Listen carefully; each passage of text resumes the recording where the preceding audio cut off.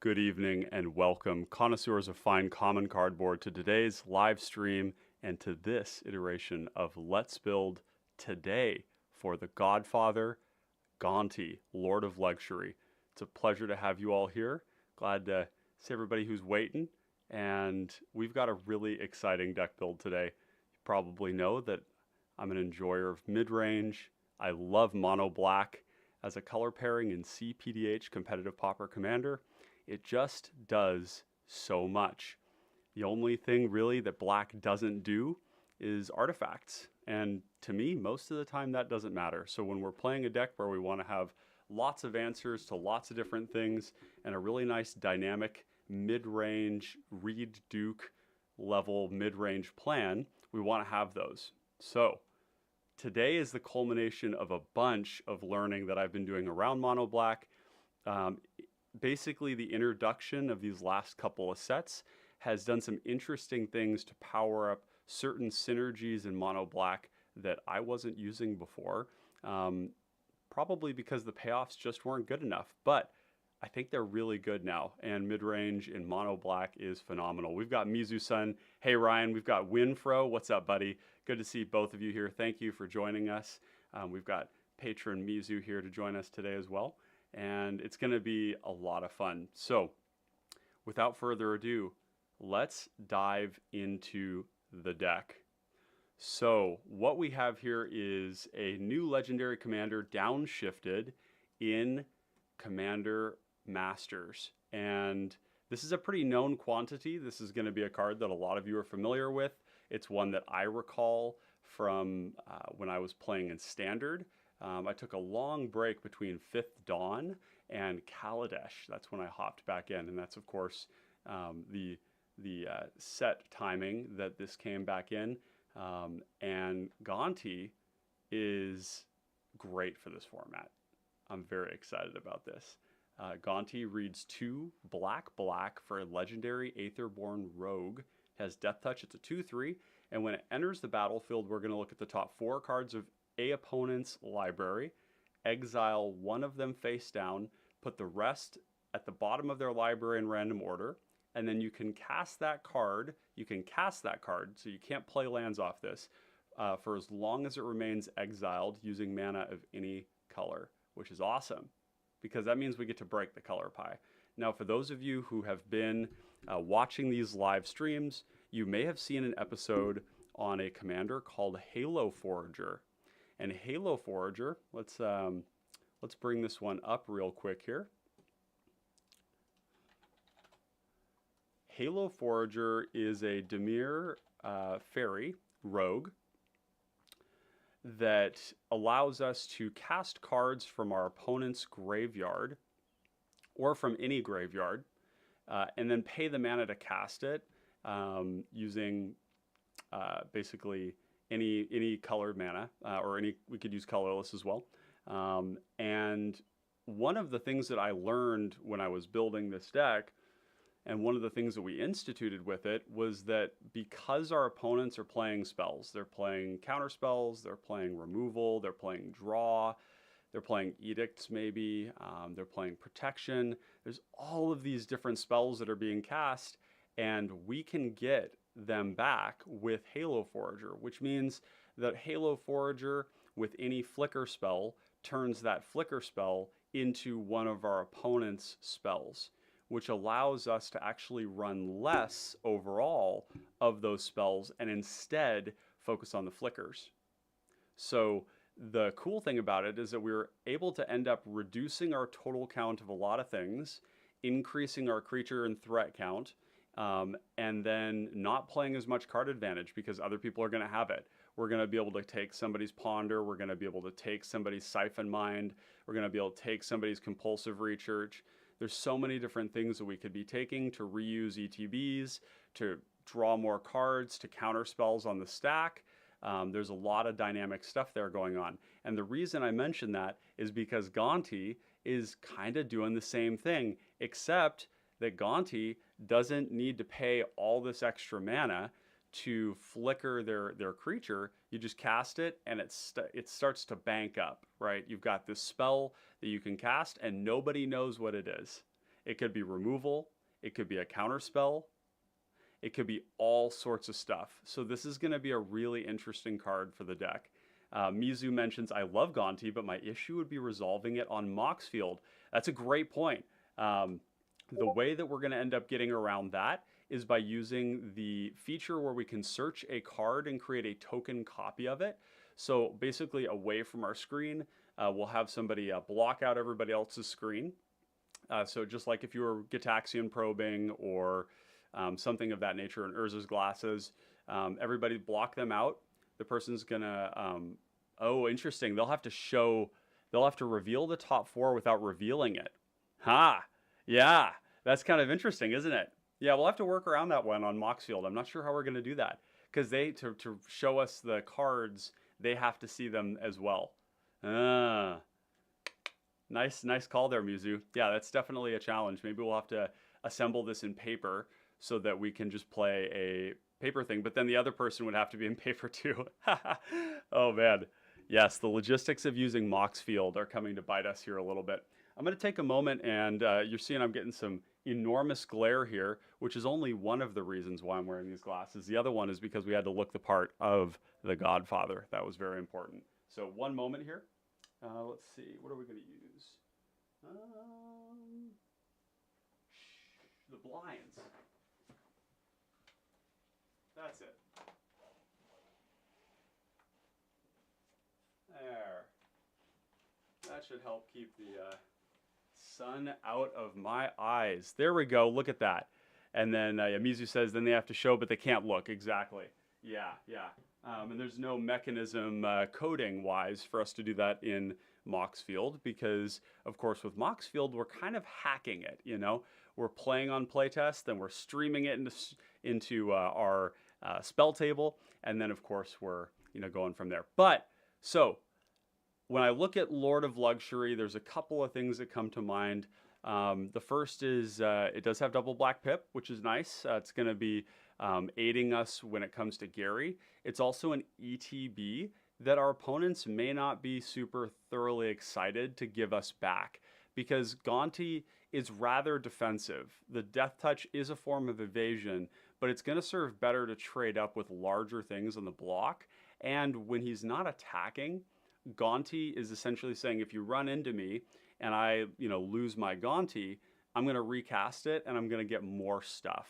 We don't have any ways to just flicker it with no condition in the deck. We are going to be exploring some ways to re-trigger this ability, but generally speaking, this is just an unusual form of card advantage in our command zone that also offers us Death Touch. Now, whenever we have Death Touch in the command zone, we have to really think about what are the tools that we can leverage that we can essentially abuse that Death Touch with. And one of them is Viridian Longbow.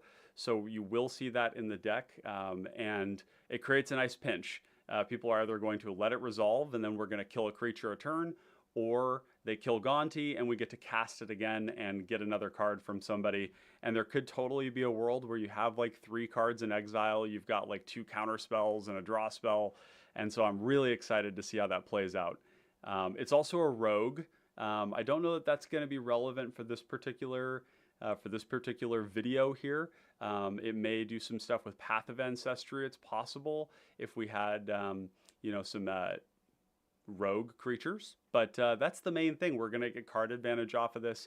It's also a legendary creature, which is going to turn on things like Nasty End, which is a 2-mana sack a creature, draw 2. But if it's legendary, you draw 3. It won't die to cast down. We can also play cards like Haunt of the Dead Marshes, which requires for it to come back, we're going to have a legendary creature in play. Islaine said, somebody tell me why I thought this was Yahini deck tech and not Gonti. Like, I literally read Gonti and my bread said Yahini. I'm broken. You're not broken. It's just another one of the reasonable mono black commanders that we got out of the set, and it was also kind of from the same block. So no, you're not broken.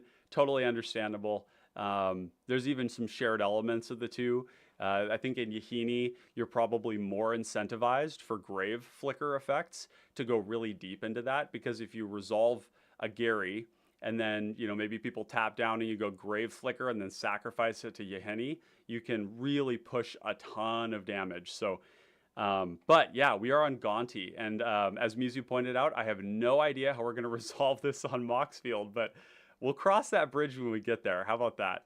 So, in an effort to reduce the length of the live streams, really for my sake, I basically when I get home from work and I'm doing these live streams, it can be quite taxing for me to go for 3 hours.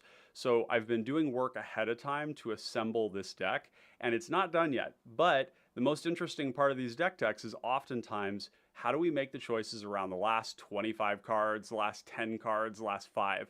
So we're skipping right to the chase with that, and we're gonna start with 118 cards in the deck that I think are really good, and you're gonna see a pattern forming with the way these black mid-range decks are built. Islane says, just a sack outlet on your commander, honestly, but Gonti is a better card advantage engine. Yeah, I think that's right. Yeheni, Aristocrats decks, in my experience, can be kind of funky sometimes because they require 3 things in play at the same time. That's a sack outlet, a payoff, and some food. And it can be quite mana intensive, not just to get all those things out at the same time, before which it's very weak, right? If you just have a Mortician Beetle out, that's not that great. You follow it up with a Carrion Feeder, that's fine. So they play some food, then they kill one or both of them, and you just don't get anything out of it, or they kill your payoff. And so that has always felt kind of clunky to me. It needs those balance, and sometimes because it's an A plus B plus C, you don't draw the right combination. Maybe you draw like Gitaxian Gixian Infiltrator and Mortician Beetle and a bunch of food, but you have no sack outlet. That kind of stuff. So it feels kind of like a combo where the payoff isn't always worth the squeeze. And so, yeah, I'm not sure about Yeheni. I'm sure somebody will figure out how to do something that's reasonable in cPDH with that. But we're going to focus on Gonti here, and let's go through the list. Now, there's some design parameters here that we're going to go through, and we're going to look at them through the categories, okay? You're going to first notice that we have 33 creatures in the deck. I do envision this being a very creature-heavy deck. And one of the reasons for that is that we are going to lean very heavy into creature cyclers. And this is a pattern that I've been exploring a lot lately. And that is because Reaping the Graves, Blood Fountain, Wander in Death, Death Denied, Witch's Cottage, Mortuary Mire, all of these cards are ways to build basically free value into a deck. And with Reaping the Graves in particular, once you get past 3 mana, your black spells for drawing get kind of clunky. You get one good one, which is Siphon Mind. But everything else after that is kind of like 4 mana draw 2s at instant speed, which is okay, but they also cost you life.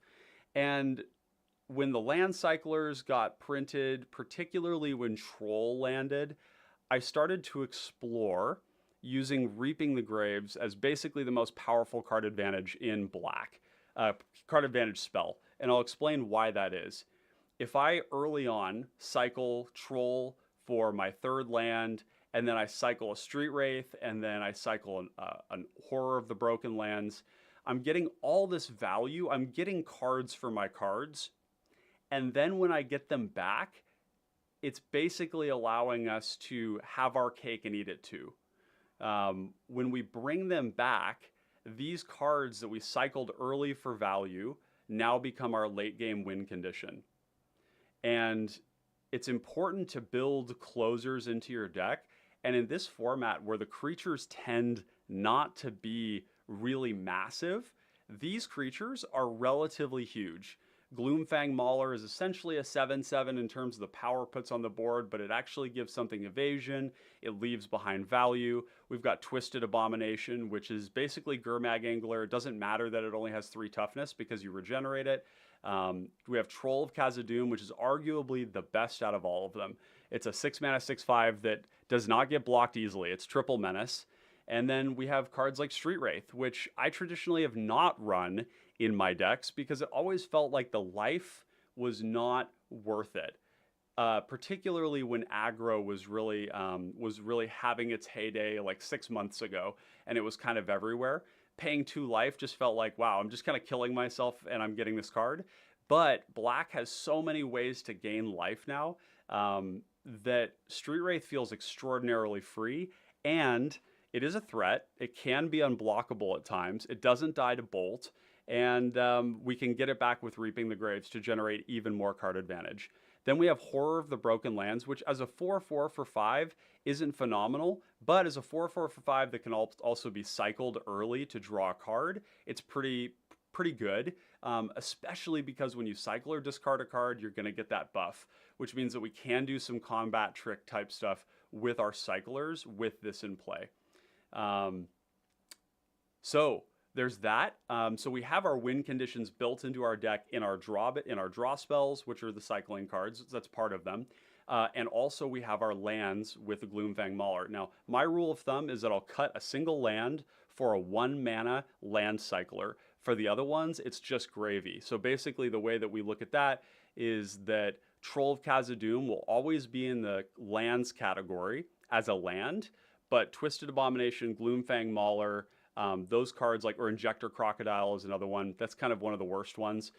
Those I won't put in the lands, but they do represent finding lands. If you only have 2 lands in hand and you miss them, you can cycle it and find a land. You can also find Witch's Cottage with these, which happens to be really strong when you have cards like Chain Devil, when you have Faceless Butcher as a card that you can play, sacrifice, bring back with either a reanimation spell or to bring it back with Witch's Cottage to cast again.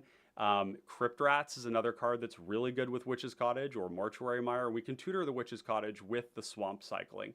So that's really big.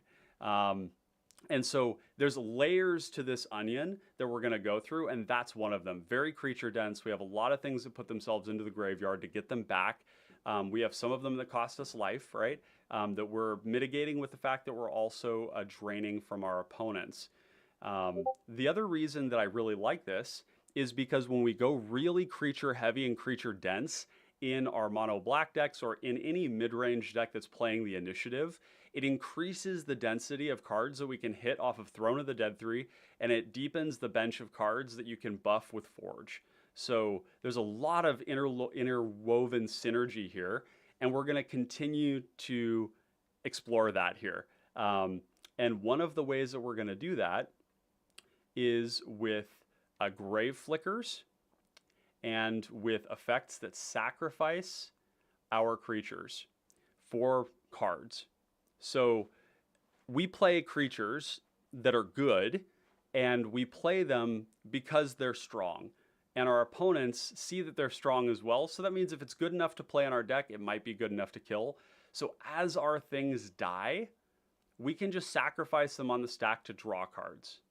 But what this opens up, and this also leans into the Reaping the Graves, in that we can get our creatures back, we can draw all these cards off of them, but we can also use these Grave Flicker effects to reuse some very powerful ETBs. If everybody is tapped down, we can do some sequences where we rush through the initiative, where we, run out an Edict, we Grave Flicker it, maybe we run out an Edict, Grave Flicker, sack it on the stack, make everybody sack 3 things.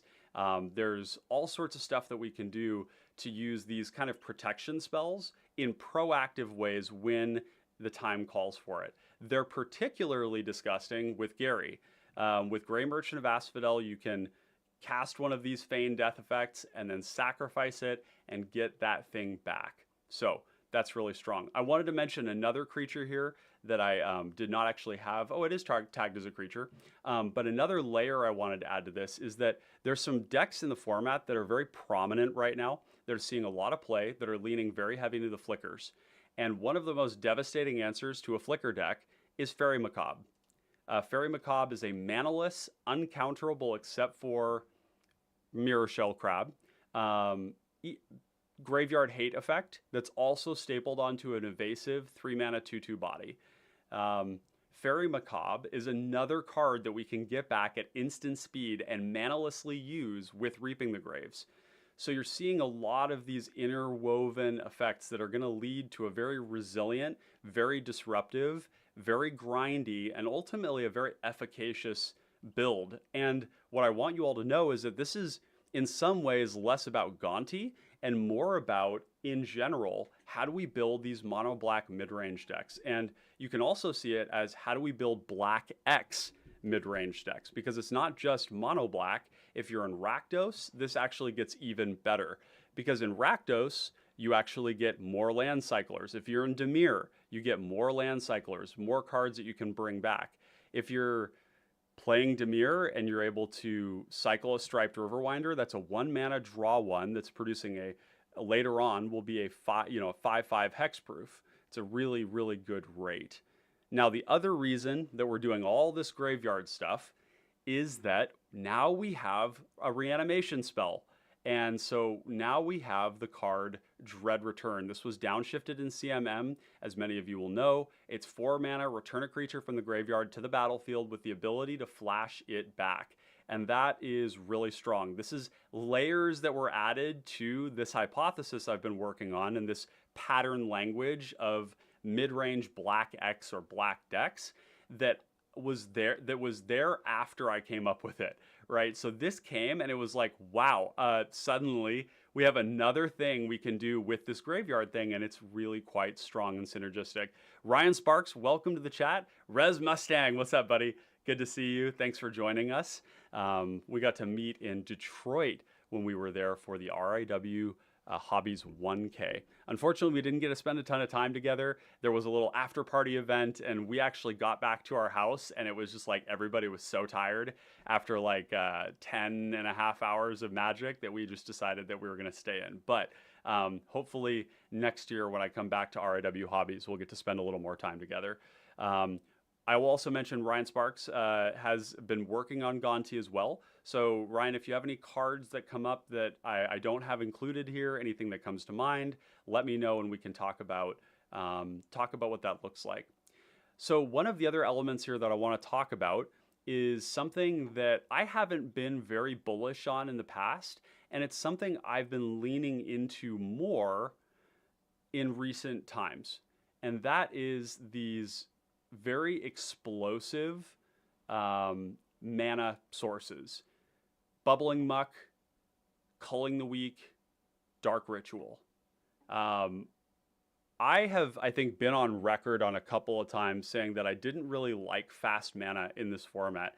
And generally speaking, I think that that's not wrong, because many times the question is, what are you doing that is so broken that basically like losing a card from your hand to facilitate another card is going to be good enough. And that's particularly in mid-range and control decks where it's like, what's the rush? Just play just good cards and not focusing on trying to turbo them out. You're in no rush to win. The reason that I am now leaning into these cards a little bit more is that there are certain very explosive sequences that allow us to get on the board very, very quickly that involve Dark Ritual and involve Culling the Weak. And being able to play, for example, a turn 2 Gonti is not wildly explosive, but it does get us on the board very quickly with a nice defensive creature that we can also attack with. It's going to take a card right away. But there's actually even more powerful things that we're going to generally want to save that Dark Ritual for, and that is for cards like Thorn of the Black Rose and Vicious Battle Rager. Being able to include in your deck a way to play these as soon as possible is a really strong way to set ourselves up for success in a game, and it mimics a play pattern that we saw in Legacy, that we saw in Pauper, where people built their decks around, deploying a fast initiative creature. It was basically a ton of rituals into a very fair creature, because the initiative gives us back everything we need to function. And that is that if you spend fast mana to get the initiative of the Monarch, you're going to get things in return that are going to help you rebuild. What's up, Jin Shooting Star? Welcome, dude. Papa and the Drip. Yes, sir. You know how we do. Mizu-san says there's a reason they were banned in Pauper. Absolutely. So while it's not going to be a common occurrence that we have those sequence of cards in our deck, it is a thing we can do. And if we have a lot of rocks, there's even instances where, we could do, basically any rapid deployment of the initiative of the Monarch is going to be really good. So if we look at a card like Bubbling Muck, where we can tap, one of our, I think I have 10 rocks in here on turn 3, we untap, we play a land. So we have 3 lands in play and we have a rock. Then we can go Bubbling Muck off the rock and then tap it for 6. And we can start to do some strong stuff with that. We could run out a Troll of Khazad-dûm. We could run out a Twisted Abomination. We could like play Gonti and hold up a sacrifice or an interaction spell. We could even just use it to play more rocks. So basically, I'm going to be experimenting with Bubbling Muck. And then Culling the Weak is really interesting with decks that want to abuse the ETB of their commander. Because Culling the Weak, if you go Grave Flicker on Gonti, there's not going to be a lot of reason for people to interrupt you with that, because Gonti isn't doing something that ends the game on the spot. So Grave Flicker on Gonti, Culling the Weak, and make 4 mana. You're creating this ritual that's going to allow you to multi-spell during your turn and then hold up interaction. So it's allowing us to increase our pressure. There's also the world where you Culling the Weak Gonti, and basically Gonti to recast is just going to cost you 2 more mana, and you can get multiple cards. So I'm experimenting with these. The original experimentation was in a Golem, and I was like, wow, Culling the Weak is basically sack Golem, replay Golem, give him Vigilance, tempt. And it felt really good. Ryan says, playtesting a cool combo earlier. Pointed Discussion and the Return from the Grave Skeletons are a good handshake. Sack that blood token and discard the Skelly, 3 cards for value. Absolutely. And there's another card, Pointed Discussion. Blood tokens are really phenomenal when it comes to these land cyclers, because when we have a lot of lands, and maybe we have a way to reuse these creatures, we can turn them into new cards for 1 mana that aren't going to be lands. So more action, essentially. Like if we've got plenty of threats on board and we really just need to find more stuff, being able to take blood tokens and pitch these things that we can get back is really strong. And I believe I am missing Pointed Discussion in here. Yes, I am. You can see, though, that we have 22 sources of draw in this deck, which is a lot. And they won't all survive when we go to the cuts here. But let's get Pointed Discussion in there. I think this is a good card. One of the other cards that I wanted to mention too that I forgot to mention earlier, that's also a creature that also puts itself into the graveyard, folks, it's Dimir Houseguard.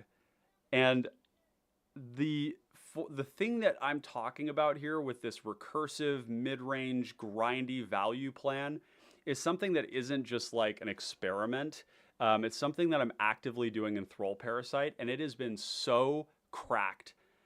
Dimir Houseguard cycling into the graveyard to get Siphon Mind, Vicious Battle Rager, Thorn of the Black Rose, Chain Devil, Pestilence, Arms of Hadar. I mean, the list goes on and on. Snuff Out in a pinch. It's really strong. You can get Befoul and destroy lands. Basically, Dimir Houseguard hits every single category we want, and we can get it back to tutor for those things again.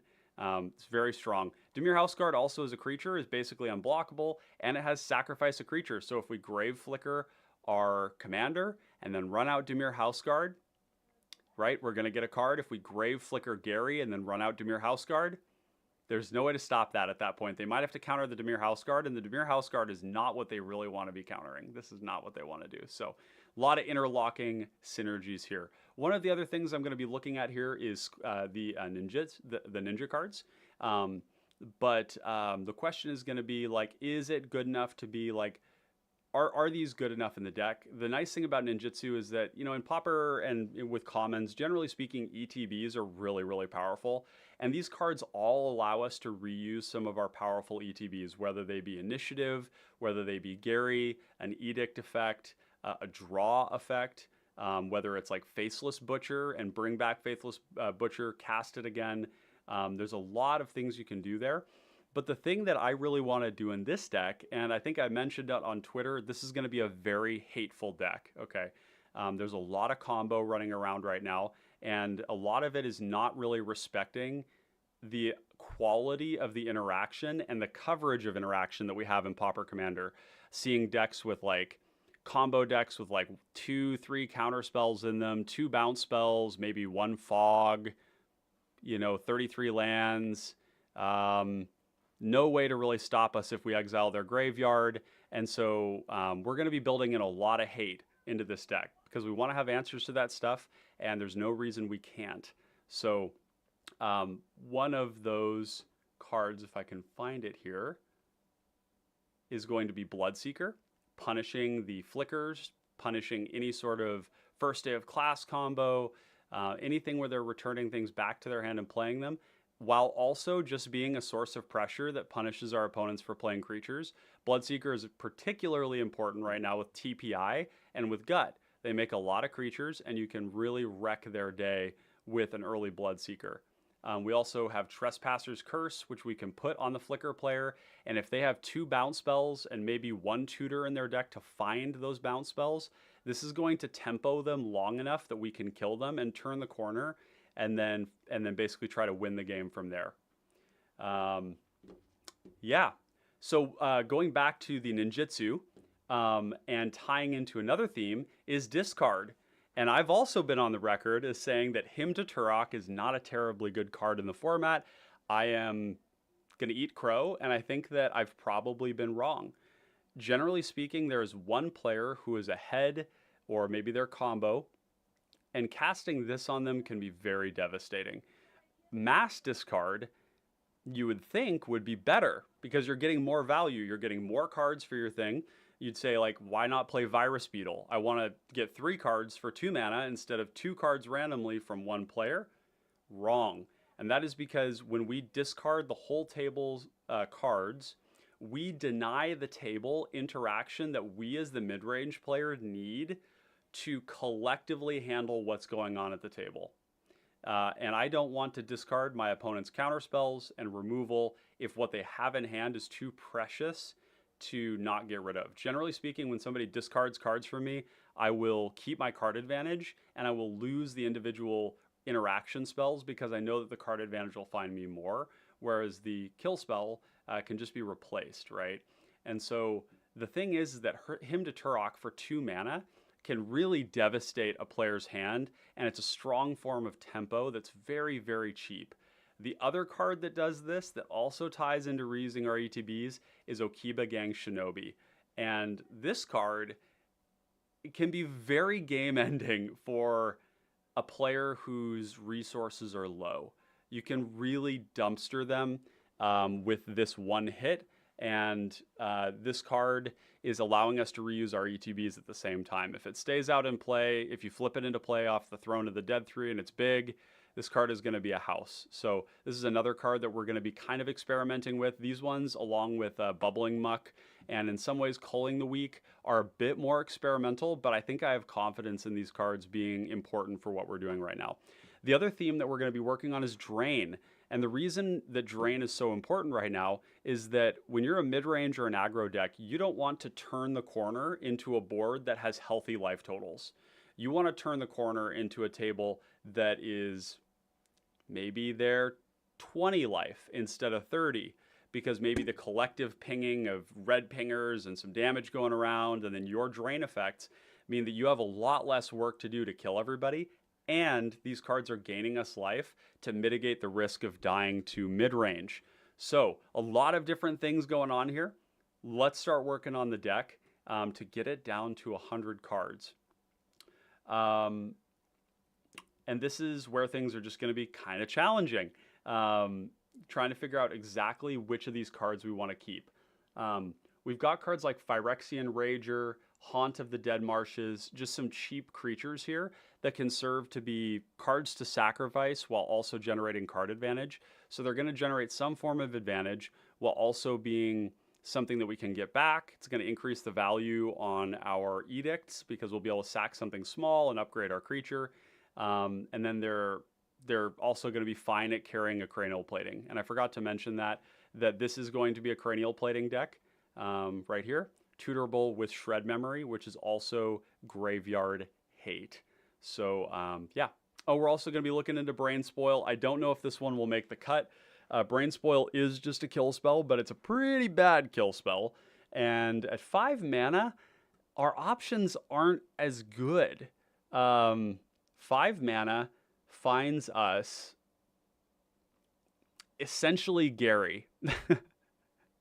Gary is a really good card. So it finds us Underdark Explorer as well, which is big. Horror of the Broken Lands is not something we're going to be tutoring for. So it feels a little weird because it finds like the best card in mono black, it feels like sometimes. Maybe the best creature. and that's an important part of winning the game. It doesn't really cost us a slot so much because it's a kill spell, and it does find us the initiative, which is an important part of mid-range strategies. So we'll kind of be looking into that as well. It has Okiba Gang Shinobi. That is actually another hit off of it that I didn't think about before. So yeah, that's an option for us. So I think that the first thing that we're going to do is that the drain effects are probably going to be some of the effects that go. The question is how hateful can we afford to be? How many draw spells do we need? This is pretty bloated, I would say. There's a lot going on here. And there's certain elements of these that I probably won't cut. I think are generically good. Sign and Blood, Knight's Whisper, Village Rites, Corrupted Conviction, Deadly Dispute, Reckoner's Bargain. Those ones are probably pretty solid. Read the Bones and Pointed Discussion, Siphon Mine, those won't be going. And of course, these cards won't be either. So that kind of leaves us with Phyrexian Rager, which is not a card I'm super bullish on, to be quite honest. It kind of, you know, and for the same reason, actually, Dusk Legion Zealot is kind of there too. They're a little bit better in this deck because they're cards that we can sacrifice to draw cards. While having drawn a card already, they can also carry a Cranial Plating to sort of force multiply these tiny creatures and make them useful. You know, Haunt of the Dead Marshes is kind of in that same category too, although this one here being a thing that we can return over and over is very good. The other thing is that filling our base with a couple of low curve creatures is really advantageous with Dread Return, right? Having a couple of creatures that we're okay sacrificing so we can Dread Return for free to bring back Initiative, bring back Gary, something like that. Those are all very good. We've got Bill, welcome. Yeah, Too Much Drew is in the brew house. That's right, my friend. Welcome, welcome, welcome. Another card we're going to be trying out here is Witch's Cauldron. I think this is a card that I like wildly overlooked. It's so cheap. And anytime something is going to die on our board, we can just sacrifice it instead to draw a card and to gain a life. And that feels like it's worth the slot. Not exactly sure. We've got Lobert in the chat. Welcome, buddy. Good to see you, my friend. We have Nihil Spellbomb. You'll see that I have 3 pieces of Graveyard Hate here. We're not going to be playing Honored Heirloom in this deck, I don't think. Even though Honored Heirloom would sort of be free to play, like we could cut a 2-mana rock for Honored Heirloom. But one of the things I've noticed about Honored Heirloom is that when you play it out, it kind of represents a 2-mana tax on you all the time, and only you have to play it. Which means that the responsibility is on you to leave 2 mana unspent all the time. And I don't really like that. I don't know that Honored Heirloom is really where I want to be anymore, in all honesty. It kind of feels like I would rather have a rock that I can crack manalessly, or I can draw off of it. Or if I'm not needing my Nihil Spellbomb, then I can Reckoner's Bargain, or I can Deadly Dispute it away and pay an additional black to draw 3. The Fairy Macabre is just absolutely devastating as a way to get things back, you know, getting it back, reusing it, Shred Memory, finding Cranial Plating. These all feel better than Honored Heirloom, so I don't think we're going to be playing Honored Heirloom. We have currently 34 lands and then 3 creatures that cycle for a swamp, along with a lot of cheap draw spells. So I think we're going to be perfectly fine in our mana base. Islane says, Witch's Cauldron slotted into 2 of my lists and has proven a great add. That's wonderful. I'm really glad to hear that. Yeah, Witch's Cauldron, the opportunity cost on it is so low. You know, every other time we've had a card that did something like that, it's expensive to cast, or it's expensive to activate, or both. You know, like Spark Reaper, which is like 3 mana to cast, and then it's 3 mana to do it. And it's like, ouch. And this is like, both of those costs are reduced. It's only 1 mana. It's an artifact, so it doesn't die to a whole lot of stuff. Like, artifact destruction is not that good in this format. If we had like Vandal Blast, or if we had like Meltdown, or some other like mass destroy artifact cards, it might be a different story. But generally speaking, artifacts don't warrant destruction. You have Whisper Silk Cloak, which you can just bounce, or you can naturalize it.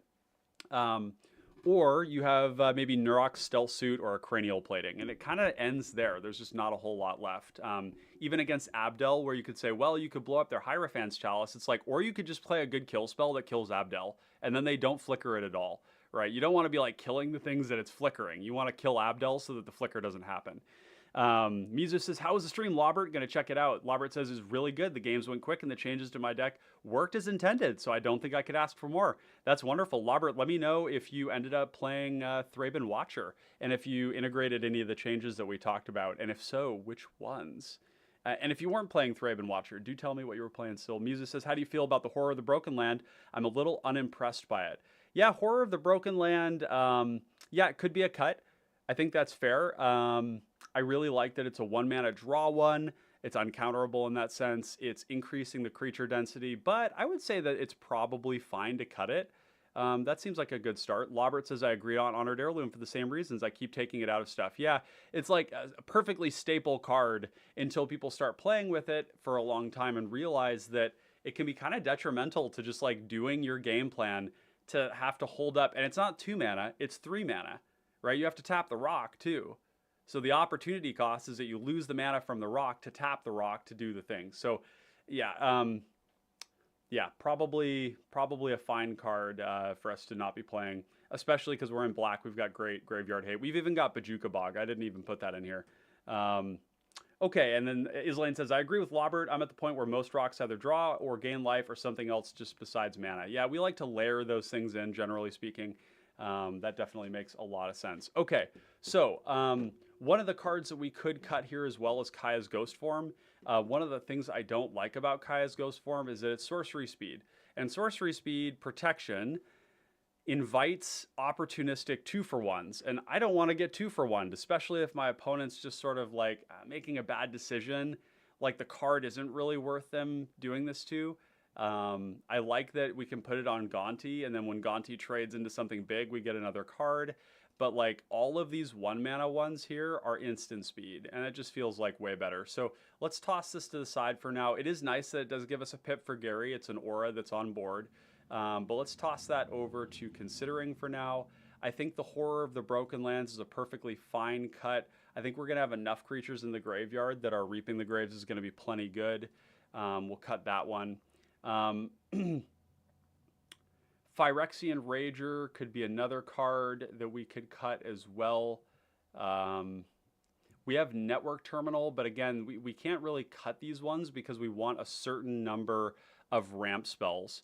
I'm shooting for 11. I talked with Bodarn, who works with Clay on the cPDH.guide. He's a math wizard, does all these like multivariate statistical analyses, uses the hypergeometric distribution calculators, just like me. And I was talking with him, and I'm kind of curious, like, how many cards do you have to have in your deck of a certain effect to draw it regularly in your games? And the number is 11. We could go into like the specifics of the math there, but it's about 11. So I'm going to have 11 rocks, and then we're going to have 3 rituals to go along with that. We've got Finhorn Brownie. Welcome, dude. Good to see you, buddy. Aggressive mulligan for that kind of advantage may be worth it. Yeah, I would say so. Lobert says it was a casual stream, so I played a Multicolored Matters Fusion Elemental list. That's what I was really satisfied with. That's super cool. Fusion Elemental is big, for sure. Ryan says, I'm doing research and I forgot all about the Omen of the Dead. That's pretty fun with the 1 to 2 cost creatures to return to your hand after getting a 2-card draw and sacking them. Absolutely. The only thing with Omen of the Dead, it does offer us a pip on board for Gary, which is really good. But I think we have better recursion spells, and we want these recursion spells to be kind of big, right? Like Wander in Death, 3 mana, get 2 back, or cycle it for 2 to just draw a card when you don't have anything in the graveyard. Or like Death Denied, Reaping the Graves, those kinds of things, Blood Fountain, those kinds of effects. I think that the Omen of the Dead maybe doesn't do enough. It is flash and it is instant speed, and it does sack to scry to, so it's a good card. And maybe I'm over discounting it, but yeah, we'll have to think about that one. The card that I'm playing instead of that is actually Unearth. And we're going to have to look and see what our creature curve is here. How How many creatures do we have under 3 mana? It's actually quite a lot. We have Spawn. Some of these cards won't make the cut, though. I think Unearth is going to have to go. Unearth, generally speaking, is kind of an underwhelming card because the 3 mana cards just aren't as good to get back. It's really busted when you're like doing first day of class things, and it does cycle for 2, which is great, but I generally speaking would prefer to just play Wander in Death, which is a really similar effect in that you're getting them back, and you can get big things back, more meaningful things. Lobert says, I've implemented more of the changes to Thraben Watcher for sure. I'm trying to see which ones. Yeah, there's some hard choices there for sure. I think Thraben Watcher, you know, when I went back and I looked at the deck and I wasn't on my phone, way too much protection for a deck that doesn't present a commander that generally needs to be like killed on sight. It's not like Hamza, you know, that level of broken where like they're going to empty their hand and they're going to put stupid amount of power on board. It just doesn't need to die the same way. So I think protection is the thing to cut there. And then just focus on the ones that also hit your opponent's stuff. Muzu says the only other big card I'm not a huge fan of is Syndicate Enforcer. And Lobert, or Muzu, you are reading my mind. Syndicate Enforcer is one of those cards where it's like the keyword is so damn good that like it can be worth it. But Syndicate Enforcer sucks, man. So let's drop it. Syndicate Enforcer is like, if it were a 2/3, it would be so much better, or a 2/4, or just anything but a 3/2. It means it dies to all the sweepers, and I hate it. So it always kind of goes in the list at first because Extort is so insane, and 4 mana is Dimir Houseguard, but I don't know. Yeah, I think we can cut that. Lobert says add Charismatic Vanguard, Goliath Paladin, Alabaster Host Intercessor, and Battlefield Raptor. Yeah, those all seem good. Charismatic Vanguard isn't one I'm familiar with. Let me know what you did for that. Cut Marshalling Cry, that seems great. Destroy Evil, Plains, and something else. Yeah, good call on Syndicate Enforcer. Yeah, I think that's absolutely correct there. We've also got some filler stuff like Serrated Scorpion, which is probably a bit extraneous, you know? Like the card doesn't attack well. It just sort of says like, if you attack me, you're going to lose life and gain me life. Whereas like Okiba Reckoner Raid is making a 2/2 and draining at the same time. You know, if you're playing cards like Arrogant Outlaw and Vampire Spawn and Etched Familiar, Okiba Reckoner Raid is like a better version of those because not only does it still have 2 power, but it's evasive, and it was 1 mana to drain everybody for a total of 6. 6 total damage and 3 total life. So I think that's one card that you definitely want to be playing here. We got Creeping Bloodsucker, which is just a free extort every turn. I think the Trespasser's Curse is something that I really want to keep space for because the curse is, yeah, it's just very good. Wow, it's already 6:32? Jeez. Okay, we're going to have to push for this half hour to try and get to that 7 o'clock game. Hopefully the folks who I've got lined up for a game to play after this aren't too time sensitive. We might need to push a little bit past. We'll try to get it done by 7. That'll be the goal. But we spent a lot of time yakking, as we do on these live streams. It can be very, very busy. We've got Dross Golem here. I really like this card in mono black decks. It's basically unblockable in most cases, but it's just a 3/2, right? And it fills our curve nicely. It can be free off the top. If we flip it off Throne, it can be quite good. But I think that the mass drain effects are ultimately going to get us more progress. Like, how many times does Dross Golem need to hit for it to be better than an Arrogant Outlaw?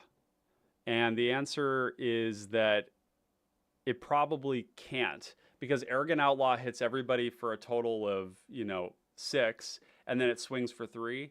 So I think we can cut that one. Mizu says, time to make those hard and fast cuts. Yep, that's right. We've also got Priest of the Haunted Edge here. This is another card I'm going to be experimenting with. I really actually think this card... Oh, it's only activated as a sorcery. God, why do they have to kneecap this shit? Oh, that's devastating. This card can't... No, I forgot that it was a sorcery thing. Yeah, this is awful. Just a very terrible card, unfortunately. That's sad. That makes me sad. That would be a great card, right? Just having like a body. Actually, another card that we ought to be considering here too is Kumbaj Witches. I think that's I think this is a really cool card because Kuumbaj Witches is intensely political. You can use Kuumbaj Witches to accomplish some pretty interesting objectives, um, given that it you can choose any opponent to do the damage with. So you look for somebody who wants to work with you, and then you point a damage at a creature, and then they point a damage at the creature. It's not going to kill our stuff very often at all. It's got a big butt. It's 2 black pips. I think this is a good one. Islaine says, I wanted to be on the haunt, but I was put out. But it was put out to me that the restriction on the legendary part makes it worth cutting. That could be true. It's pretty good. It's like a 1-mana scry. I think Gonti is going to be in play a lot of times. I mean, I guess there's some variance there with whether you're not able to bring it back. Maybe it's just not that high impact. Maybe that could be it. I could see that being the case. The fact that it comes back to the battlefield is really sick for a variety of reasons. Yeah. Are you going to have games that you don't have your commander? I don't think very often, because like Gonti isn't really a card that you want to kill, because I make a lot of mana. The deck has lots of rocks. It's a mid-range deck. I can just recast it. And Gonti isn't doing anything extra once it's in play, except for Viridian Longbow, which I forgot to mention. But yeah, this is a Viridian Longbow deck, and that is one instance where Gonti might die, but it's going to feel bad, especially because I'm going to be communicating about exactly what I'm going to be using Gonti to do. So I don't think Gonti is going to be much of a lightning rod, so I think that it'll generally be in play for the haunt, but maybe if Gonti is trading all the time with big creatures, you know, with the Death Touch, maybe that's not the case. Lobert says, is Ornithopter of Paradise worth it? Are you not afraid that there will be a fiery candidate or something? Yeah, so Ornithopter of Paradise is worth it because it is a 2-mana rock that makes black, and it carries a cranial plating like an absolute boss. So yeah, sweepers take us off a rock, but I think that that's worth it. I really want to focus on 2-mana rocks in this deck because I want to be able to play a turn 3 initiative or monarch creature. We could swap it for something else, but if we swap it, it'll just be a rock that isn't a creature, right? Musa says, also, no body is going to want to remove Gonti. Exactly, because it's just giving us another cast. Islaine says, it's just the type of card that you can cut because it does have a limitation. You have to make cuts eventually. Exactly. So why don't we just start there, and we'll put this on our sort of like watch list, right?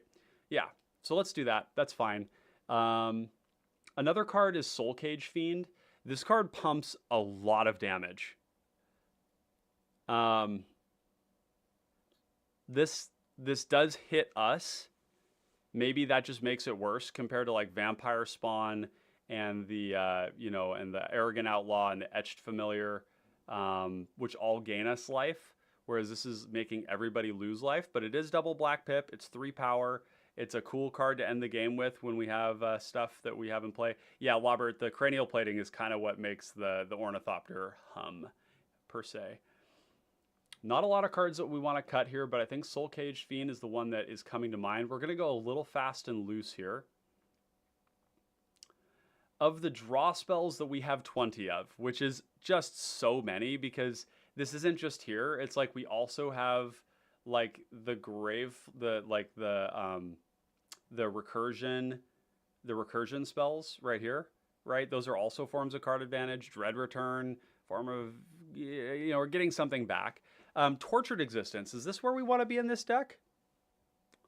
I don't know if it is.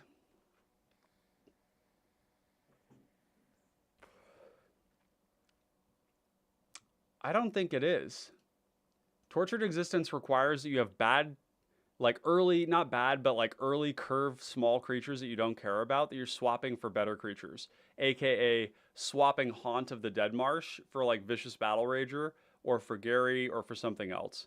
Lobert says, I rarely play black. It's really interesting to me that you'd want Phyrexian Rager and immediately cut Roving Harper in Thraben Watcher. Well, the difference is that Thraben Watcher and Gonti are really different decks. White doesn't give us ways to sacrifice things to draw cards, And while white does have all that glitters, in your deck, you don't play all that glitters because it's not a mana rock deck. So you have, and you don't play a lot of enchantments, right? There's not a ton of them. So there's really no profit to that.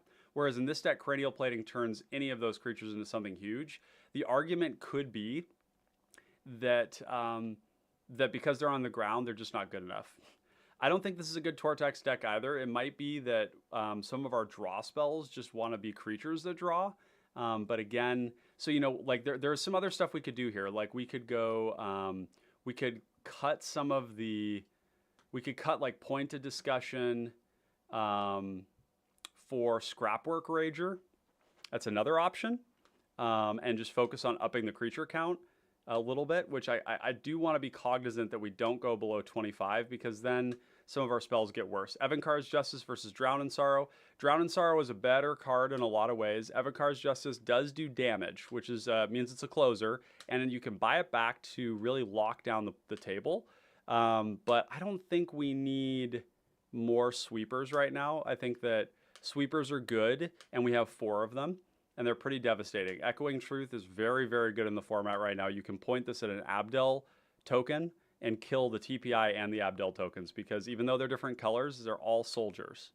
Okay, so Echoing Decay is also just a kill spell for like any combo creature. Crypt Rats off Throne of the Dead 3, Drown in Sorrow is just gasoline. It kills, it fucks up guts so bad.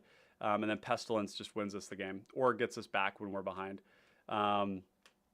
Okay, other cards that we can cut. We're down to 10, which isn't bad. Brain Spoil. Brain Spoil is going to go. We're going to have to replace that with a kill spell because we're getting a little light on this. I do want to have more kill spells than this. I'm looking at Ghastly Demise, and I don't think we put enough creatures or things into the graveyard right now to maybe justify this because we've gone down on those effects. So let's do function removal, O creature, CMC less than or equal to 2 type instant. And we don't need these anymore. It's starting to get a little exhausting. Cast Down could be in there. We could do Anoint with Affliction is good. Doomblade is good, although we want to be careful about too much black stuff. The thing is that black doesn't see as much play in the format. And it's not because it's not good. It's just that, I don't know. There have been discussions that mono black is unplayable and not good. I do find that to be rather clickbaity, smooth brain nonsense. Mono black does everything. Final Flourish is very good. Final Flourish is -2/-2 kills most combo creatures, and at a pinch, -6/-6 kills anything up to a Dargo. Which is really good. This is also going to be very powerful if our gut opponent has, if we think that they have a card like Shields of Velasvel, where it would get a little bit bigger, and then when it dies, the other thing will die to whatever we're chaining it with. Oh, we don't have Go for the Throat. That's an obvious one. I missed that one. What else do we have here? Anything else that I've missed? Terror is not bad in black X decks. It's actually quite playable, but we don't need to go into that there. Tragic Slip is definitely an option. Things are going to be dying in our deck, so that seems reasonable. Vicious Offering, if you do have a lot of creatures you can sacrifice, is fine, but it doesn't sack artifacts, and that's what Final Flourish does, which is big. You Are Already Dead and the other one are solid as well. Vendetta is good in our deck here because we're going to be gaining life. It's okay, and it's 1 mana. Non-black isn't that big of a deal.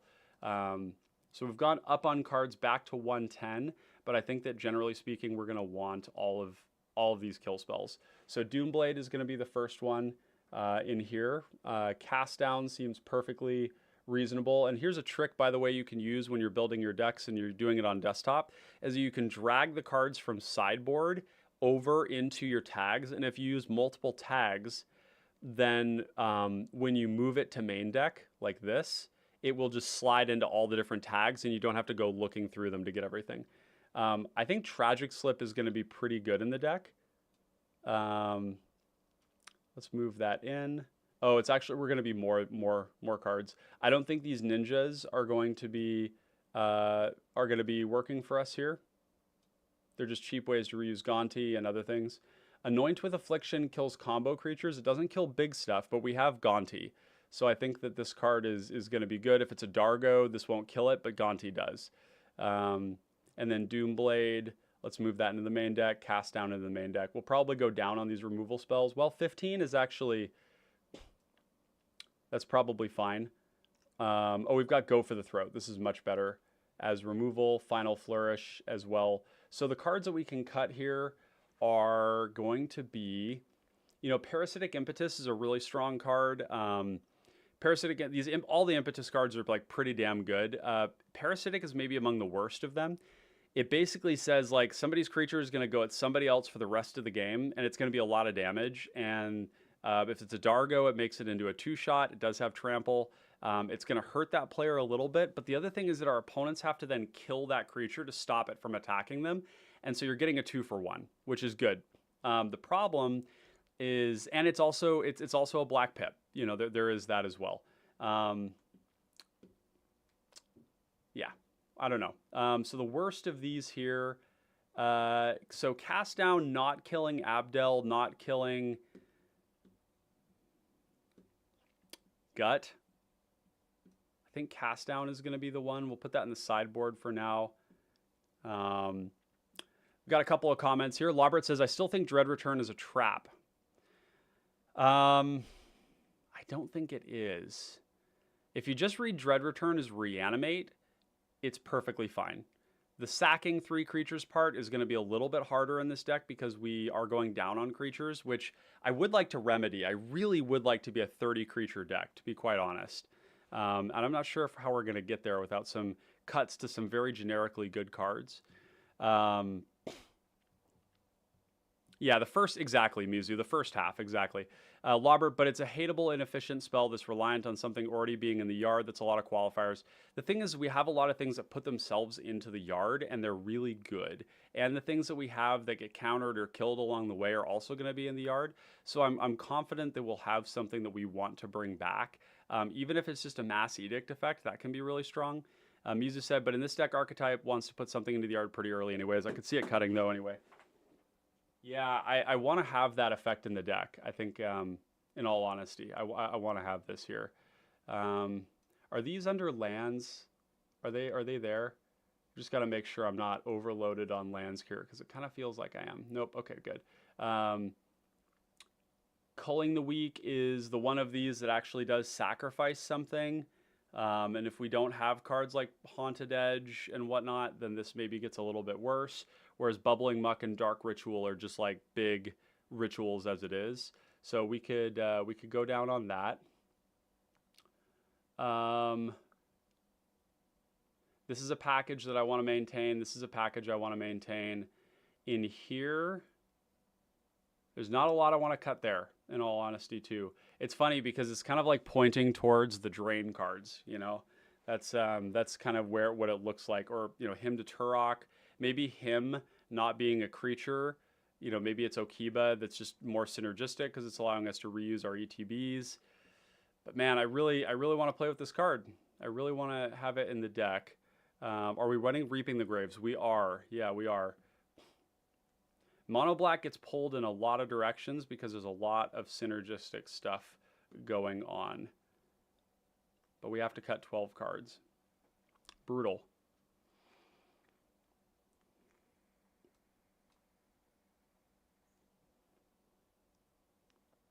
We could cut Parasitic Impetus. The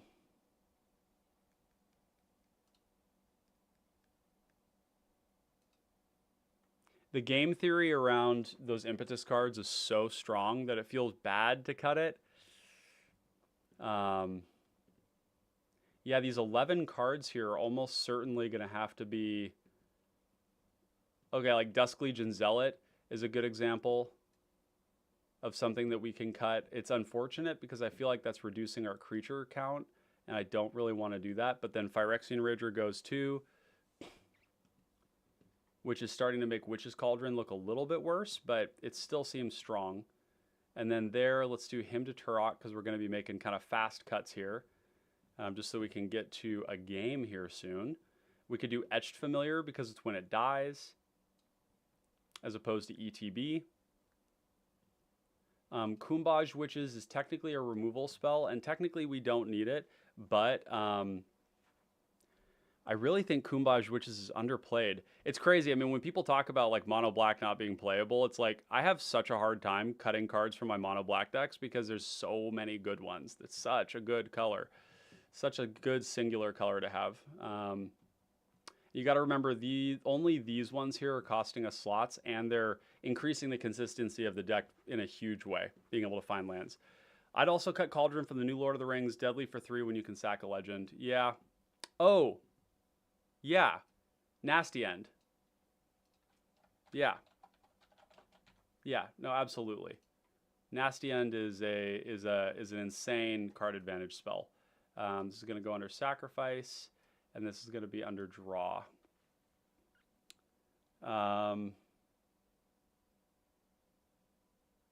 So, you know, maybe cutting something like one of the worst ones here. I mean, Tragic Slip is pretty conditional.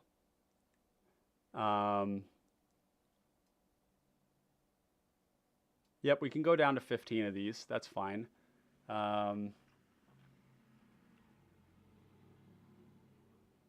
Yep. Our Graveyard Hate here is potentially a bit overloaded, but I just do feel like it's like graveyards are pretty important right now. But Jukabog is a Graveyard Hate thing, but it's like we can't rely on it because it's not instant speed. Whereas like this is uncounterable and free, and this is on board and free. And then this one tutors Cranial Plating. These Grave Flicker effects are generically good in most black creature decks, so I do want those as well. 6 cards. So maybe a card like Okiba Reckoner Raid. Well, no, see if we're playing that, it's like then it would actually be like Outlaw or Vampire Spawn. But these drain effects are so strong. They're so strong right now, and they're really important. But it's like kind of the only thing. It's brutal. It's like you have to choose between... There's like the Sacrifice, there's the Grave Flicker, there's the Recursion, and all of that does eat up a lot of slots. So is it possible that instead of playing like these here, because now we don't have a lot of cheap creatures, that we would only want to play like a draw 3 and a draw 2 that we can sack a rock with and a draw 2 that we sack a rock with? That could be true. Maybe we don't need 7 of this, and it's really not 7. I mean, this is, you know, we're just going to remove this tag because it's not really honest. These could be the cut, seeing as like these this is so much more volume. And these here sacrifice rocks. So let's do that. We'll go considering. This kind of hurts my soul because the vision I had for this was to have a lot more creatures, and that's kind of gotten eroded. Flourish is really, really good. Flourish kills everything. Everything that walks on 2 legs, or 4, or 5. I don't know. Maybe your creature has no legs. Like this foil Gearseeker Serpent has no legs, but it kills it too. So kills everything. And it kills most things even without using the kicker. So that the -2/-2 is just good enough. We could cut Point of Discussion. This one is not crucial.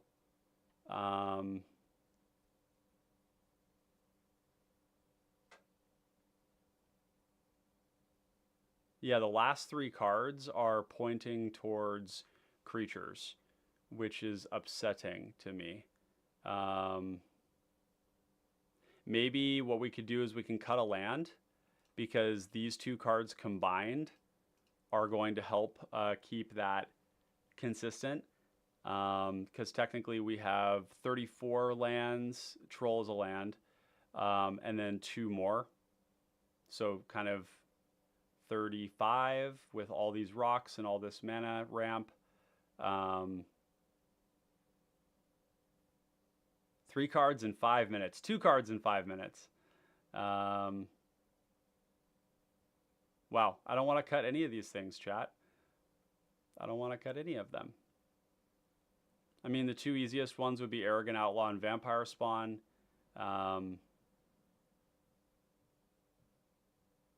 Trespasser's Curse could be another one.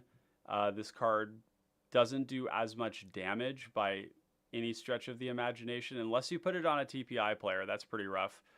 Winfro the Street Wraith is a card that we can, it's just a free draw spell that we can get back with Reaping the Graves. Lawbert Dread Return has to be worse than a cheaper creature. Gotta cut something. Yeah, as we've gone down on creatures, Dread Return starts to look worse. But, man, I mean, the sequence of, like, cycling Troll, turn 2, play a rock, turn 3, land, because you hit all your land drops into a, like, turn 3 Troll is, like, really good. And there's a lot of things that we can bring back with it. It's so good. We're not abusing it in this deck, and it might be that we've pulled ourselves in too many directions here by trying to be very hateful, and like eliminated some of the efficacy of the deck. I don't know if I'm going to cut the Dread Return. There's too many good cards that we can bring back with it. It could just be these two, or we could say Okiba Reckoner Raid, because it's not a creature you can flip off throne, but it's also still, like, it's the same amount of drain and it's evasive, so it's better than these two. So we could cut these two, I suppose. It does make me sad because it's bringing us down on creatures. Maybe Kumbaj Witches is the cut. Kumbaj Witches, like, is this gonna feel bad? It does oppress a TPI player. I mean, if you play Kumbaj Witches, like, they gotta kill it. Curse could be another one, maybe because we have Bloodseeker, and maybe Curse is the worst one. Let's take out Curse. Yeah, I think I hear you on Okiba, but Okiba allowing us to reuse an ETB and make somebody discard 2 cards when our commander is Death Touching, which is a form of evasion. That seems really strong to me, and I'm already kind of bummed out that we cut the Hymn. I really want the Hymn, particularly for a combo player. Don't like giving away damage. Yeah, the question is, though, when the Kumbaj Witches opens a lot of interesting opportunistic stuff, where your opponents, where you, like, look at the opponent who you're kind of coalitioning with, because mid-range decks are never playing a 3v1. They shouldn't be playing a 3v1. Oh, you don't like the Okiba Reckoner Raid. Yeah, that's perfectly reasonable. Yeah, the decks that can't block really don't like to discard cards. That's absolutely true. So what we could do is we could... I mean, there's another element, too, here that we need to keep in mind, which is, like, edicts have gotten worse. Edicts are... Okay, like, with Third Path Iconoclast running around and Abdel and all this stuff, what about cutting these and keeping our drain effects? What do you guys think about that? Because edicts are weird. Like Abdel, TPI, Gut, they don't really care about these edict effects so much. The Chain Devil, yes. The Chain Devil, they absolutely do. But we don't have creatures that we can, like, upgrade into them. Edicts are definitely... They feel nowhere near as good as when I was forcing them into a meta that thought that they were bad, and it was like every time I play these creatures, I eat, like, multiple combo creatures, and that's not how it is anymore. You know, Gretchen can just sack Gretchen. They just don't care about Gretchen. Yeah, let's trim an edict here.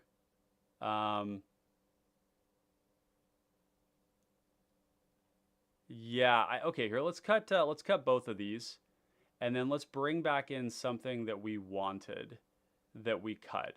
Because I do want to keep these drain effects. I think that this is important for closing the game. As a Marin player in traditional EDH, it hurts to me to see that the Devils and the Marauder go. Yeah, I understand that. That's perfectly reasonable. And it is cutting creatures, but it's also... And they're things that we can reuse. That's also good. But, boy, it just... Every time I cast them lately, it's kind of feeling like they're not doing what I want them to do. Echoing Decay is going to stay in. This is a very important card in the meta right now. For Abdel, for TPI, for Gut. It kills Gut. It also kills all the Gut tokens if Gut isn't there. Yeah, I think Drown and Decay. I think there's another card that probably could go in here, and that is Arms of Hadar, which doesn't hit us. It only hits one player, which is good. I like that. You can, selectively, mess somebody up. Increases the likelihood that you'll be able to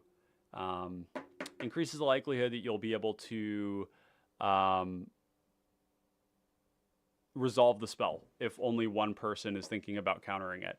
Chris, welcome. I have found that multiple edicts within the deck is a narrow path. More often than not, they're just going to remove something that they have no value to them, and if it's Gretchen, it's an easy cast. I think that's really important. The Curse is an important card here, I think. Curse is a hammer. It is a hammer against so many decks.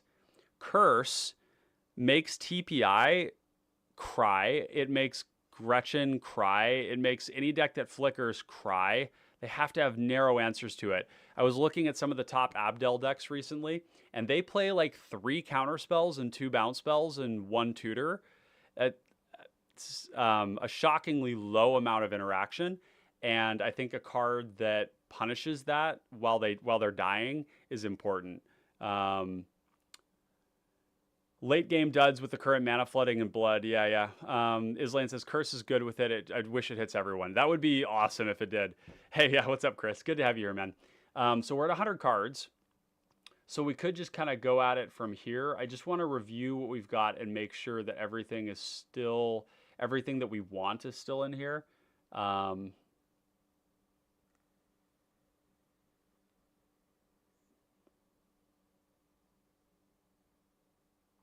Somebody mentioned Infernal Idol. Who was that? Let's go take a look here and make sure. That was you, Ryan. Yep, Infernal Idol would be a great card for this deck. I'm going to put this in the sideboard. I always like adding ramp to my decks. It just feels great to be able to just constantly hit your land drops and cast all your spells. There's other cards that I wish I could have gotten in here too, like Corrupt. Corrupt is just ends the game when you draw it in a lot of cases for one player. It's just a big fireball. It also can kill players too. It's nice for turning the corner. Okay, the rest of this here, I am not happy with the amount of removal we're playing. It feels a bit light, in all honesty. We're drawing a lot of cards, so maybe that's fine. We're down to 22 creatures in the deck. What about this? Type creature O draw. What other cards could we be playing that draw cards as well? I'm just wondering if we could reduce the amount of non-creature draw spells and play more creature-based draw spells. So something like, it's interesting. Guildsworn Prowler does have Death Touch. It's a draw 3 off of our sack effects. It works with Viridian Longbow. First Sphere Garganta is another one. It's very expensive though. So there's a part of me that says Phyrexian Garganta instead. If we just said we don't want to say we don't need to draw as many cards off of our draw spells, we just want bodies, then that's another thing we could be thinking about. Ironically, Sky Scanner works really, really well with Cranial Plating, being that it's an artifact, it has flying, and it draws a card. There's so much good stuff in black. And I'm a little worried that we've messed our curve up by not having some early draw spells. So maybe we'll do a little experiment here.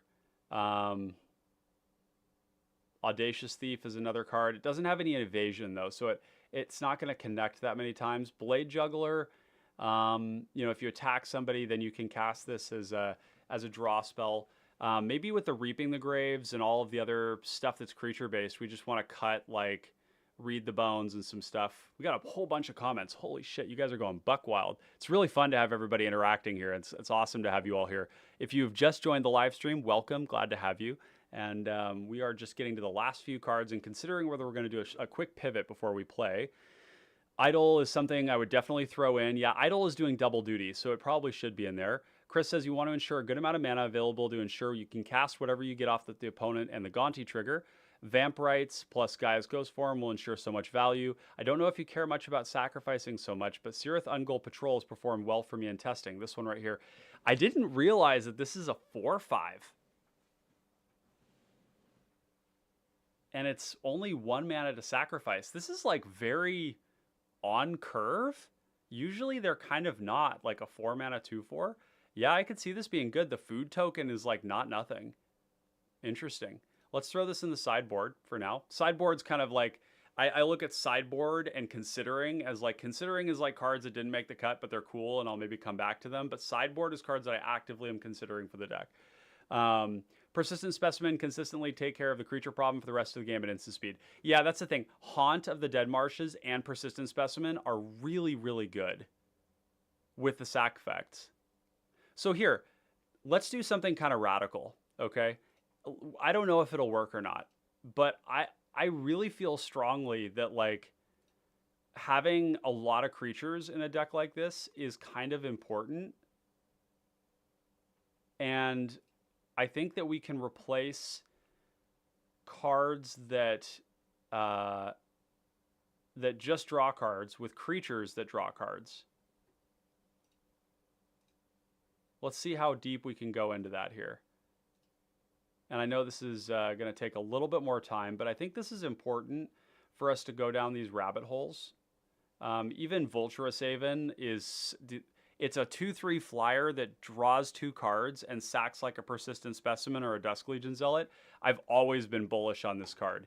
Even like Tidebearer Giant to a degree, but it's a little spendy, but we'll put it in sideboard just so we can consider it. Okay. All right. We're going to go on a little bit of a tangent here. Yeah, that's the other thing is like all this, like I think recursion is such an important form of card advantage that this might even be like the heretical instance where we, you know, cut some of like these generically good draw spells. So let's do sideboard for Reading the Bones. And that's really it. I mean, we have Siphon Mind, but Siphon Mind is like very efficient.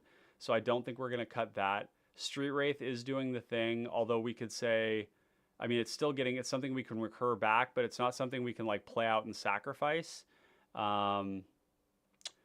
You know, Night's Whisper and Sign and Blood are just probably too good to cut. I think we can cut some amount of Graveyard Hate, so maybe we cut... I'm not sure which one of these. Maybe you all can tell me which one thinks you should go. This feeds Cranial Plating. It draws a card. It's uncounterable when it's in play. This one's uncounterable. This tutors Cranial Plating. I don't know. Only run the Deadly Disputes of the world. Yeah, so Islaine, I like the way you think, and I've been doing this a little bit lately. I haven't gotten a lot of flack for it. I don't really care if I do, but like Night's Whisper and Sign in Blood, they lose you life. They don't interact. They're not creatures, right? They're not bodies that we can equip with Cranial Plating. We can't sacrifice them. So here, let's go kind of crazy here. All right, Night's Whisper and Sign in Blood. I love the heresy here.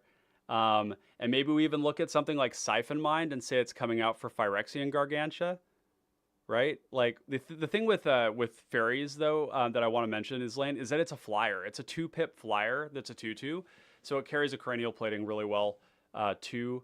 And Shred Memory can get Nasty End, Reckoner's Bargain, Deadly Dispute. It can get Bloodseeker, Trespasser's Curse, Basilica Screecher. It gets a lot of good shit. It gets any removal spell. It gets Graveyard Hate. It gets Echoing Decay. Yeah, it's got a lot good hits. Okay, so we're going creature focused. Okay, so main deck on the Rager, main deck on the Zealot, main deck on the Prowler, main deck on the Zealot. Get in there, buddy. Blade Juggler seems to be good. Infernal Idol is good. Rager is actually really good with the sack effect. Vulturous Haven is good. Phyrexian Garganta. I don't think that Tidebearer Giant is going to make it. I think the Cirith Ungol Patrol is pretty cool. Now we're up to 30 creatures. That feels really good. And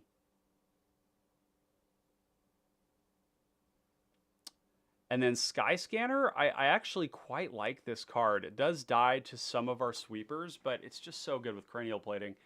And then First Sphere Garganta is nice in that it represents a lot of card advantage. Let's try it out, okay? So let's move these into, oh shoot. So let's go here. We're gonna fix this really quick. Let's see, this is gonna go here, sideboard, because otherwise it's gonna be double tagging these things, and that's kind of annoying. I have to go track them down. Idle might not make the cut here because we already have enough rocks. So this is gonna be draw. It's also gonna be creatures, move this into the main deck. Sky Scanner is draw. It's also gonna be creatures, move it into the main deck. Blade Juggler is draw.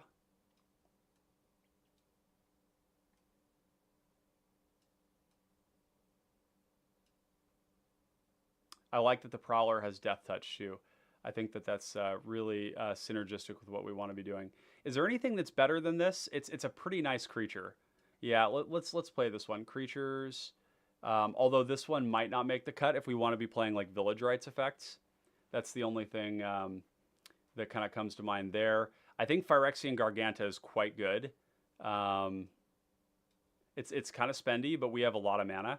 Tidebearer Giant won't make it. Phyrexian Gargantua or Lotleth Troll. Lotleth Troll is pretty cool too. It's a good Dread Return target. Dread Return has gotten a lot better now that we've done this. We also need to add Persistent Specimen. And we need to add Haunt of the Dead Marshes. Okay, great. Okay, I'm liking this a lot. I was feeling kind of sad, I'm not going to lie, about some of the brutal cuts we had to make there. Cirith Ungol Patrol, probably not going to make it, right? Because we need... It's not really attacking. And we need Village Rites. Yeah, unfortunately, I like that recommendation. Islane, I think that one is good. But I think that we just need to have these spells instead. It's just a matter of like which one's better. Okay, now that we have all these 1/1s, we are going to cut Kumbaj Witches. We are going to... I mean, this makes Okiba Reckoner Raid like so much better now. Look at all this draw. It's so much. I mean, given that we're actually occupying more slots for less draw, but it's coming on a body. I'm telling you, Cirith is so good. Yeah, I am running the Land Cycler Troll. Type creature, O sacrifice, O draw. There's a couple of cards that do this, and I'm wondering whether like a Static Awakener would be one of them. This is, by the way, this is like my pet card, okay? Like this one and Kel'Joran Dead are just like the coolest cards ever. This flavor text is like one of the most metal things I've ever seen in my life. And I like metal music. This card being able to turn into a 4/4, draw a card, seems good. I think we want this card. There's other ones here, like Gibbering Barricade, that do this. It's more expensive. It doesn't gain as much life, and you're not like making tokens you can sacrifice. There's Spark Reaper. It does kind of feel like... Oh, this is flying. Huh, interesting. I mean, this is a really big body. It's on rate. Okay, let's try it, but we're going to have to make some brutal cuts. So... don't talk to me about the dark scriptures. I was there when it was written. I love it. This is great. Y'all are pretty fun today. This is y'all are always fun. So we're up to 34 creatures, which feels really good. The cards that we are cutting then, is it possible that with all these creatures we're cutting the the food for plating? It's kind of gross, isn't it? Yeah, I mean, I don't hate the card. I'm a little frustrated that you have to tap it because then you're not attacking with it. But you can, like, set up a profitable block with something little on something that's just chumping, and then sack it to draw a card, which is pretty slick. I mean, the food can be sacked to all sorts of stuff. So then here's another question. Siphon Mind? Like, if we play a Scrapwork Rager and we sack it to Village Rites, that's like Siphon Mind, but we got a creature out of it and we get Unearth. This is so fucked up, but like...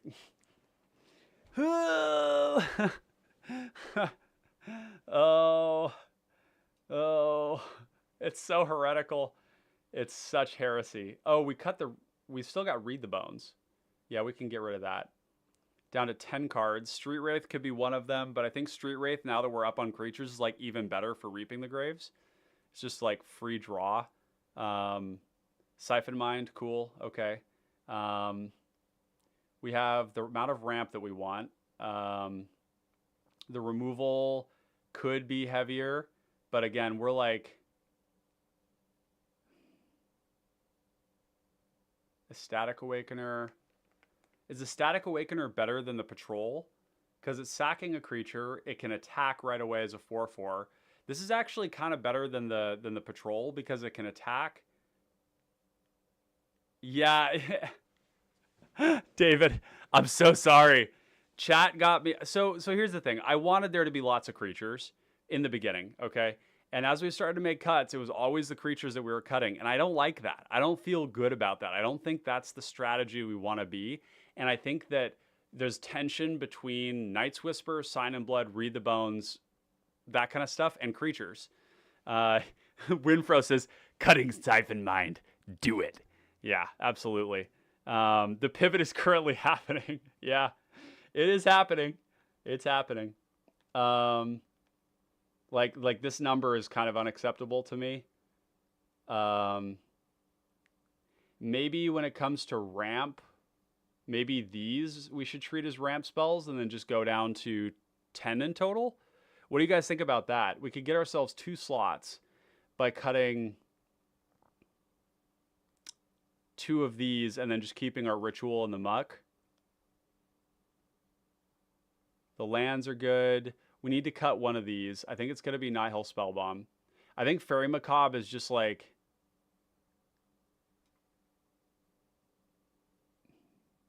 Shred Memory can be countered. Nihil Spellbomb kind of can't. Like, because it's just going to come down and then it's going to be there. This one can be bounced. This one can be countered. This one finds Cranial Plating. This one draws a card and makes Cranial Plating better. Maybe we need to look at the creatures and see if we added too many. We could also cut the drain effects. You know, we could cut Arrogant Outlaw, Vampire Spawn, Okiba Reckoner Raid. I hate it because I think Drain is really good, but maybe Drain, Mass Drain is the purview of aggressive black decks. Like aggressive black decks want these cards because they hit so hard. Right? Like Vampire Spawn, if it gets 1 attack in, was 3 mana for 8 damage. Right? Cut the Muck. No, it's not countered when you transmute, but it can be countered when you're actually using his Graveyard Hate. I think this is the right path. We're going to cut Reckoner Raid, we're going to cut Arrogant Outlaw, and we're going to cut Vampire Spawn. Because I want cards that draw cards. And I think that we have, yeah, I think we're a bit more of a reactive mid-range deck, and that's okay. Yeah, we're mid-range, exactly. Creeping Bloodsucker dies to all of our sweepers. Unsealed Necropolis, Austin, good to see you, man. Unsealed Necropolis and Dig Up the Body are both really good recursion spells. But I don't know if we're going to have room. Creeping Bloodsucker. This card is funky because it only triggers on upkeep. So you can't abuse it like Basilica Screecher. Bird Trap says Bloodsucker's too good. Yeah, it's good. I mean, with all these draw spells, we're going to be like hitting our cards for sure.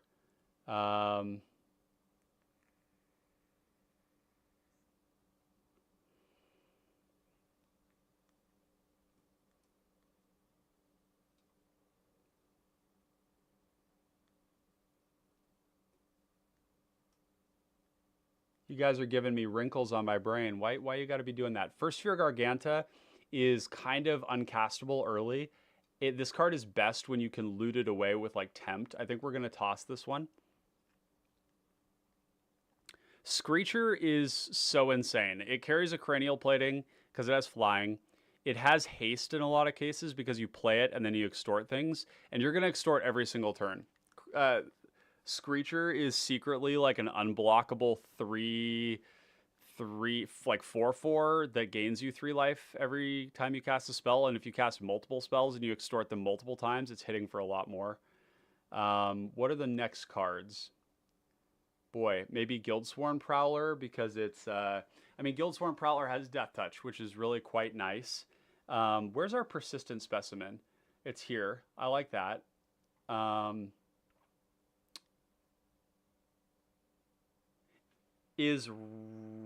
Rager seems good. Man, this might be a card for another testing another time. Because we have like did we drop Witch's Cauldron? We did. We don't even have Witch's Cauldron. Okay, so here's the thing.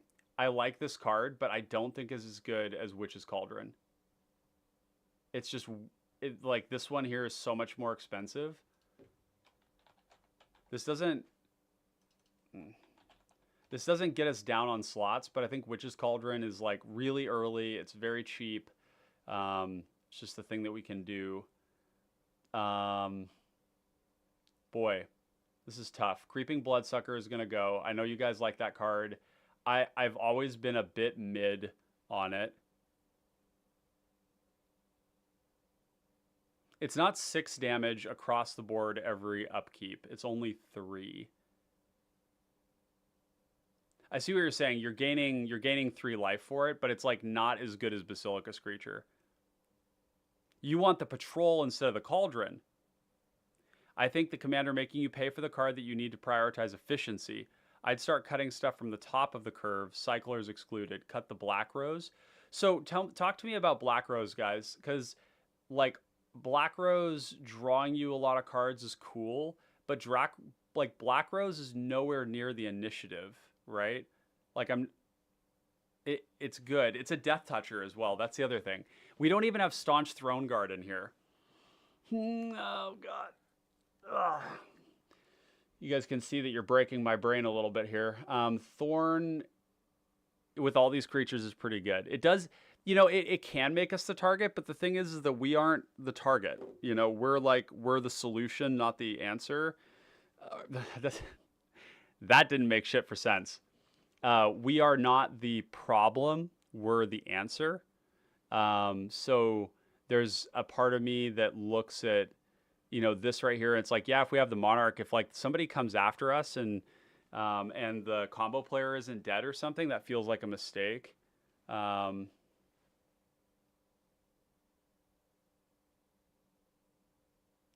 initiative is not bad. Prioritizing initiative is absolutely crucial. Initiative is a planeswalker, right? Like that comes with a creature that's like good. We could experiment cutting with Thorn, but I think before Thorn, I would probably cut Skyscanner.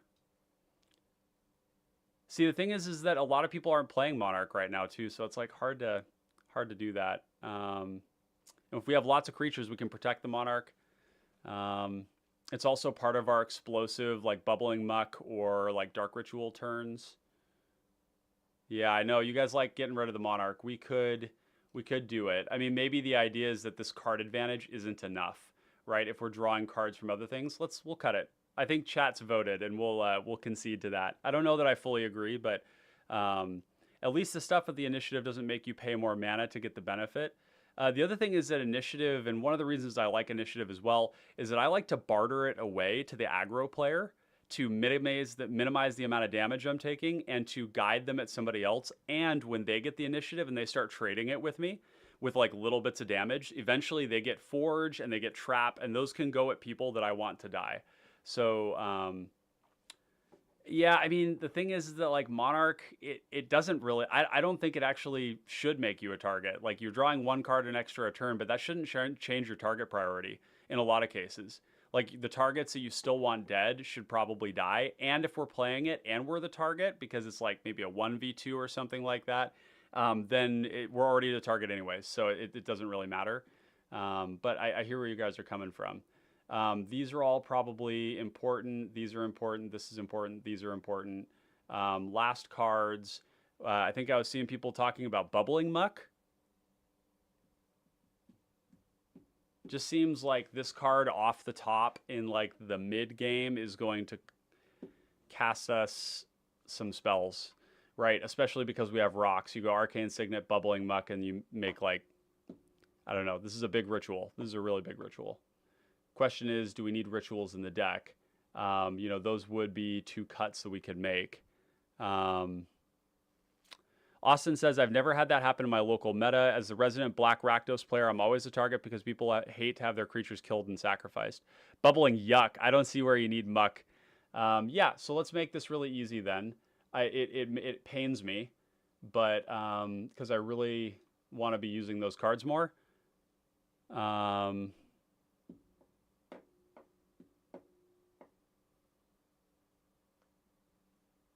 we're starting to see a game plan coalescing here. We've got 27 creatures, which is really good.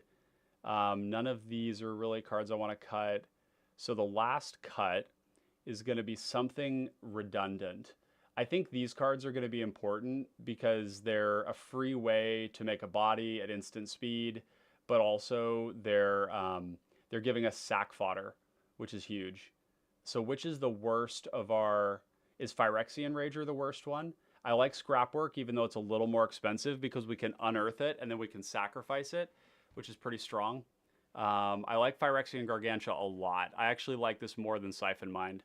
So we need one more cut. Dread Return, Lobert. You stop that. Dread Return has gotten so much better in this deck now that we have like these. I mean, these are... No, I can't do that. Don't stop being you, Lobert. I love that you're pushing for the Dread Return cut. It could be Rager. It could be Juggler. Maybe we say Juggler isn't as consistent as Rager. It is a 3/2, which is nice. But we could cut this one. Yes. Let's do that. Now we're to 100. Let's make sure we've got all the lands we want. Opal Palace, Study Hall, Mortuary Mire, Haunted Fengraft, Darksteel Citadel. The reason we run Citadel is because we have ways to sacrifice artifacts.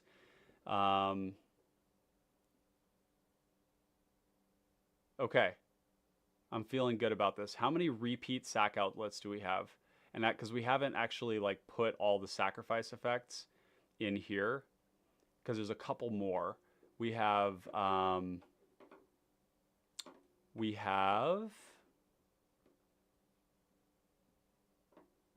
where is it?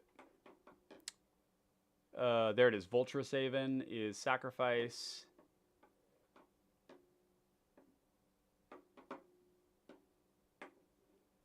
Yeah. Hamiza says, make your cuts. You're 30 minutes late. When are we not, though? This is actually going to be the fastest Let's Build we've ever done if we've finished even in the next 10 minutes. Islane, what's the land count? It's good. It's looking good. Most of the land decks are on no more than 33 lands. Yeah, I'm on 33 with Troll, and then I have the 2 Swamp Cyclers, so I think it's good. I think 36, including Cyclers and stuff. I could see 36, but we have 10 mana rocks, so I think that's perfectly fine. That's 46 mana sources. That's a lot. We're a mid-range deck though, and we've got an upper end curve. Islane, I think we do need to keep it. Is this the game you're playing to be planning on streaming? Yeah, I'm going to be playing this one in the stream. So let's not screw around anymore. Let's just run this and play it, and see what we do and don't like. Yeah, 36. 36 was too high. Yeah, we were 35. With the Troll, and then we cut a land. So yeah, it's 33 lands plus Troll. Yeah. So let's do this here. Now, I got to figure out how to do this. One of the troubles I have is that if I open another OBS. Okay. This is going to just take a quick second here. I'm going to have to mess with some stuff while you guys are on here. I got to open up a new OBS studio. And then we've got this has always been a problem I've had with swapping things. Islane, would you be open to starting up the spell table and getting in Discord and all that stuff? Would you be able to help with that element? Be super helpful if you could. Austin saying, are you doing a game right now? We are, yeah. So this is a new format that I'm going to be trying out where we build the deck, we get some games in with it, and then when Friday rolls around, we get even more games with it. You know, that's kind of the idea here, that we kind of test things as we go. So we're going to do, this is going to be a little weird because I won't have my face in there. The other option that I could do is I could close the live stream and open a new one, and then that would make things a little bit cleaner, but I don't want to lose any of you guys. You guys promise me you'll stick around? Promise me you'll stick around? That'll make for the cleanest experience if I can close down, or what if I close down OBS? This is just a little technical problem I run into with this stuff here. So what if I close down this one, open a new one? Yeah, you'll know where to find me. I'm right here. I'm on YouTube. Let's do it. I'm going to close my OBS. Okay, I'm going to close my OBS, and then we're going to open it up, and we're going to try something there. So if I'm opening OBS, I need to be opening, because I'm going to be...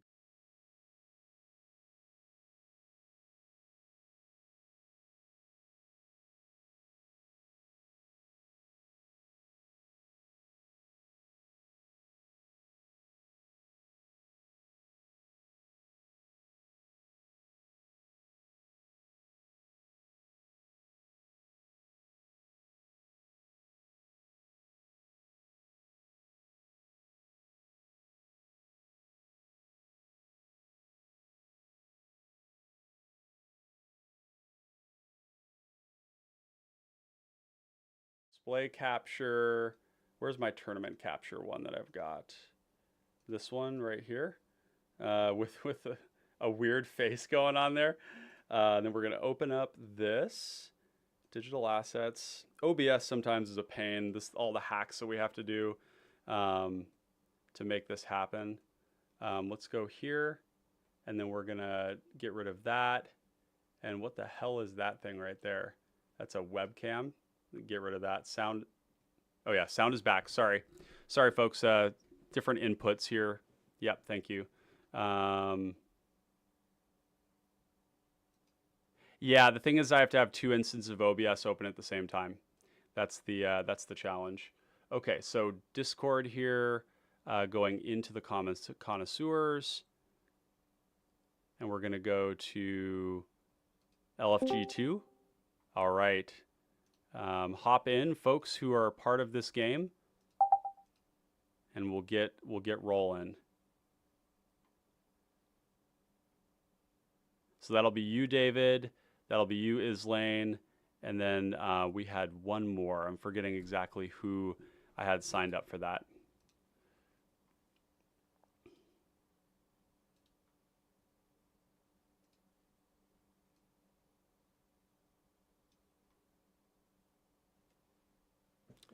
Yeah, OBS and Streamlabs would be the way to do it. Hello.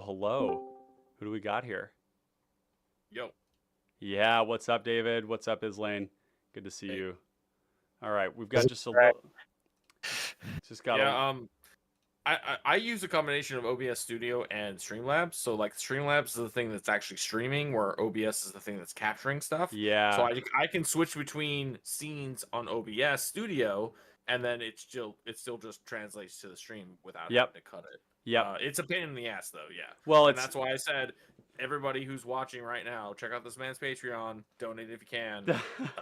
There's a lot of fucking work that goes into all of this stuff. You guys don't realize. Yeah, thank you. I appreciate the shout out there. It is a technical challenge. I use two instances of OBS, and that's the problem that I'm running into, because when I switch scenes, I can't retain the OBS stream. I have the same problem, and that's why I use OBS and then Streamlabs. Yeah, you'll have to show me how you do that. Yeah, I will. Okay, we'll awesome. Yeah, I've tried using it before. The problem was Streamlabs wasn't capturing my stuff properly. Right. So that was that. It was like messing up all of my things basically. So All of your everything. all Yes. of the everything. Yeah, yeah. It seems like this is a problem somebody should have figured out how to fix. So, it seems that the problems All right. remain. I had started a spell table as you asked, but if you want to start one, or Oh, you just want okay. me to send the link. Yeah, yeah, yeah. Just let's see. Yeah, send me the link. Send me the link. Okay. Let's do that. Got it. Yep. All right, and then we're gonna get these games going. This is a bit of a tester, so apologize for the rocky start here, but we're gonna be cruising along just fine. Okay, so get rid of Halo Forager here.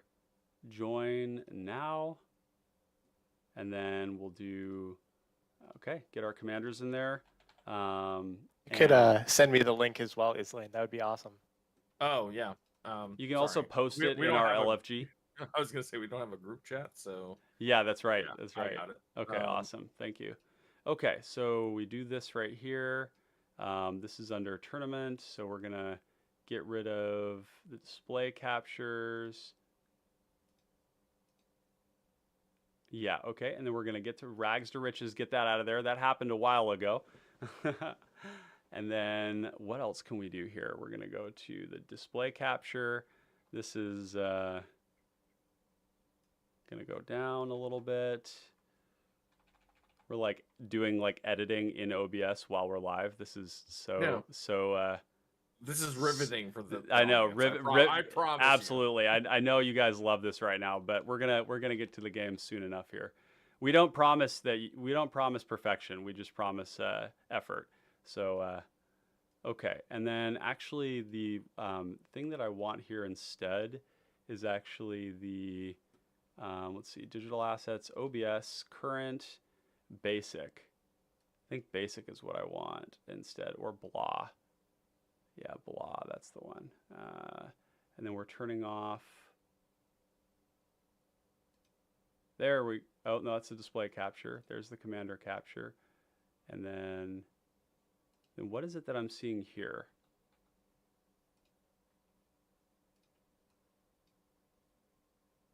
Okay, weird. Oh, that's not the one I want. Okay, so we want this one right here. There we go. There we go. So tedious. I remember when I was first getting all this shit like started, and it was just like, oh my god. Discord video capture, we can turn that off, and then we can get this out of the way, and then we can take this thing here, get our display capture pulled over like that so you can see the cards that we're clicking on, and then we're also going to make sure that the YouTube chat is here. We gotta get the YouTube chat. Boom. Like that. Look at that. We're not wholly incompetent. Just kind of. All right. Yes. Make that a little bit bigger. Drag that down. And then we're gonna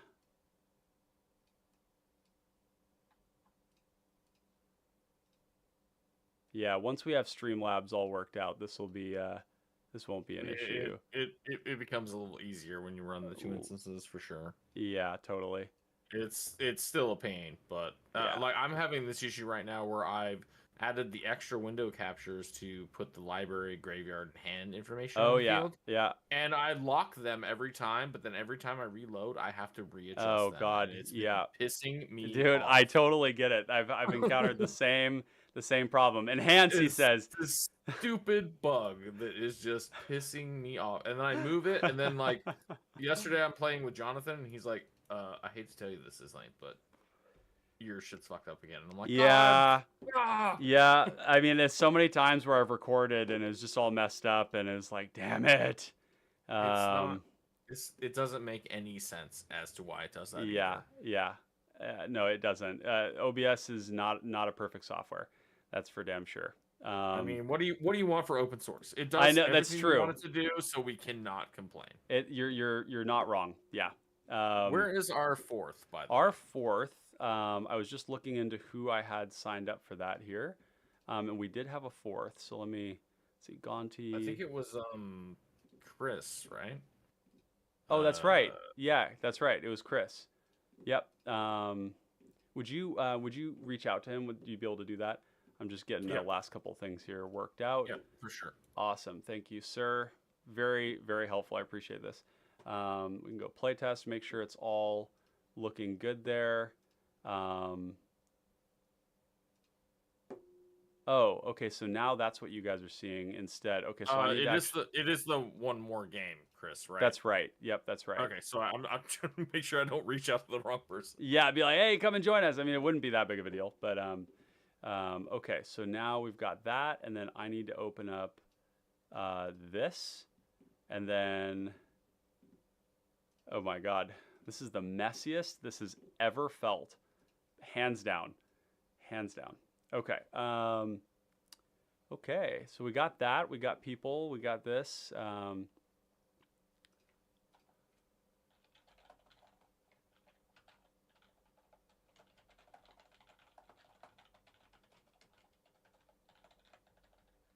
I see him on, at least after messaging, I see him on Discord as playing MTG Arena. Yeah, yeah. So I am not sure that he knows. Yeah, yeah.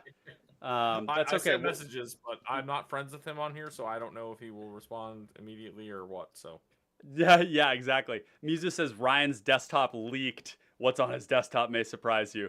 It's nothing, nothing juicy or fascinating. I assure you, it's a bunch of boring channel-related files.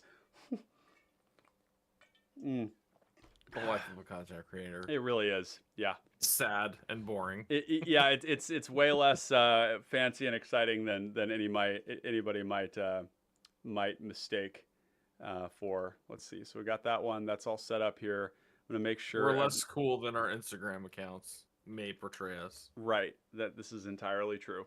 And as much of a boomer as I am, I don't have an Instagram account. So yeah, it's a shame. I'd tag you if I could. If you ever make one, let me know. Winfro thought the desktop peak was a higher tier Patreon supporter. Oh my God. I love it. I appreciate you guys keeping engaged and active. Only wallpapers. Yeah, only wallpapers. That's what we stream now is wallpapers. But yeah, we're gonna get a game here soon.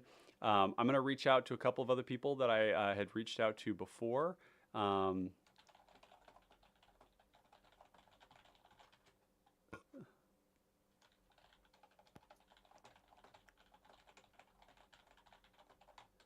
There were a couple of folks that I messaged earlier that messaged me back too late to get those slots, so I'm gonna follow up with them now.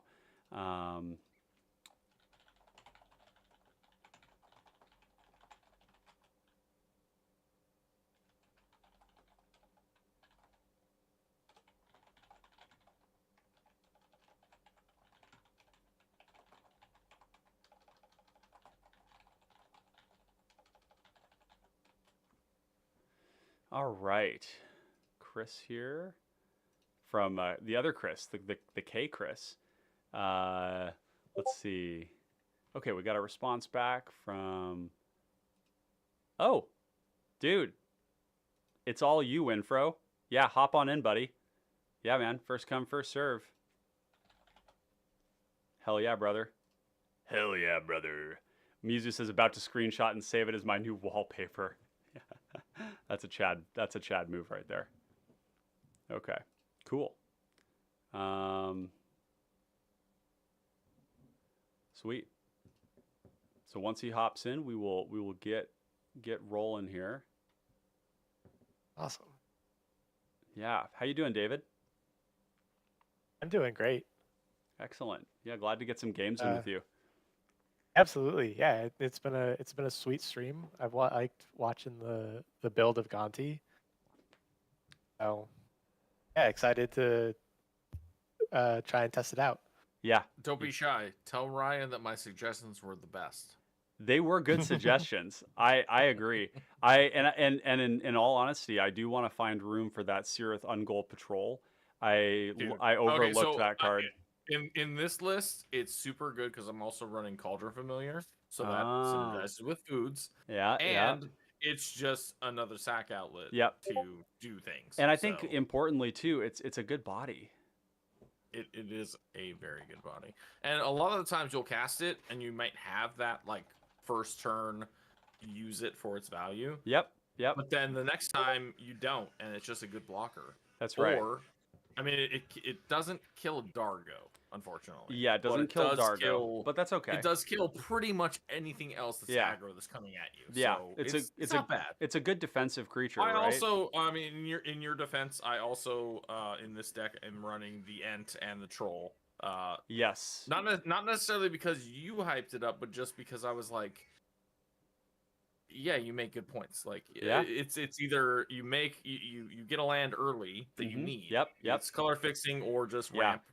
Not ramp really, but like just getting the land drop so that you don't miss any.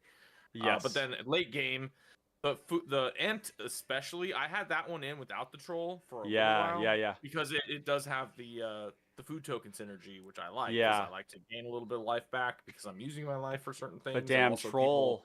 It might just hit you because you're kind of on the mid-range plan and you don't have blockers.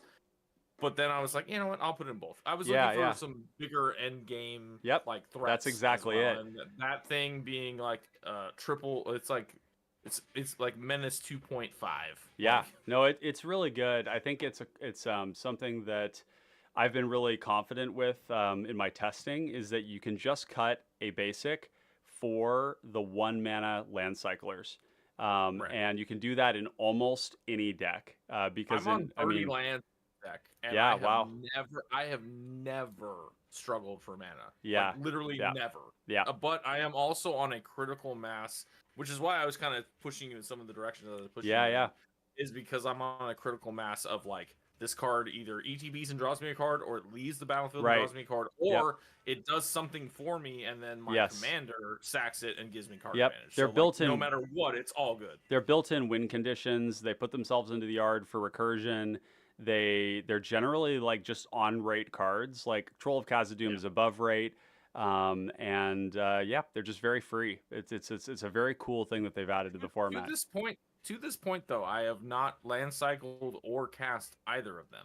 I just put them in the deck. They've been in the deck. I have not actually experienced them, but I still feel like they deserve the slot. Yeah, I would say so too, for sure. I've kept them there, but I've probably played now. I mean, you played against this deck ages ago. When I first brewed early on. It is very much a different beast now because I figured out how it actually wanted to work. I just didn't really know the format yet. Yeah, that makes sense. So, it's a grindy little drawing. It is. As long as I don't face a immediate Dargo that wants to 3-shot me like Jonathan did the other day. I'm good. Yeah, exactly. You're looking to grind the long game. Yeah. Ryan says here, man, Ryan, now I got to go back to the drawing board and swap a few things in my Gonti. It's okay though. I had some RAW credit I had to spend. Yeah, dude. I mean, I think that's oftentimes something that people experience in these live streams is kind of afterwards being like, oh, wow, these are some new thoughts about this approach. So I'm glad that it informed that. I would say that there are elements of the deck that are core and there are elements of the deck that aren't.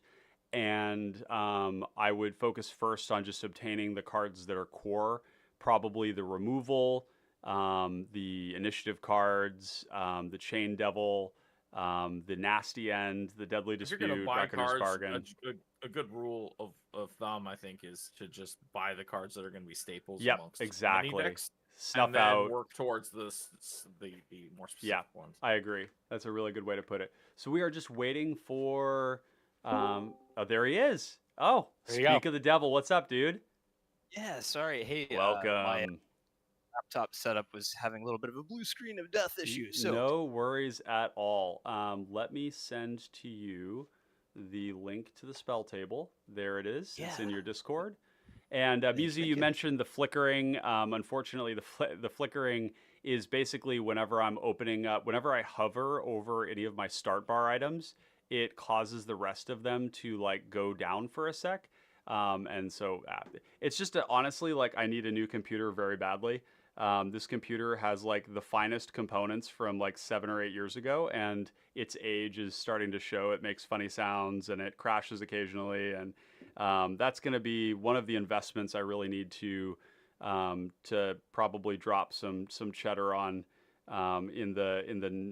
probably near future because it's getting a bit dire. Um, so yeah, we'll yeah. That is, for those of you wondering, the Patreon money, donation deck techs, things like that. That is where that money is going to be going. If you end up having the ability to do that and you enjoy the content, the Patreon is a great way to do it. Donation deck techs are a good one too. Although with the donation deck techs, do keep in mind that your money, that a dramatic portion of it does go to YouTube, unfortunately.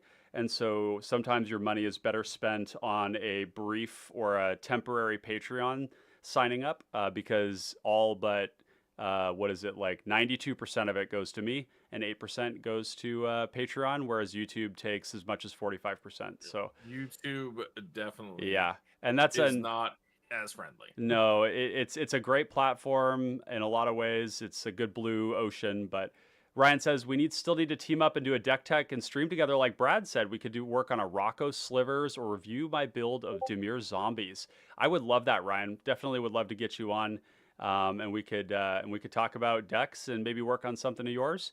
Mizu says, "Oh, so my personal computer it stopped connecting to the HDMI cord, so I had to stop doing spell table games. I'm so sorry to hear that." Yeah, Pauper Commander Avengers. Yeah, that's right.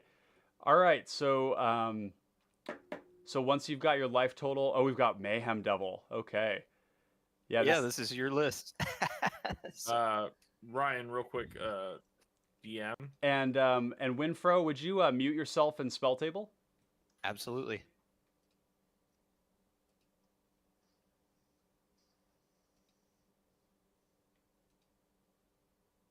Okay. So, yep, I see what you're saying. Yeah, your call. Yep, I got it.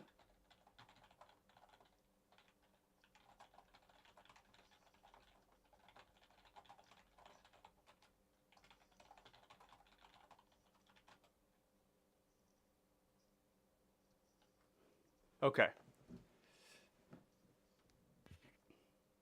Either way, I have time for one. Yeah, so. yeah, that's fine. We'll probably be able to find game number 2 depending on how this one goes.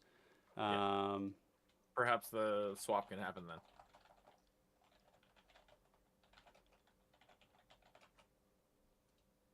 I guess I got into. Oh yeah, I created this spell table, so I'll do the randomization. Do you have any particular rituals? Yeah, Ryan? the ritual that I practice for randomization is just 3, so that it's always consistent, and then people don't feel like somebody. I always do 3 too. Yeah, so yeah. that's fine. Cool. Do a 3. And thank you everybody for joining here. I haven't checked to see how many people are still in, but stoked to have you here. Look at that. Cheating our way into 4th as we deserve. Yeah. And Winfro, would you reduce your life total to 30 for us? And then we can get started.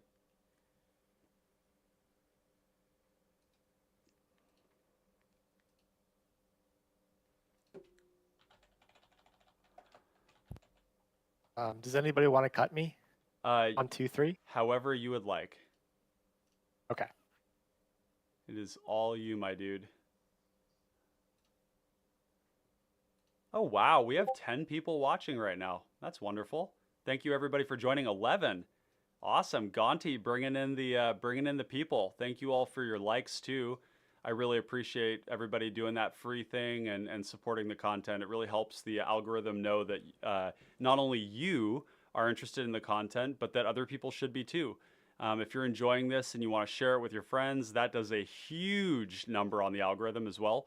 So let your friends know if you're enjoying it. You can always repost it on Twitter, things like that. And of course, if you are interested in supporting the content, one great way to do that is through Patreon. I am going to do a quick shout out to the Patreons as we get our shuffles in order here. I have a hand of 7 I'm keeping, by the way. But one of the things you get as a patron is we shout you out on every single video and let everybody know what a great and virtuous person you are for having supported the channel. So let's go through these. We've got the PDH pod, Sanctuary PDH, Eric, Adgen, Scooby, Chris, Mizu, William, Paul, Corey, Derek, Ian, and Noyark. So thank you all for supporting the content. Really appreciate it. And of course, if you are interested in supporting us too, I'm going to show you how exactly you can do that. You can go to patreon.com/common connoisseurs. and I'll show it right here. We have a number of different patron tiers, all the way from $2 a month, $5 a month, $10 a month, and then for those of you able, and if you're really excited about it, we have a $20 and a $50 a month that guarantee you exclusive time with me, deck building, and also guaranteed games every month on live stream. But for the $10 a month here, you get a ton of value as well. So I will drop this in the chat, and with that, we're ready to move on to the games. So let's do this here. Boom. Yeah, Muzu, that's you. You've been a big contributor. Thank you so much. And thank you, everybody, for the support. I really appreciate it. I have a hand of 7. Do you guys have hands of 7? All I'm good right. with my 7. Winfro, you want to lead us off, my dude?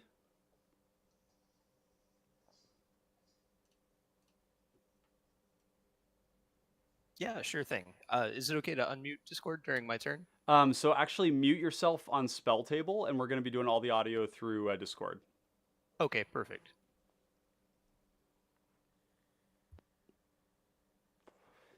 All right, send us off. All right, we are going to lead with a very timely Bajuka Bog, and we'll pass it. Okay.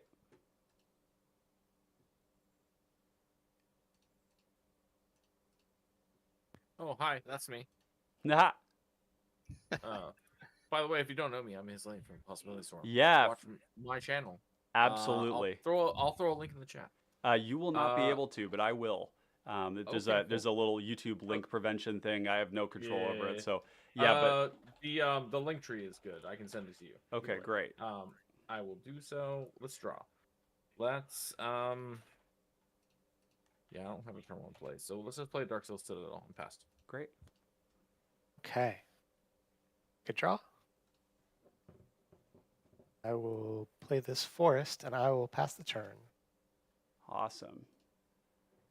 And we're gonna play the swamp, and we're gonna pass. And just as a heads up, we got Winfro position 1 on the iconic Mayhem Devil. We've got Islane here on Sivrus Cloakwood Hermit, and then we've got David Ankylosaur here on Satyr Enchanter.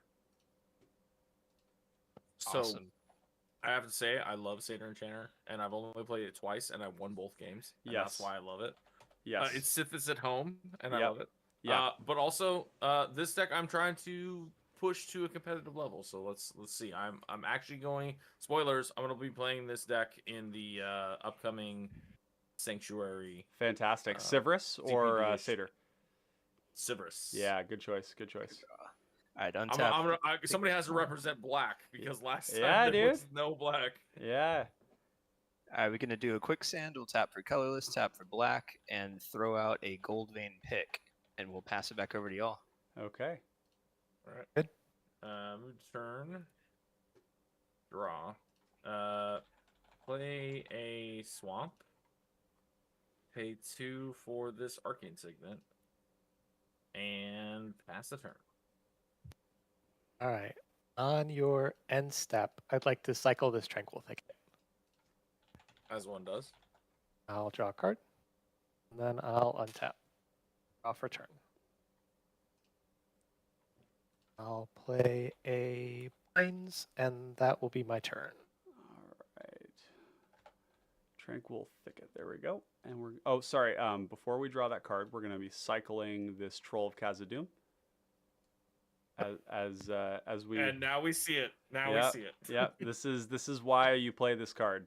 And I've already gone to turn 2, so I'm just going to untap here and draw, and then we're going to play the land. We're going to pay 2.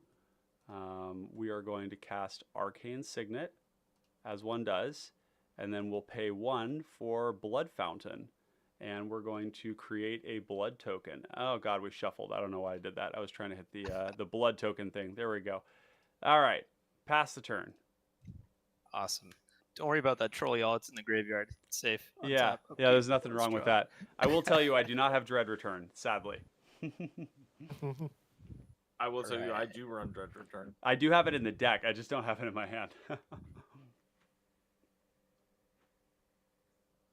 All right, we're going to tap for black. We're going to play a Rakdos Carnarium and bounce that back to hand. And yeah, that's all we got. Thank goodness there's no mana burn. Yes, indeed. Okay. All right. Move turn. Draw. Let's figure stuff a little bit here. Play forest.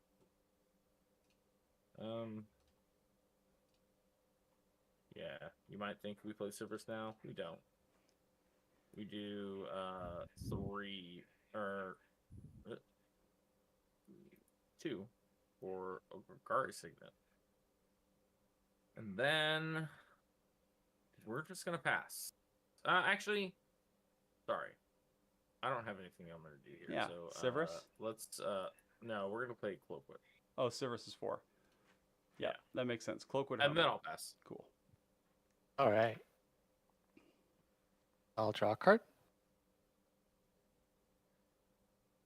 I will.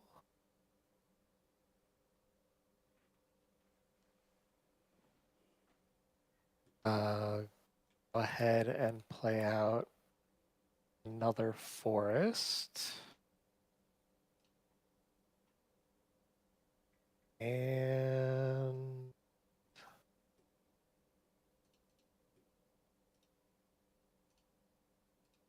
I'm just going to go ahead and play my commander.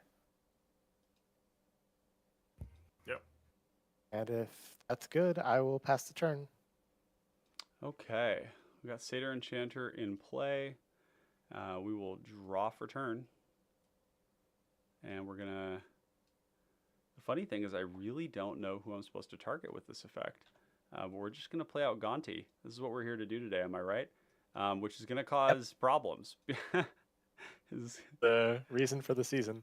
I mean, it's obviously either me or Ren, because like we have black, and that's probably. Well, you what's can gonna cast it benefit- for any Well, color, so that's the... Any color, yeah. Sure, I just meant in the sense Mhm. of like it's probably going to benefit your game plan. But Yeah, I guess Satyr might. I'm gonna steal from you, Renfro. Yeah, absolutely. Now the question is, how do we? I mean, I guess the easiest way to do it is that you have information on the thing, and I'm fine with that. So why don't you? I'll black out, or actually, Winfro, would you block Ankylosaur and Islane, and then just show me the top 4, and maybe you can do it in a way where you can't see it. But if you can't, that's totally fine too. Yeah, how does that work? Sorry, I'm not super So- technical. So you'd go to the triple dots on the corner of each video input and do block player. Ah, okay.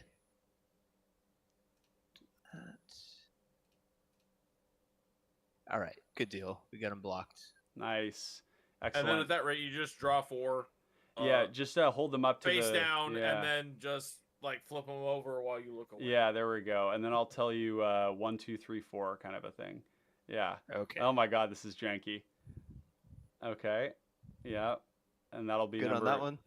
Yep. 1, Yep. Okay.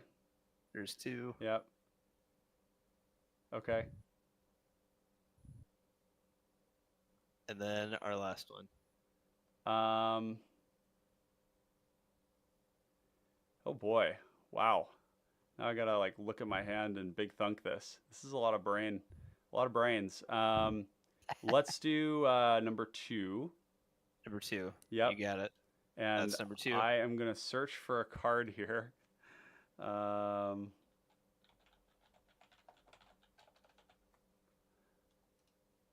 Okay, and yeah, try to keep that hidden from you guys, I guess.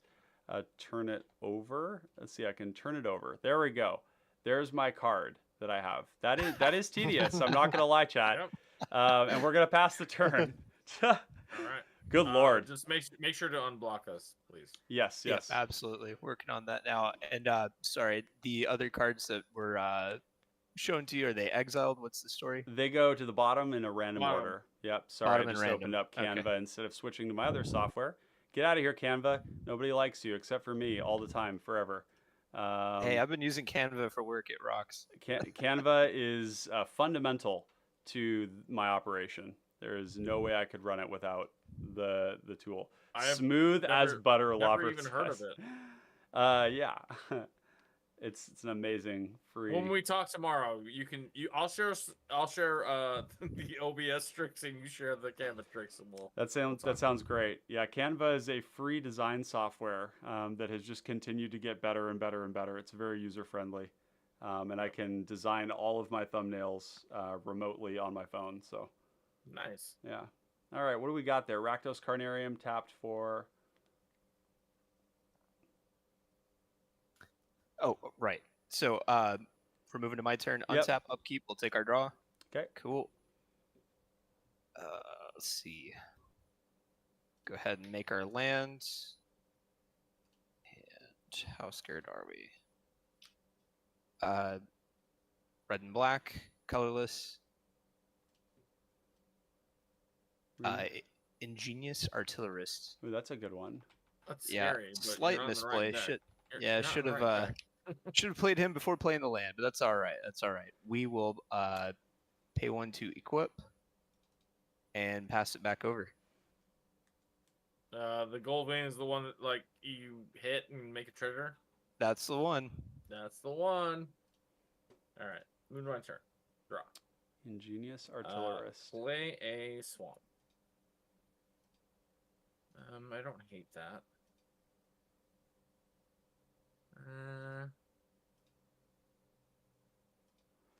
Okay, we're gonna get this webcam here. This webcam is just gonna be blocking where the cards that I search for Gonti pop up because it's incredibly janky and like, you know, this is the world we live in. Bro, you're at a fucking rave party right now. I know, it's just going buck. I mean, that's not so bad there, is it? I think we can handle that. Yeah, we can. All right, cool. I'm gonna play a black and cast this Cauldron Familiar. Okay. You each lose 1 and I gain 1.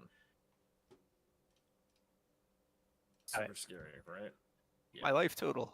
I thought so. All right, I everybody thought take 1. so. All right, then I'm gonna pay 4 and it's a gas service.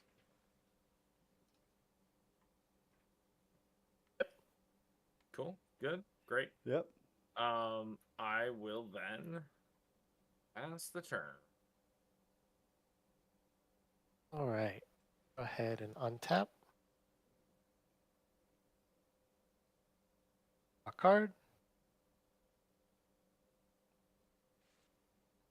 I'll play an Opal Palace for turn.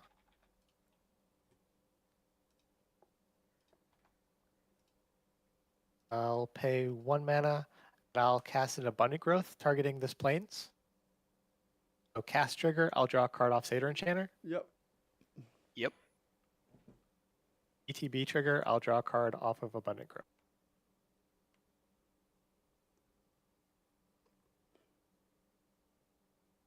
And I would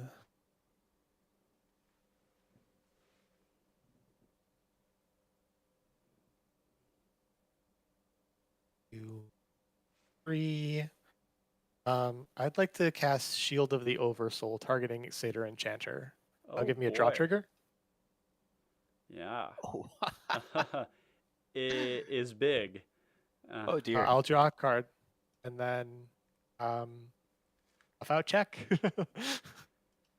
Okay, who's taken 4? Is taking 4. I think it's gonna be that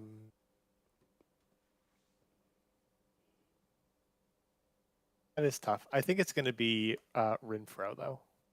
Sure thing. All right. Taking 4, and then the commander damage. You click your click Mayhem Devil, Mhm. and it'll give you a drop down, and you can manage it all from there. Yeah. So refresh me. This is like literally my first Pauper EDH game. Very excited Yeah, about that. Yeah. The commander damage in Pauper, is it 15? 16. 16. So it's All right. it's currently a 4-shot. It's the Gotcha. same. It's like original is 40 minus 1, Yep. Okay. Cool. and Cool. it's now 30 minus 1. I'm 40 gonna plus 1. 40 plus Yeah, 1 and then 30 plus 1. Yeah, Yeah. sorry. I'm gonna move to cleanup, and I'm gonna discard if anyone has anything on my end step. Okay. Yep. Oh, okay. All right. All right. We'll go to my turn.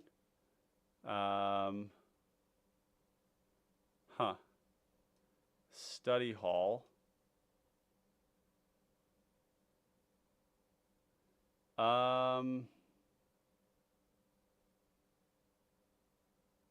Interesting. I guess there's definitely some value gained from holding Gonti back. Artillerist is probably going at David, so we're going to go Study Hall, and then we're going to go 1, 2, and we're going to cast Trespasser's Curse on you, Islane. Okay. Yep, that makes sense. Should get me some nice, juicy life gain. And then with that, I will pass the turn. All right. We're Untap. not doing Keep. anything anytime Take your soon draw. that's, that I would consider fast here. But that's okay. That's why we're playing the deck. Patience. Patience, Grasshopper. All right. Tap for red and a black. Use the red. Cast a Beamtown Beatstick. Jesus Christ. Yeah. All right. Yep. 1 damage to each opponent. Yeah. Yeah, everybody take 1. And We're going to use that black and a colorless. Go ahead and equip. uh-huh. Tap for a black. Nihil Spellbomb. That's another one, folks. Woo! Sick. 27. Bajuka Bog, Ryan. Oh, you motherfucker. Troll. It's not hurting anybody. Oh no! You look how they massacred my boy. And then we're gonna declare attackers. The artillerist is coming in at Ankylosaur. I'm sorry, not You got David. Hey, you can call me Ank. My Or name's Yank. David Yeah, too. yeah. There we go. sure. All right, we're gonna swing in. I'll take my 5. Yep, 5, and then we're gonna create 2 treasures. So pop. My God. Yep. Go to 20. That's a lot of damage. I'm gonna go grab some dice, but that's all I've got. I'm gonna pass it back over. Tap a draw.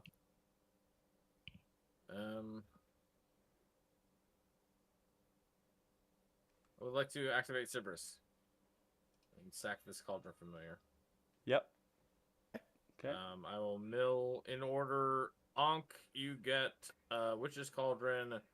Ryan, you get a Many Partings, and Renfro, you get a Undying Malice. So in order, Ankh, you pay 3 life, or I get this card. That's probably I the will only pay 3 one. life. Yeah, that's the only one that's worth paying for. Okay, you paid. Great. Ryan. I will not. Okay. Win. Oh, Rin? nope, not paying. Okay. Is that Undying Malice? Okay, so I didn't get any land, so I will play this Gingerbread Cabin tapped. Sad, I don't get the food token, but here we are. Then I would like to pay 1 green for a Many Partings. Yep. So I'll search for a basic and make a food token. Look, it's Cat Oven. It's back. We have Cat Oven in Yeah, the food is a major something in this deck, and even though we didn't get the good payouts that Lord of the Rings got, I'm hopeful that Eldraine will give us some. Yeah. Yeah, you'll get your food. Food, and then basic land. We'll get a forest, and I'll go to hand. That food token goes so hard. It does. It Does a lot of does. work. Especially with this aggression. I built a Shalab deck in casual, and it's stupid because it makes everything into food tokens. That's Yeah. rad. By the way, I do have a Cloakwood Hermit trigger on the stack, so I am going to lose some life, but, you know, it is what it is. It is what it is.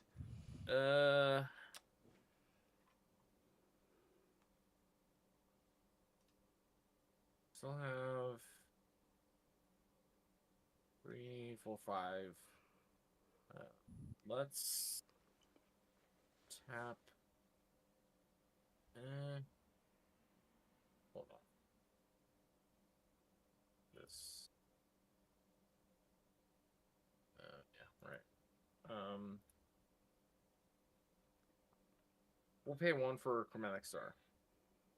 Okay. And then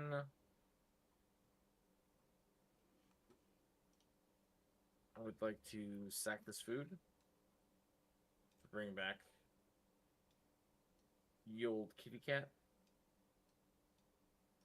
So you each take a life and I'll get one. Mm-hmm. And then And you'll lose a life as well, and I'll gain a life off Trespasser's Curse. All right, sure. So it's not even. Yeah, that's bad. Great.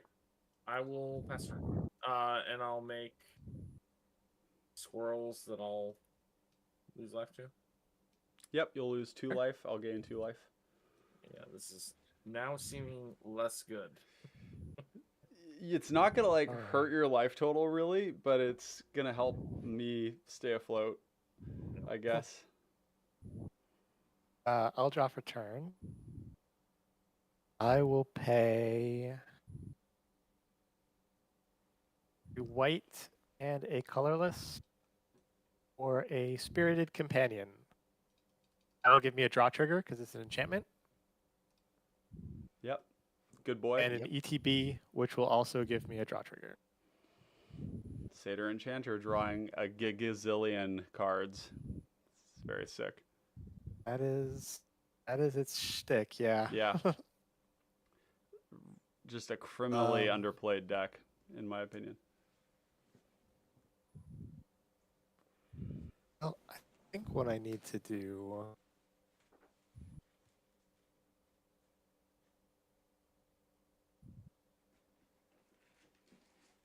I think what I need to do is cast a lifelink targeting my Satyr Enchanter. Oh no. That'll give me a draw trigger.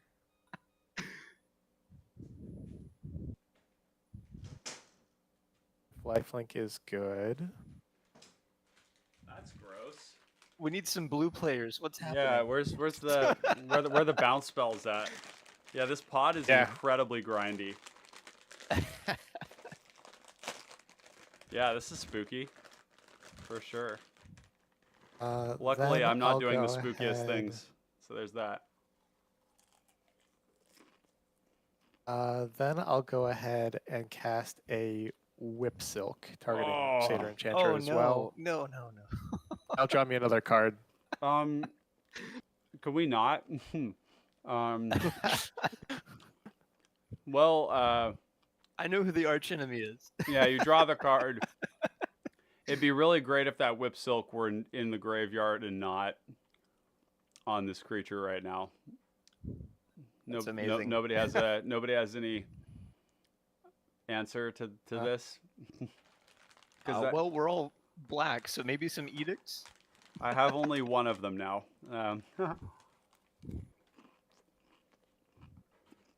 Well, if all of that is good, I'd like to go to combat. I don't know about good, but it resolves. Yeah. Hmm. I'd like to swing or in the air over at Renfro again. Oh yeah, you got it. Terrifying. I'll gain 4 off that. That'll be 4 more commander on Renfro. Then I will go to clean up because that's all I've got. Anything on my end step? Ouch. I think that's it. Yeah, on your end Okay. step, I'm gonna cycle this blood token here Sure. to discard a Spinning Darkness, which is not feeling like a good card in this game, and drawing a card. Yeah, go ahead. All right, so clean up. I'm going to discard a Prismatic Strands. Oh my god. Amazing. Yeah. I'll pass the turn after that. Mm-hmm. Hang on, Mm-hmm. Ryan. Yeah. At end step here. Oh. Mm-hmm. Can we agree that maybe Enkylo is archenemy here? I might have a way to stop the strands or at least make it not playable on your turn, depending on where Gonti's going. I can't. Well, I'm not going anywhere with Gonti. Gonti is chilling right now. Yeah, I wish I. Yeah, I'm not a super helpful participant right now. Okay, all good. Yeah, We'll unfortunately. let it slip then. Yeah. It's pretty spooky. It looks like it's kind of, I hate to say it, but it looks like it's kind of your problem right now. I could be wrong about that. I mean, it's going to be everybody's problem at some point. Satyr Enchanter is just drawing like so many cards. He's going to be discarding a hand size like every turn this game. Oh yeah, for sure. I love card advantage, just not when my opponents are doing it. I totally get that. That deck We're gonna rocks. go 1, 2, 3, 4, 5, and we're gonna reveal my trap card. It is. There it is. Let's turn it over. We've got Falconwrath Celebrants, which is a card I absolutely love. Nice. I love this card. And we're going to get 2 blood tokens. And with that, I'm going to pass the turn. All right. Let's see. I think at your end step, Ryan, Yeah. we're gonna crack one of these treasures for red. Mm-hmm. And we're gonna lightning bolt the spirited companion. Okay. Yeah, Lobert asks, why is Gonti chilling? The Enchanter is flying and their archenemy. Yeah, that's a good point. I probably should have smacked David. But yeah, you're probably right. I'm gonna prevent red damage. Sure, Preventing that makes sense. red damage. Yeah, he's trying to open up for an edict right now. That's. I figure the deck that has sacrifice in the text on its commander is probably running a few of those. So No. Yeah. What, I would slander. like to. That's the only reason I'm going after it. There's a lot of black decks, but I figure like of the black decks, the edicts are probably most. Yeah, and No, it's all good. It's all good. That makes sense. Just we're in an existential crisis, so we're gonna try to take you down a little bit. Oh, absolutely, I understand. Black and red and colorless. I'm gonna cast a commander of my own. Yep. All right, if he's good. Oh, I guess one way to do that would have been to crack the Nihil Spellbomb and then bolt when he flashes it back. I'm not quite so concerned. I have other means. Other things. Yep. Yeah. Other things. I'm gonna go ahead and crack the treasure. We have a sacrifice trigger on the stack. I'm gonna get a red off of the treasure. Mm-hmm. Yep. Oh, I see. Yeah. We're gonna send the ping onto the spirited companion. Pew pew pew pew. Anyway, I started blasting. So you've got a red floating. A red floating. That's correct. So, anyways, I started blasting. Yep, as the Mayhem Devil do. I don't know if this is right, but I'm gonna do it. I'm gonna cast a Temmie of Safekeeping, targeting my spirited companion. With that on the stack, I'm gonna tap for black, and I'm gonna crack the Nihil Spellbomb. And we're gonna go ahead and target who's got the other most populated graveyard here. I have nothing This in is my all the graveyard stack. now. Sorry. I have a land and a Nature's Embrace. Yeah, but you probably don't use it. Enchantress deck. Yeah. Islane, what do you got over there, friend? Many partings and Witch Children. I'm the correct choice. Yeah, I think we're gonna do your friend. I love it, Islane. You just like totally accept that that's the. All right, we got I'm another not gonna trigger lie to on you. Mayhem Devil, and we're gonna put it on Spirited Companion, and I'm gonna draw because we paid black to do it. You got it. Chat, look right, at all we're- this violence directed towards this poor boy. This dog gonna is use, just getting the red. absolutely taken back behind the shed and dug I'm more 6 of a feet cat deep. person myself. We're gonna do that floating red, and then this black. Arcane Signet. Drain everybody Okay. for 1. Mm-hmm. Take one. And then move to combat.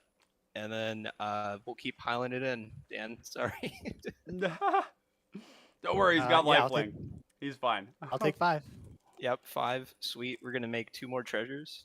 So I'll take 2 2 more more. for the table. Wow. Good lord. Okay. Yeah, It's a lot of game that was- actions. that was a turn. Back to back to you. I'm tempted to draw. Alright. We'll play Forest.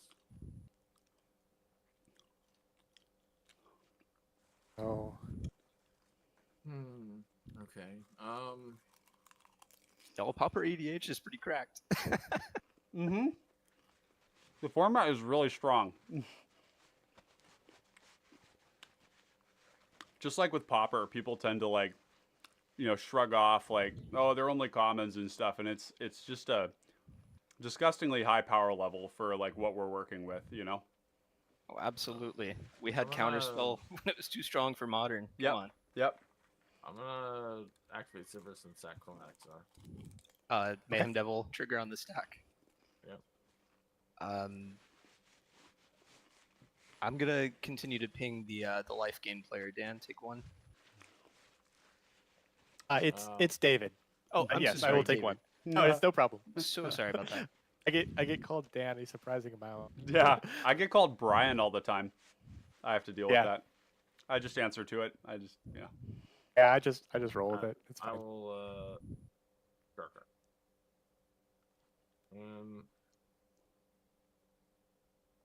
I will pay to cast a Deadly Dispute second. Yes, keep stacking things. Yeah, let's go. Mayhem Devil, pinging David. Got it. I will Watch I'll next do- turn as he just like slams all the glitters and just like No kidding. it just makes all this all for naught. Did you resolve Sivrus, Islane? Oh, I didn't. Thank you. Yeah. That's kind of silly of me. Ankh, it's a Mind Stone. I'll take it. Or no, I won't take it. You can take it. Forest. Yep, you can have the land. Domo. Oh, friend, you can have that. Yep. Yeah. This is like Sivrus in action. The only cards you don't give them are like Tortured Existence, and like very few things do you not give them. I had some wacky flips in one game where everybody was just paying the life because they were just Oh, like, yeah. "No, you can't have that." And Why? I was like, Why? Yes, this is Oh, good." it's so Just 'cause strange. when you're flipping a Mirkwood Bats, you don't give that to me. Okay, yeah, that definitely counts. I agree. And other things that were just like at the moment not good for people. So you were like flipping things that we would have rather drawn. Because Sure, then but people then would I- have. but then I drew them, so it was like I didn't draw them, but like I dealt the damage, so it was kind of yes, you would rather draw them, sure, yeah, Yep. I get the analogy. Hopefully that's better, Lobert. Well, I guess we'll play Spellbomb. We've got 9 in hand, so we might as well also pay for this Mind Stone. What's the 5 mana? 7, 8. No, that makes it. Yeah. That's fine. Don't really have.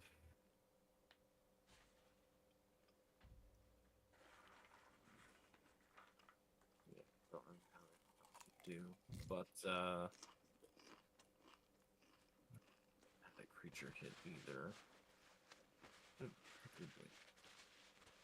No, star. Thing. I don't have a creature that's not a token that I want to sack. So yeah, we're gonna move to you know what? Fuck that. Let's crack. You can have another mayhem trigger. You're the Yay! best. Violence! Yay! Yep, I'll take it. I'll draw. Okay. Then I guess we'll pay 2 and play this spare supplies. Draw card. Wow. Always punished. Yeah, I have nothing else. So, we haven't triggered Liquid either. Sad. Sick. So I'm gonna move to discard, He- which will. And you'll get a be- Cloakwood Hermit trigger. No, I don't have any creatures in hand either. I think you sacked. Didn't you sack a squirrel? That doesn't count. I asked the judge. Bobby said that doesn't count. Because it says Graveyard. you have to. So no, they it says you have to sack if a creature card Tokens are Oh, not and cards. tokens are. Wow, that's very So, specific yeah. language, huh? Wow. Yeah, It is it's very fucked up because specific, yeah. my understanding the whole time was that you could just sack your own squirrels to get repeated value, and That's a bummer. can't. Huh. It is a bummer, but you can also sack like chromatic stars and like still draw a card and then get 3 cards off of it too. Yeah. So it's still good. It's just not as good as I thought it was Yeah. originally. So you're going to Either way, discard? I'm gonna discard a Dark Moss Bridge, and I think this Peat Bog, and that puts me at 7. Okay. And I'll pass. I'm I'll also untap. going to use the restroom. I'll be right back. I will take a draw. Well, do you have Ancestral Mask? All the glitters? Ethereal Arbor? Please don't. Spirit Link, double life link. That violence eventually will come. Oh, Oh, God. there it is. I knew it. Yeah, I'll get a draw trigger off that. Oh, sure. Yep. Just casual +5/+5. Oh, Yep. dear. This is big problem. Wow. Very concerned, wow. F in chat for somebody dying this turn. Oh, yeah. I'll pay 3 mana, and I'll cast an Overgrowth on my command tower. That'll draw me a card. Uh-huh.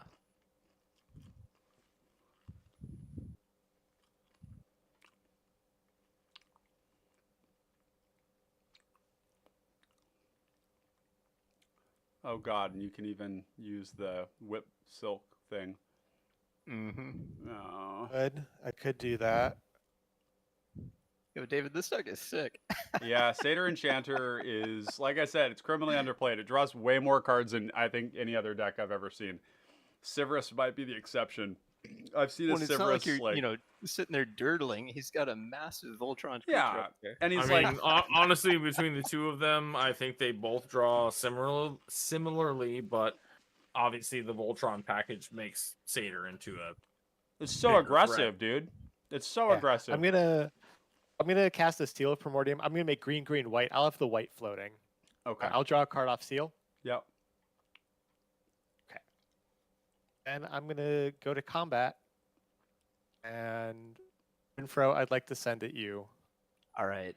Well, I would say math is for blockers, but apparently I'm a 1, blocker. 2, 3, So 4, what's 5, happening? 6, 7, 8, 9, 10, 11 in the air. 11 in the air. All right. Which and would it's be, 16 commander lethal. damage, right? Lethal. That would be lethal. Dang. All right. Let's see what we can do. Any exile effects? Well, not in black that I'm aware of. I don't know. Oubliette. Maybe I could just There's do a few. Oubliette's game great, actions. but Oubliette needed to Yeah. happen already. Yeah.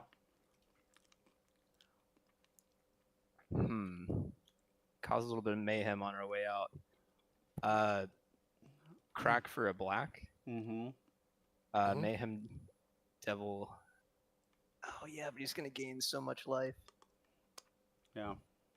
The question is, do you have anything that can save you? That's the big No, question. I mean maybe we'll dig. All right, so Mhm. we've got a black. We'll tap that for a red. Mm-hmm. Reckoner's Bargain away our Ingenious Artillerist. Mm-hmm. So I guess that's 2 Mayhem Devil triggers because we don't Mhm. have to declare just yet. We're stacking. Yep. Yeah. We're gonna take So our gain 3 life and draw Yep, 2 I'll cards. take 2. Well, hang on, we're still on stacking Yeah. triggers, right? Oh, you're still stacking? Okay. Mm-hmm. Draw. Oh no. I mean, maybe there's Alright. a burn, like kill him before he gains the life. I don't know. No, maybe we would have had it, but not this time. Oh. We drew our Yeah. Feed the Swarm. All Yeah, right, we're not gonna this time. go ahead and send the 3 trip that for white. We're gonna send 3 pings over at you, David. Okay. 1, 2, 3. Put me to 6. All right, damage time. Boom. time. Headshot. Yep. Okay, so how much life did 11. you just gain? 1, 2, 3, 4, 5, 6, 7, 8, 9, 10, 11. Wow. I'll go up to 17. I mean, I can outdo that if with a Fangren Marauder in the board. It's Yeah. true. Vagrant Marauder Show us what does you got, gain my a lot dude. of That life. that card fucking. It's so good right now. Yeah, is that it? That's all I've got. Yep, go ahead. Okay. Nice. Wow. That Hey, was quick question about the card that was exiled with Yeah. Gonti. Is that still... How does that work with the player elimination? so Sure, I've already so. cast it. Oh, But okay. it's in my exile now, I guess. Gotcha. Yeah. Let me see here. Wait, you cast it? What was the? What was You the may card? cast that card for as long as so like does that take away the fall? It doesn't take away the Falcon Yeah. Rest Celebrants, does No, it? no, no. It's in play. Just like if it were still exiled. I was unaware that you'd already cast it. Yeah, yeah. I think it- spent my turn casting Right. it. Mm-hmm. Yeah, no, then It's, yeah, that's there. If it was something you stole from him, it would disappear. Right. Okay. I, So I believe it does disappear because you're casting the actual card, right? wow. It's represented as a token. Oh. It's Oh, represented well, as a yeah, I token guess in in on that spell instance- table, but Yeah. in paper you would have actually like taken his card, right? So he would get that back. Yeah, if he's gone, anything he owns, not you control. It doesn't matter about control. It matters about who owns it. Wow. Oh, that okay. that definitely is a bit of a knock on Gonti, I will say. If somebody dies, you just like lose the stuff that you cast. That Lose seems the stuff you stole. That seems like a really weird card in multiplayer. I guess That's feels really bad, not gonna lie. Most steal and clone effects, well, not clones, but like most steal Hmm. effects are kind of bad in multiplayer for that reason. Wow. Yeah. You lose it. You definitely lose it. Yeah. That's wow. I'm not gonna lie, chat. That makes me not want to play Gonti. I know we just did a live stream on it, and I'm you excited just about figured it. out the weakness. But yeah, we're discovering in real time that spending my turn tapping out to cast the spell here and then losing it when a player dies is like pretty to be fair, atrocious. though, like that's not gonna happen a lot.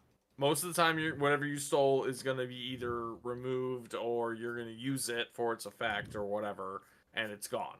So this is just feels bad because of the because circumstance. it's a permanent, I guess. Like it Well, would maybe be it better is- to get a spell. Not even that, because you didn't know he was gonna die to a fucking 11-11 beater. Like you had no idea that was coming. So like you can't really hate on the deck for that. Like you need to more reps equals actual information. Mm-hmm. if that Nah, makes this sense. is all... Nah. You should move on and brew Yahini now. Yeah, there you go. So we're I don't think gonna. that's been downshifted yet, has it? It has, yeah. So Has it? Oh mhm. damn. So I tutored for Witch's Cottage here with a Gloomfang Mauler, and I'm gonna take Gloomfang Mauler and put it right back on top. And Oh. then I'm gonna go 1-2 for Guardian Idol. Tapped. And then I think that the answer here, because there's no mana up right now, is that correct? I have a treasure token. I am tapped out. I'm going to cast Anoint with Affliction on your commander, which is going to on the Satyr Enchanter. Exile target creature if it has mana value 3 or less. I will exile my command. That gets rid of a lot of stuff. It does, all of which is recoverable with Auramancers. Not So- with a Nile Spellbomb on the board. Let me tell you what. Let me tell you what. I'm going to swing 6 cards in hand. Both of you guys are just like absolutely stacked with cards. I have 7. Yeah, we'll hit you Ankylosaur for 2. Take it. All right, and then with that, we're passing the turn. Untap and draw. Okay, so Musu says Gonti wasn't made for multiplayer. Prioritize instants and sorceries in the future. Yeah, I think so. And like, if you look at it, this pod is like very grindy and very weird. Like, we're not able to fully take advantage of the fact that we wouldn't be the scariest thing at the table in a combo pod. if there was two combo players, a mid range, and an aggro player, which is kind of like what the averages would show. And in that case, yeah, you just grab a counter spell, right, or a draw spell. I have some thoughts on this as well. Yeah, Because I have played this deck into a lot of quote unquote unusual pods like this is, and have been focused out because they were like, oh, the card advantage is too good. yeah. If And you're I'm like, yeah, but then I yeah. sit in a pod. Then I sat in a pod with like a Malcolm and a couple other decks that are kind of more on the quote unquote top end. And you never got And touched. they didn't give a shit about No. what I was doing because I was just grinding. Exactly. And they're trying to win, but then my Yep. sorrow comes down and everybody's like, oh, you just Yeah. broke our board. I No, hate you totally. So I think that's it's perfectly reasonable. very much a lot of variables. That's the for game sure. theory you have to consider is when you play a grindy deck, if you're not presenting an instantaneous win on like turn 4 or 5 or even turn 7, you're probably not going to be the target of a lot of hate. So, And if you just happen to pack the right interaction, you can potentially stop people from winning and Yep. then still present your Exactly. mid-range game plan. you're which is literally what I was describing trying to prove with so many this. of the decks I love to build and play.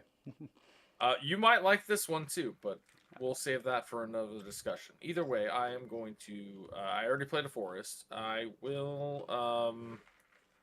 Let's throw out an Elves of Deep Shadow. Mm-hmm. Who gave me the Trespasser's Curse? Me. I'll gain a Okay, life, so- you lose a life. Yeah, I was gonna say, was that gone? I'm sad that it's not gone. Nope, not gone. Still here. Not gone. Yeah, it's there for sure. I think at this point, I'm gonna sack the spell bomb and pay a black, and I'm Mhm. gonna target Ank's graveyard because that's what you do. With the black, I will draw a card. Cool, nothing useful. I would like to then also pay 2 more and sack this to draw a card.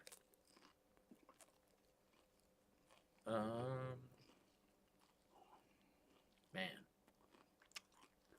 not getting anything that I want right now. I guess.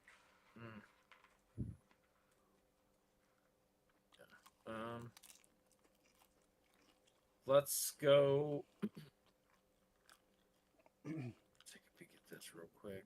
And do note, chat, that even though the Satyr Enchanter is gone, they like pass turn with 6 cards in hand and all the mana to just recast it. It's one of the beautiful things about Satyr Enchanter. It's like you like load up other things with all these enchantments and you have to decide whether you're killing the engine or killing the things that are killing you, and then they're hard to kill, so your kill spells aren't always good, and then they can just like recast all their shit. It's like every ramp spell turns into draw, every kill spell, every buff. It's just like one of my favorite decks in the entire format. I legit have only played 2 games with it, and I won both games. Like it goes without saying that it's a very good list. Goes hard. Goes hard. I'm gonna tap Sybaris to sack the elves because I needed something to give me cloaker triggers. I only get 2 this time, but it's a Gray Merchant for Ankh and a. I'm so sorry, Ankh, but you're gonna have to not let him have that. Yeah, I you know. probably should. I played against this deck 4 or 5 times, and I think I've had. I've one been hit grinding It was it. like I could just hand him. I'll have to pay the life again. I always do. What do you have in your graveyard? Um, Oh, I can't give you the Urborg repossession either because you can just get the Gary Right, back, 'cause so he's- you can't Gary have back, that. yeah. I'm gonna pay 3 that life. is literally Wow. literally the only creature in the grave. But yeah, you probably don't Disgusting. want to do that. Nope, don't Either want way, that does get me a couple squirrels, but that also leaves me a couple life, which I hate. that. Yeah, Lobert says Overgrowth Um, costs 1 after the rebate, and this turn he has just 1,000,000 mana to rebuild. Very strong. Yep, I would agree. It's all the ingredients for a fantastic mid-range deck, and I love it. Love me some good old Reed Duke level mid-range.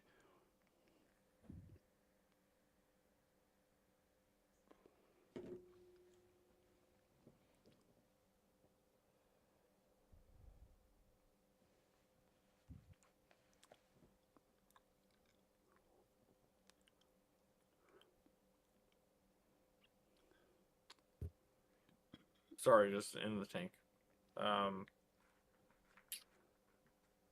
got a little bit to play with here still.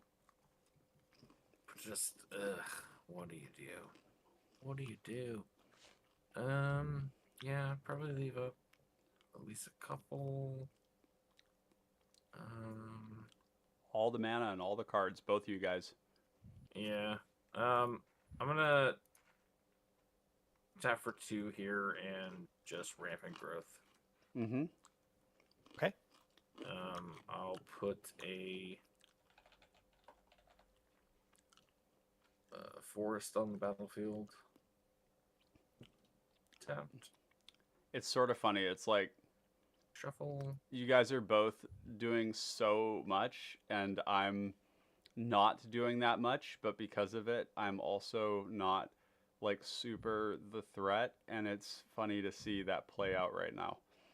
It's like it's kind of advantageous, but I also feel scared. I haven't gotten any of my outlets or the drain effects that Right. usually I would have by now. Either way, I'm at 7. I'm Yeah. gonna pass. I'm gonna make 2 I- more squirrels Lose 2 life, I'll that are gain 2. tapped.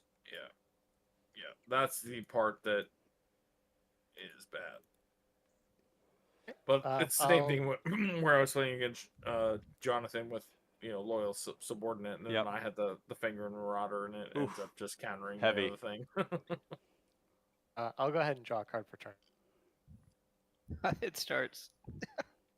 Yep. So it begins again. I was grateful for that exiling of the graveyard though, because I don't know if you play any of the Auramancer type cards, but those things can't. There were too many good cards Uh-huh. that went to the graveyard. I had to get rid of those.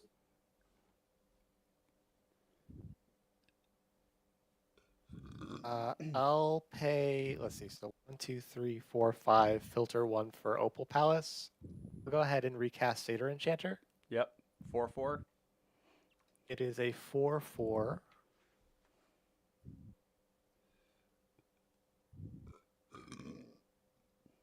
And I would like to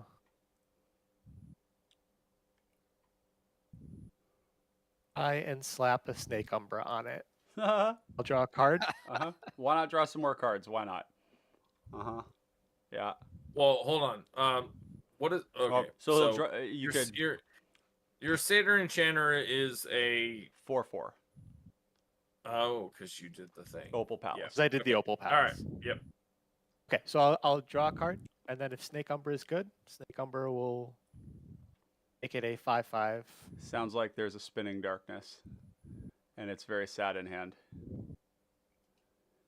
No. Could be That's not- Echoing Decay. Echoing It could be Decay. Echoing Decay. Yeah, that could be it. That's another one. Yeah, if it were a 2/2. Good call. on the Don't Opal worry Palace. about my shit. Do your shit. We're all just very curious about what it is you just telegraphed. Yeah, I'll go ahead and pass turn. Okay. That's Maybe what I it's got. Divine Savaswood. Like, who knows? We're gonna draw this card that I knew about. Yeah. Which, Yes. by the way, I just want to say that if you just want to be hitting land drops, the ability to cycle these, find a Witch's Cottage, and put them on top to just get more lands, it's really spicy. It's cool.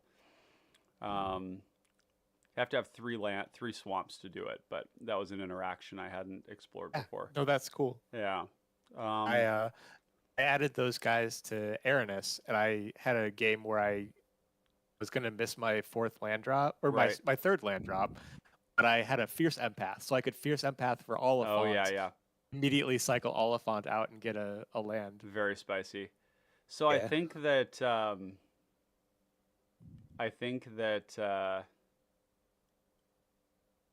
I only have 4 cards in hand too. Some decision trees going on here. I think I need to draw some cards. Just not exactly certain how I am to do that. It could be, oh, that's kind of interesting. 1, 2. So tap this. 1, 2, 3, 4. That's very strange, but it might be correct. There's also finding a land before I do that. So if I 1, 2, find a land, play it. 1, 2, 1, 2, 3, 4. Yeah, that's a thing I can do too. So let's do this. We'll go 1, 2, cycle the Gloomfang Mauler as we do, because we just want to hit our land drops right now. We're gonna find that land. We're gonna play said land.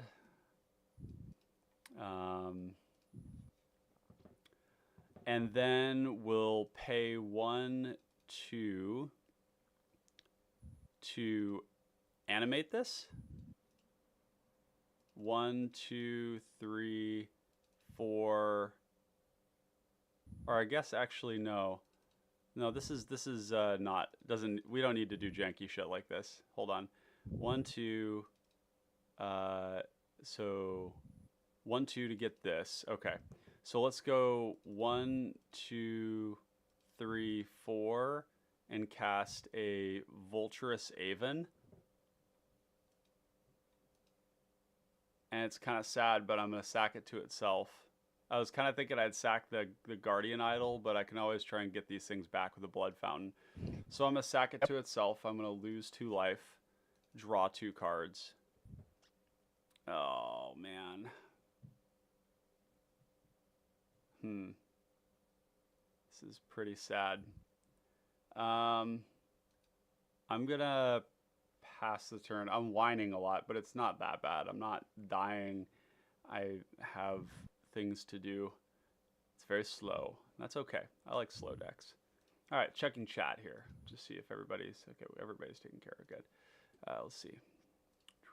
All right, I'll untap and draw. I'll play Swamp. Wow.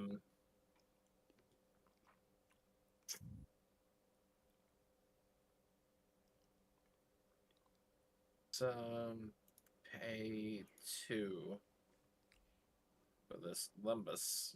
Lembas. EGB, scry 1, draw a card.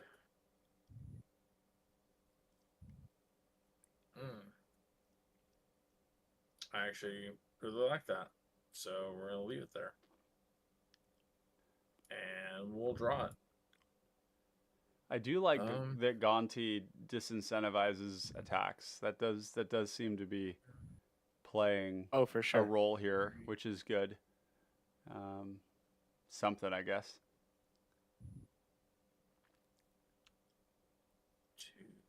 Same could be said for any Death Toucher in the command zone, though.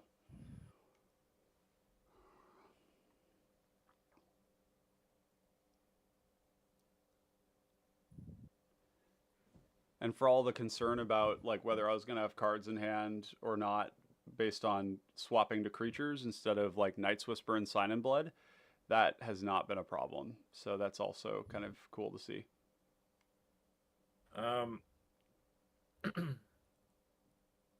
We'll pay 5, and I'm going to play the Hey, control. There he is.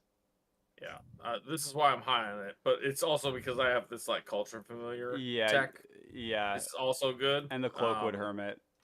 Yeah, it's just good. Lebus is also food. There's a lot of food synergies in this deck, which are not fully realized, but I'm hoping with Wilds of Eldraine, that we get just enough more support to where this is like foods actually matter. You can lose a life. I'll gain a life. Sure. Nah. I can definitely see that though. Yep. More food. It's close. It's close. It's if you're not restricted to comments, it's already there. But like if we just need comments, then like hopefully we'll see.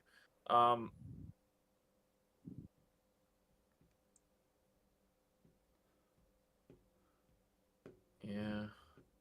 Kind of need that for the life gain, maybe. Got for 5. I'm gonna tap Cypress to. I can't use him yet, so yeah, I'm gonna tap Cypress and sack this treasure token. And then Grim Discovery for Onk, and then Portrait Existence Fuck. for Ryan. Well, I guess I've gotten pretty lucky so far. I mean, the Grim Discovery is just Gary. It's another Gary. Yeah. Yeah, I'm paying. I do have also lands engraved. Yeah, But- I'm paying. I think you are too. Well, Grim is for I- Onk. Yeah. No, I'm paying 3. Okay. You're paying 2? Yep, I am. Yep. Yeah. See, I told you. Sometimes you just pay the fucking life. Oh yeah. It depends on like the Um, last time I played against this. The thing I was impressed by was that they just like they flipped a lot of cards that didn't matter, and then there was like a Tortured Existence, but they drew 15 cards in one turn with like a Mobilize and some other stuff, and it was pretty intense. But it was like most of what they were drawing was with like, other backgrounds, you could definitely like exploit Sivers's ability a little more. I just like the well, again, I also thought initially that you could sack the squirrels to Mhm. actually do the Right. thing, but cool. So either way, anything- the squirrels are a good body. Still got 4 mana. Yeah, I think. Hey Pod, welcome. Howdy Papa, how's your hope your night is well? Thank you. Appreciate it, Jonathan. For those of you that don't know, Jonathan is one of the rules committee members, and I appreciate you joining. And yeah, night's going well. We've got a great game here. We made an interesting Gonti deck, very creature heavy, and we're in a very grindy pod where there've been some arch enemy, or not arch enemy, but like kind of grudge match level stuff with Ankylosaur and with our erstwhile Mayhem Devil player. And so yeah, we're kind of scooting by as the non-threat right now, but I'm gonna cast this Corrupted Conviction, sacking a squirrel yep, to draw 2. I'm excited to gain some life. Oh, Oh, you're going to, because I'm gonna cast a Spore Frog. got it. Cool. Yep, Spore Frog. I'll lose 1, Mm-hmm. and I will. Yeah, can't do anything else. I'll pass the turn with 6 in hand. So Ank, before you go to your turn, are there trample effects that you have access to right now? Not currently. Okay. I will probably be drawing a card or 2. So Cool. I was just thinking about the Spore Frog on your end step and whether I would get rid of it, but yeah. yeah, I currently cannot get in on his lane. Cool. Sweet. Don't worry about my Spore Frog. It's totally kosher. It's totally cool. All right, I will untap. I'll draw a card.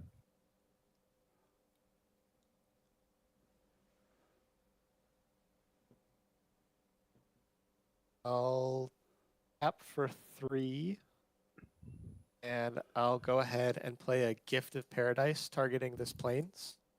Yep. It'll draw me a card, and then when it enters, I'll gain 3 life. Yep.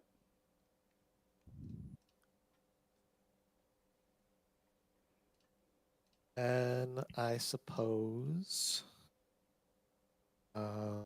make green and a colorless. I'll go ahead and play a Verdant Haven, which is basically the same thing. I'll gain 2 life and I'll draw a card.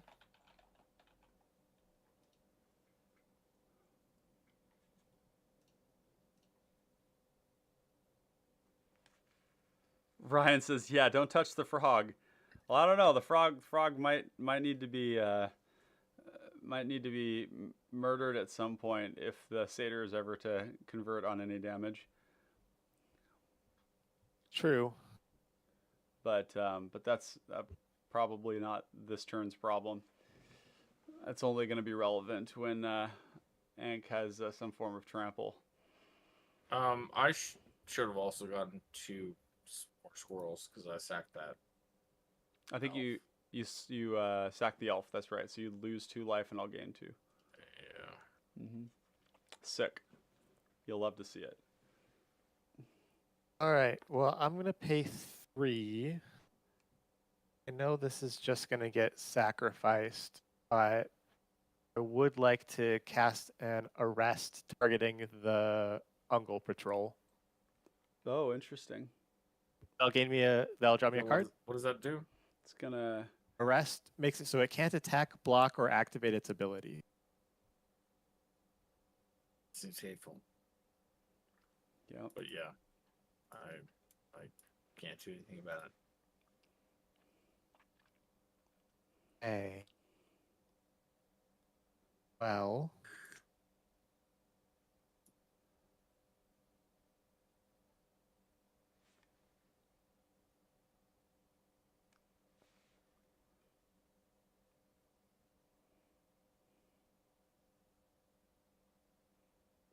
I am going to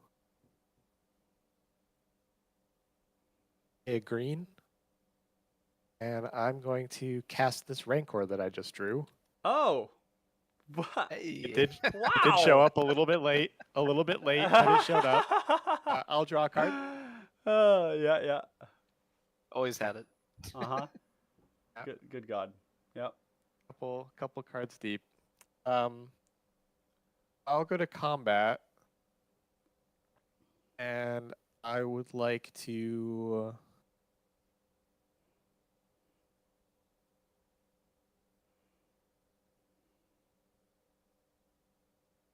I Do I get to Yes, eat the this is- Snake Umbra and cast Gonti again next turn?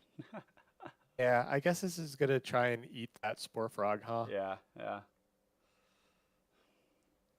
So 7/5 coming at his lane with trample. A 7/5.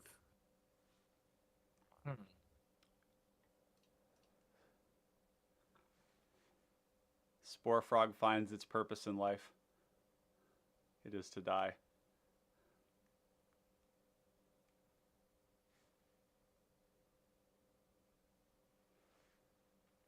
What was the thing that you gave me? Arrest? Arrest on the Arrest. Ungol patrol. Yeah.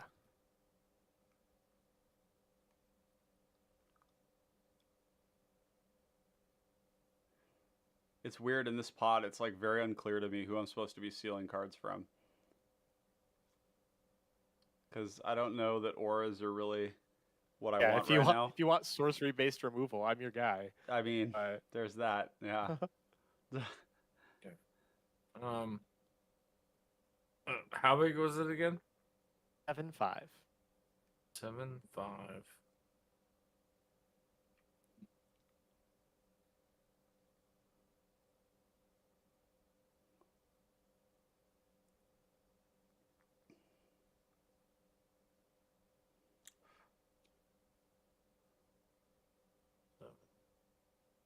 I think the frog's gonna croak. Oh, oh, oh, oh, I love it, David. You just keep living your best life. That does seem like the best play. So yeah, I'll sack Spore Frog. Got it. After that, I will pass my turn. Oh boy. I would like to get a little more action going. We're gonna cast Nasty End, sacking Gonti.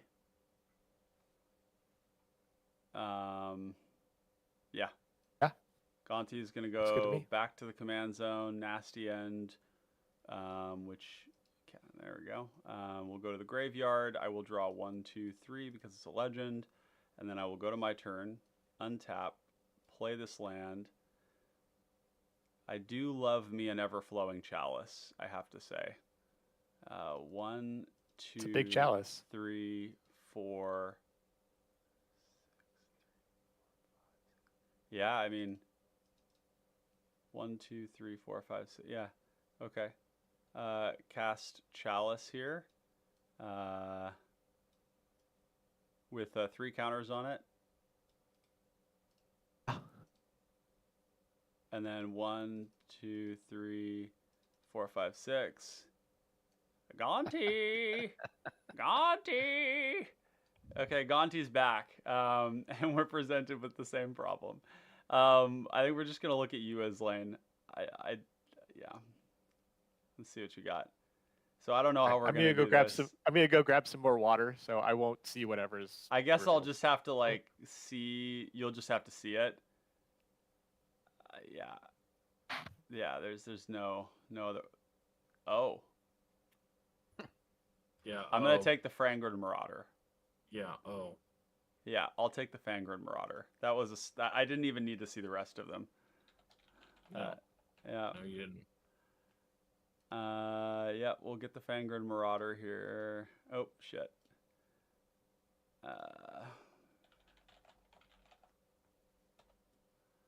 Create a token and turn it over, flip it over. There we go. This hidden card. It would have been so much cooler if you didn't know that it was a Fangren Marauder, but that's that. I'm gonna pass the turn. All right, let's have a draw.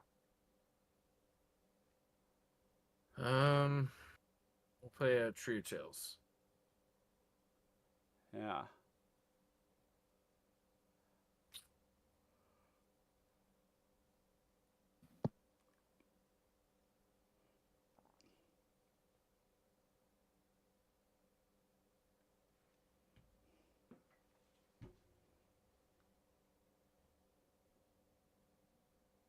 It's not very Okay, I have returned.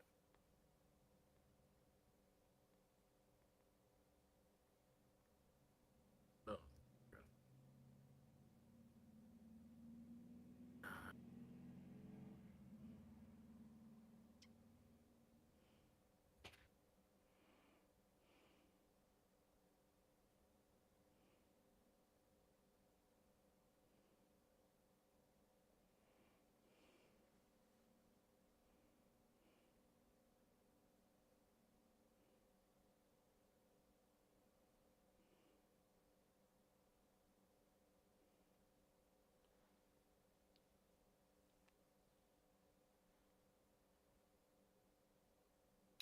No. Let's sacrifice Cerberus. We'll sack Called Familiar. Okay. Drown in Sorrow for Ankh, and Troll of Khazad-dûm for Papa Popper. Mm. I have Drown in Sorrow. Yep. I don't think I care about that. What do we think about this troll? What's the word on the troll here? If I give it to him, he can get Witch's Cottage to get Gary. Fuck. That's gonna go to your graveyard. 1, 2, 3. Our hits have been like no lands. Like I just want to give you lands. You hear me, Islane? Yeah. I need you to flip lands off that fucking card. Oh, sorry. And not like all this high quality stuff that we have to. I'm sorry. away That's from why you. it's supposed to be a fucking competitive deck. It's supposed to be hard decisions. Yeah. Right? Yeah. Robert says, "Boy, does this deck stay alive at least." Yeah, I mean, but I feel like for me, the reason that I'm alive is because I haven't been doing the scariest thing, which is a reasonable strategy, but maybe it's just the composition of this pod and the way that it played out. It was like Mayhem Devil had this ridiculous start with Artillerist and 2 pieces of equipment and nothing killed it. And then, Islane just got to kind of do his thing forever. I got to do my thing forever. David pretty much has drawn like a gazillion cards. It's a very strange game and there's no combo player, so it's odd. Honestly, I'm rooting for the Enchantress deck. List looks pretty sweet. Well, Ankylosaur, you're the erstwhile Mayhem Devil player that you killed is rooting for you. Right. Excellent. I'll see what I can do. Do you have your list posted somewhere? Generous Ant. That's a generous Ent. Generous Ent. Yeah.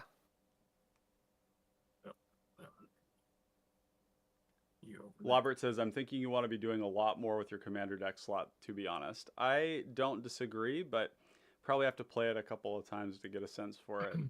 ETB make a food token. If I had that 4/4, things would be a little different. We have to kind of recognize that too. There was a Terminate I could have taken as well, but I had removal in hand, so it felt kind of silly. But yeah. And we also encountered the weird situation where like early on somebody died who I'd stolen from, which I don't think is going to happen very often. So I still think that like the other thing is the death touch has been holding back some amount of damage for the course of the game, which is good. So we are playing the reactive mid-range strategy that we set out for. So yeah, I'll keep it honest. I'll lose a life from the curse. yes, that's right. With the Then generous I end. will sack this food token to bring back. Yes, lose another life. Yes. Yes. Familiar. God, okay, could we all agree that Trespasser's Curse fucking cracked? I'm so glad you didn't It's cut it. fine. If you didn't get the Fangren Marauder from me, it would never be a thing. But because you got that away from me, it matters now. Yeah, yeah. I will still not lose or gain anything, but you each will lose one. Yep. You and me both end up neutral. Yeah. Fuck. I really need the fucking Marauder. Considering that thing doesn't do anything. Let's. Yeah, fuck your death touch. We're gonna pressure your life total. Okay. Squirrels. I'm gonna send for you. Yeah, I will eat one of the squirrels. Yeah. Yep, and I'll take 3. Can One, I do 2, anything? 3. No, I can't. Nope. See, the problem is that Islane, everybody knows what this card is, and that usually wouldn't be the case. He wouldn't know that he didn't have any outs for his Vanguard Marauder, but the Gonti and the processing of it online is weird. Yeah, if Curse wasn't in play, you'd have a lot harder time paying for Cerberus. You'd be at 10, if not less. Yeah, totally. Yeah, this card is very good. Yeah, contributes devotion too, which is sick. Wait, what? Curse wasn't in play, you would. Yeah, if Curse hadn't been in play, I would be at a very low life total because of all the life I've paid for your cards. Yeah. Yeah. Yes. That is true. What else? What else you got? I got 6 in hand. Okay. I've got 1, 2, 3, 4, 5, 6 mana. Mm-hmm.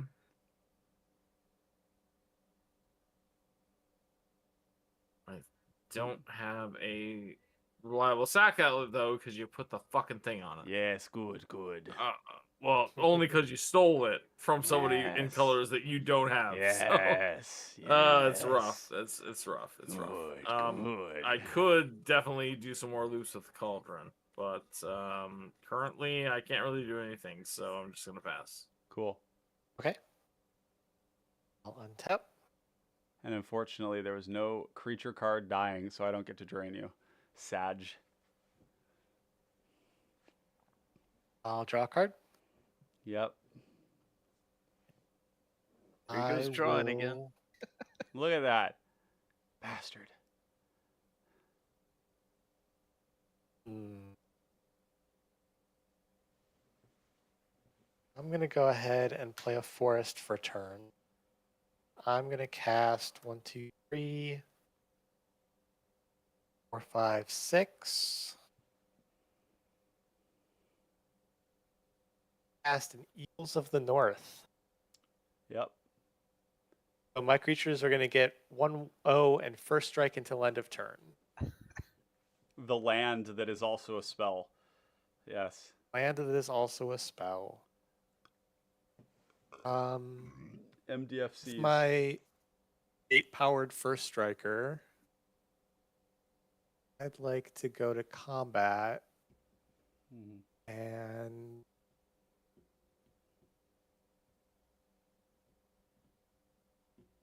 Choose wisely. yeah, I know. I'm not doing anything. I'm just gonna like get my Gloomfang Mauler back next turn, probably, and just make a big boy. We'll see. I think it's gonna come at this lane 8/5 first strike. Probably has like a Interesting. moment's piece. In which case, good I would riddance. like to move to block, Mm-hmm. and then I would like to cast this Undying Malice, targeting my int. Yucky. That gives it a 1/1 counter when it Oh, comes it'll back. Is that die. its It'll thing? come back and then make me a food token, and then also come back as a 6/8. That's not what I searched for.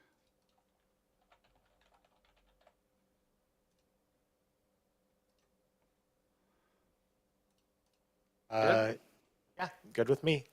Okay. So first strike damage, I'll deal 7 Yep. to the Ent and 1 to you, which will give me a Snake Umbra trigger. Sure. All right, so I'll Guess I draw could Snake have- Umbra.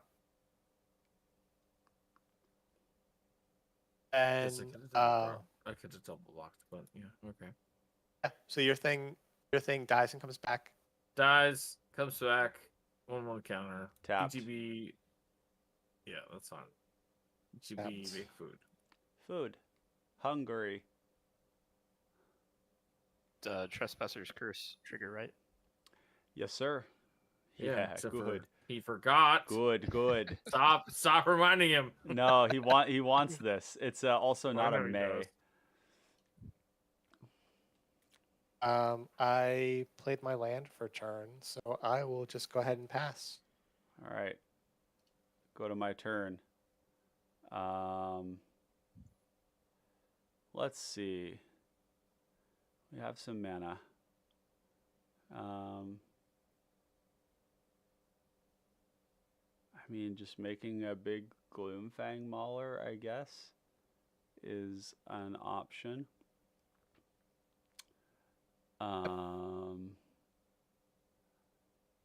Yeah.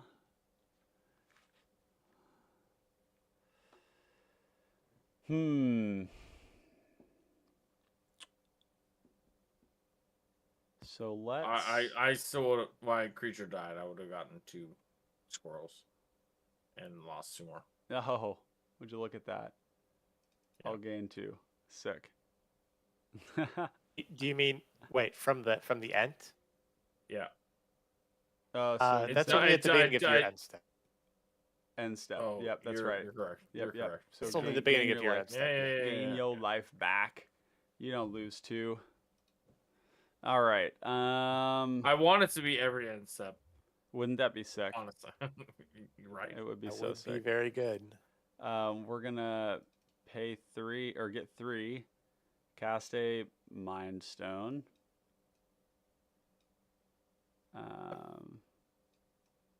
Here. Yeah. We have 1 floating. 1, 2, 3, 4. We're gonna crack this Blood Fountain, targeting the Aven and the Mauler. Powerful magic. Looks good to me. Cool. I will get those cards. 2, 3, 4, 5, 6, 7. Yeah, it's funny. I haven't hit any of my little creatures that we added to the deck or any of the Grave Flickers. It feels like a bit of an atypical draw for this deck. So I could go 1, 2. Yeah, so we'll go 1, 2. Animate this. Oh no, actually we've got the 1 floating. Oh no, I used the 1 floating. 1, 2, animate this. 1, 2, 1, 2. So 1, 2, animate this. 1, 2, 3, 4. Cast the Vulturous Aven. Sacrificing my Guardian Idol. Losing 2 life. Drawing 2 cards. Playing this Swamp. And then passing the turn. Okay.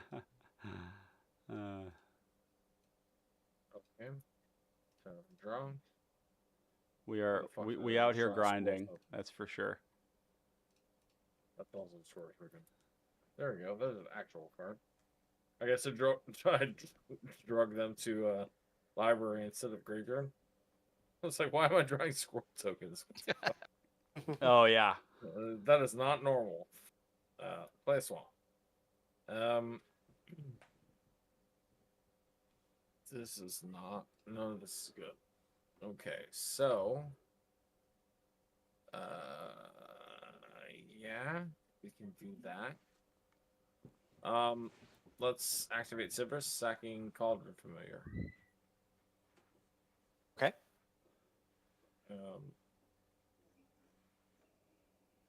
Snuff out for Onk and a Swamp for Ryan. You can have the swamp. Yeah. And also have the snuff out. Okay. So we have our trigger there already for that, but let's pay 2 and sack this food. Wait, no, it's just sack food. Sorry. Sack food. Get back Cauldron Familiar. You should lose a life, I'll gain a life. Okay, I'll take But one. I don't actually gain a life because of Aha! Yes, perfect. Guys, don't you love it when you find leftovers in your fridge and they're really dank? I really wish I could find I some have enchantment cake. removal. I would really like to have my thing back. Cake. Nice. It's good looking cake. It's carrot yeah, cake. It's probably. I'm gonna pay a black and unearth. Targeting Spore Frog. Creating Spore Frog? Yes. I have nothing for that. Neither do I. Okay.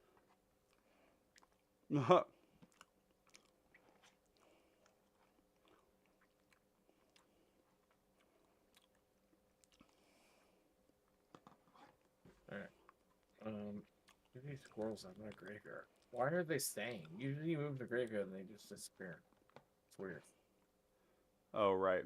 Yeah. I don't know why they stayed in my graveyard, but either way. So Spore Frog, I guess I lose another life. That curse is gonna kill me. That curse is like PogChamp It's this like game. it's like the only thing that's stopping me from doing what I want to do.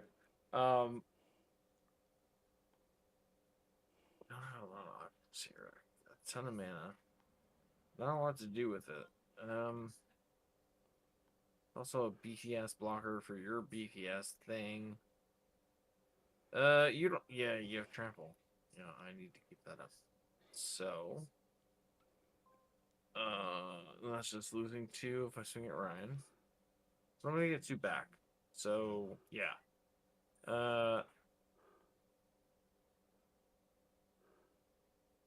We'll swing 3 whole swirls at Ryan. Yeah, you're gonna block 2 and you're gonna take 1. Yeah, I'm gonna block 2. Yep, take 1. Yeah, and then I'm gonna move to end step. I have 6 in hand, and I'm gonna make 2 because I already had a creature hit the grave. And I'll gain we 2 tapped, life. So It's so, Yeah, so dude. This is like stupid at this point. This is the most work I've ever seen this card do, ever. Yeah. It's literally like countering me without.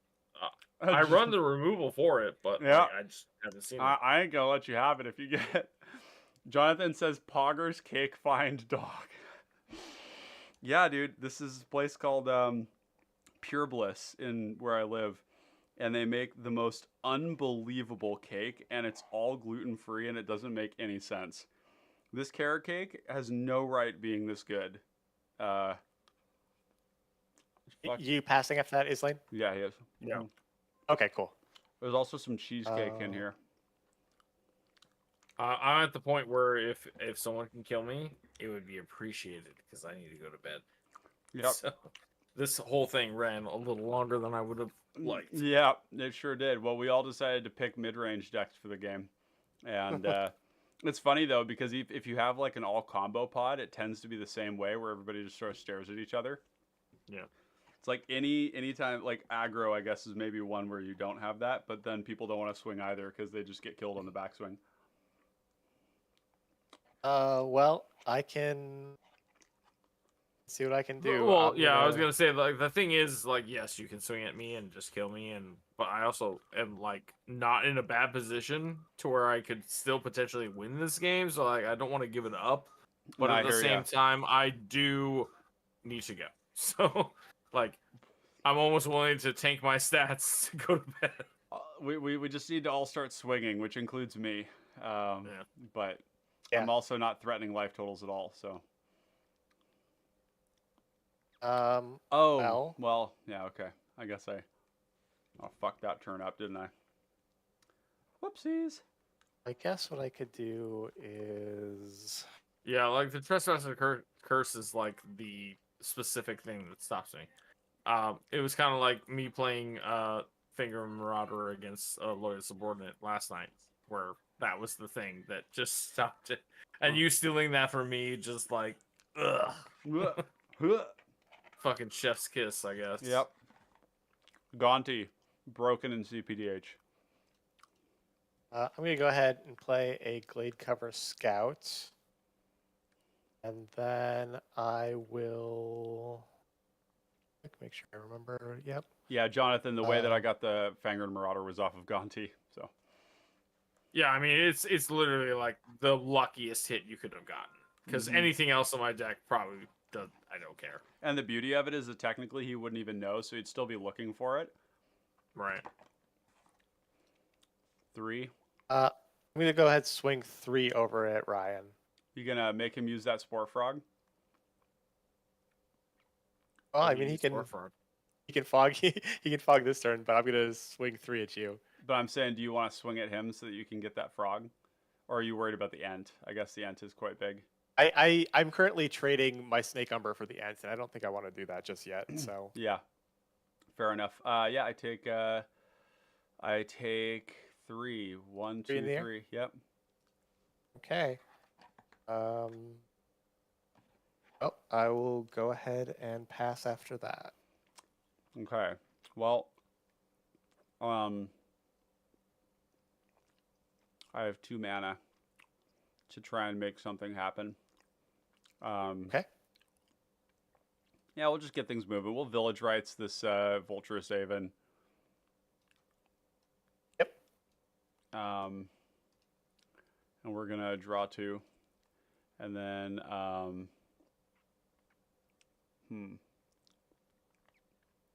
yeah, and then we'll go to my turn, draw.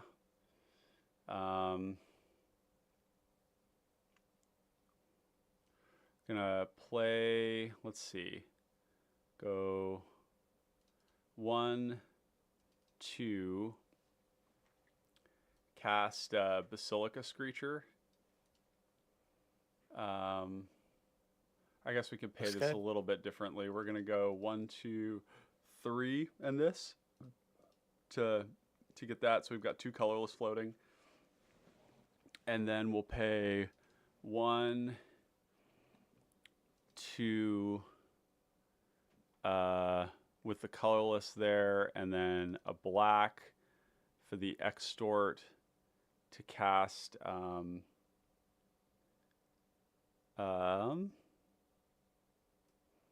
Faceless Butcher, and everybody's going to lose 1. I will gain 2. Okay. Faceless Butcher is going to target that generous Ent.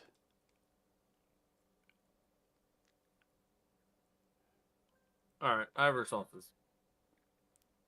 I will Blind Sabas with the Ent. And then I will hold priority. And I will pay for do I? No, fuck that. I have math. I will also pay to snuff out your Screecher. It's black. Yeah, It is black. Stuff out's non-black. It is black. Yeah, Hooray! your card hits nothing in my deck. So in case, then I will snuff out the Enchanter. Cool. Because that also benefits. So we'll me resolve the snuff out first, then I guess.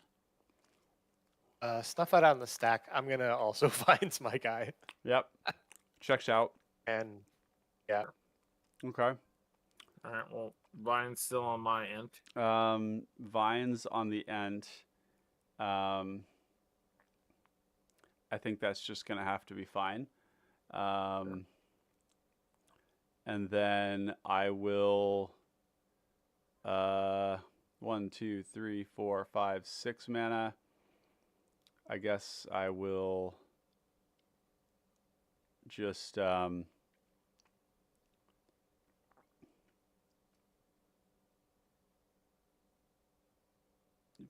play this Mortuary Mire, targeting the Vulturous Haven.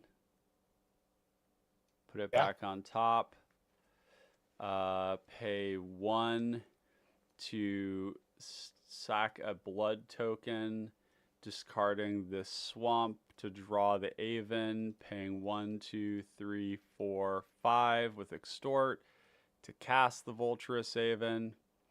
I will gain 2. go to 10. I'm going to sacrifice the Faceless Butcher.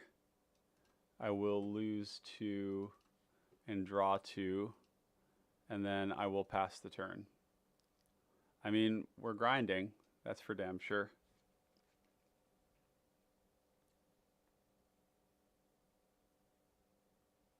Play this one for turn. No. No. No.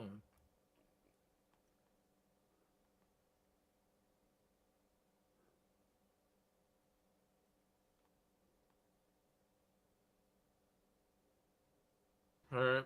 Swamp for turn.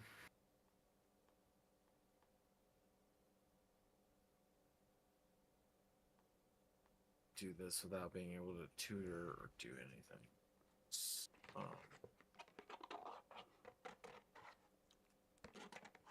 Yeah. The thing is, if I cast a Fangren Marauder and then you just kill it, then you get it back. And that's why I'm not casting it.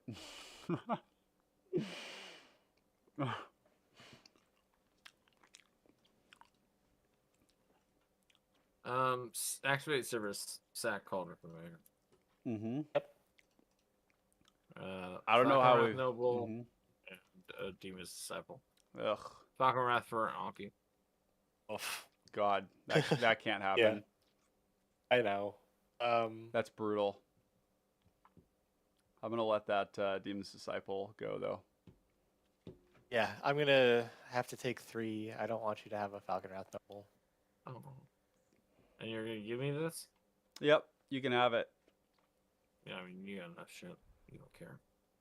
Yeah.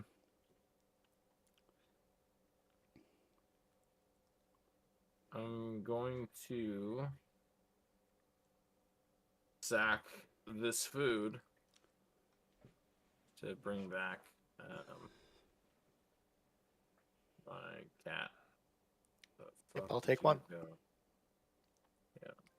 You'll take 1. I'll gain 1.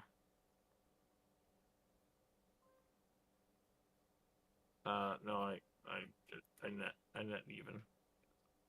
Fucking curse. That fucking curse. All right, then this gets shuffled back in my library. So I will. Shuffle. All right. Well, y'all are just holding me down. You're holding me down. 1. A black, a colorless, and this thing. We'll play Demon's Disciple. I'll lose another life. Y'all can decide what you want to sack. I'm gonna sack my creature that is fucked, and this arrest can go back to Onk's graveyard. I mean, I could just sack Gonti, I guess, and then just recast Gonti. I don't know. You I'm gonna sack do this whatever Boggle, you I can do guess. whatever you want. I was just trying to get the advantage off of that thing. I'm gonna sack the Vulturous Haven. This Vulturous Haven has been reused so many times. It's so clapped now. It's just like the old wagon that just keeps getting piled on more stuff. You still have Fucking death touch. Just doing your part, recycling your creatures. Yeah, I mean it's kind of crazy. This like these loops from the graveyard are pretty powerful. They're slow, but I do the same thing. The issue is your fucking curse. If your curse wasn't there, I'd be super healthy and I wouldn't care about it. You'll love to see Now it. I'm like, Well, You'll- for real though, when we were like putting the deck together, like it seems like such a strong counter to TPI and all the other token decks. Yeah, like, it's my huge. god. yeah, this is a card that I've had in the sideboard of all my black decks, and I've played it before, and it was nuts. I mean, it like really I've played it and it underperformed, so I had it in this list too. And I cut it. so Well, I mean, look, so many meta enchantment decks. removal's a thing, but you gotta have it. You like gotta so have many it. things, Yeah, so. yeah, yeah. And if you drew it off the top with Severus, I wouldn't let you have it. So there's that too. Although Severus has been pretty cracked too. It's Yeah. nice having your cards turn into lightning bolts when you're not even it's running very red. good. Yeah, it's basically like you. It's similar to Thrall Parasite. I feel that this deck is You need to start. there You need to start. competitively. You need to start swinging with those boys, and letting the bodies hit the floor. Well, the problem is they're one ones. So I That's swing right. into you, I Yes. lose 2, and I hit you for 1. Oh, it'd be a You're a shame. Planeswalker, not a zookeeper. then I make 2, and I lose 2. You So could, the but what? curse is But what just- if you the curse swung? is just fucking me. But what if you swung at somebody else and then you only lost 1 token? How nice would that be? Yeah, I'm I mean, that's mostly also- trolling. I'm mean- mostly thinking that like I swing the 6/8 at you, but then you have the Death Toucher. So like, Yep, yeah, that's right. It is Yeah. what it is. They'll so. make you squirrels though, and It will make it you would squirrels. help get the curse off the board maybe at some point. Yes, No. violence is good. No. Player removal is the answer to all What- problems. That's right. Says the dead player. It is, but I can't remove him yet. So I like the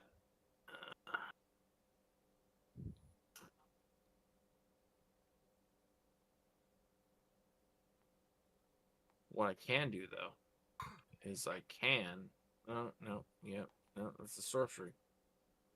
Well, no, that does work. I'm gonna swing these. What the fuck? I clicked on something. My bad. Oh, please restore that. Okay, good.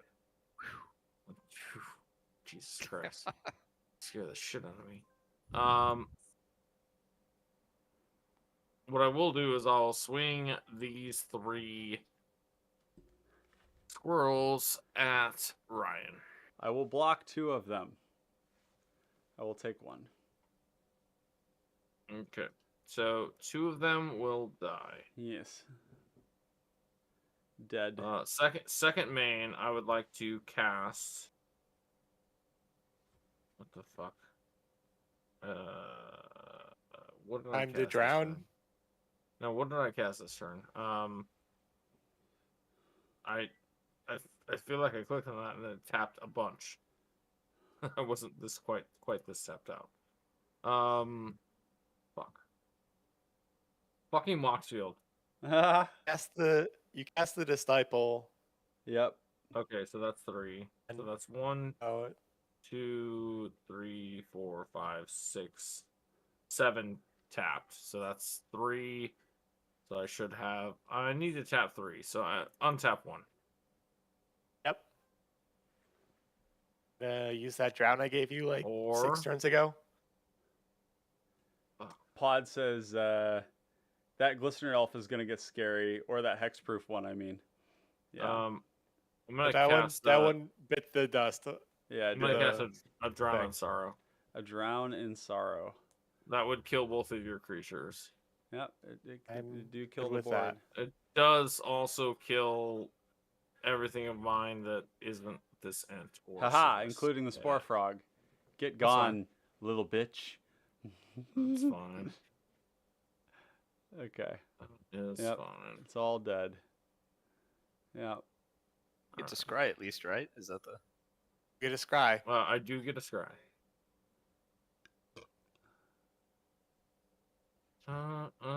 That can go to the bottom. Still the fucking curse though. Hate it. Oh yeah, I hate it. it's so brilliant. I fucking hate it. Guys, It's the one card. Play this card in The your deck. one. It's the Yeah. one card. Yeah.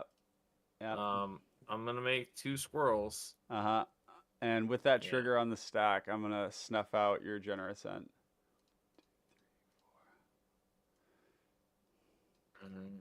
Sure. Cool. And I will gain 2 and you'll lose 2. Yeah. Yeah.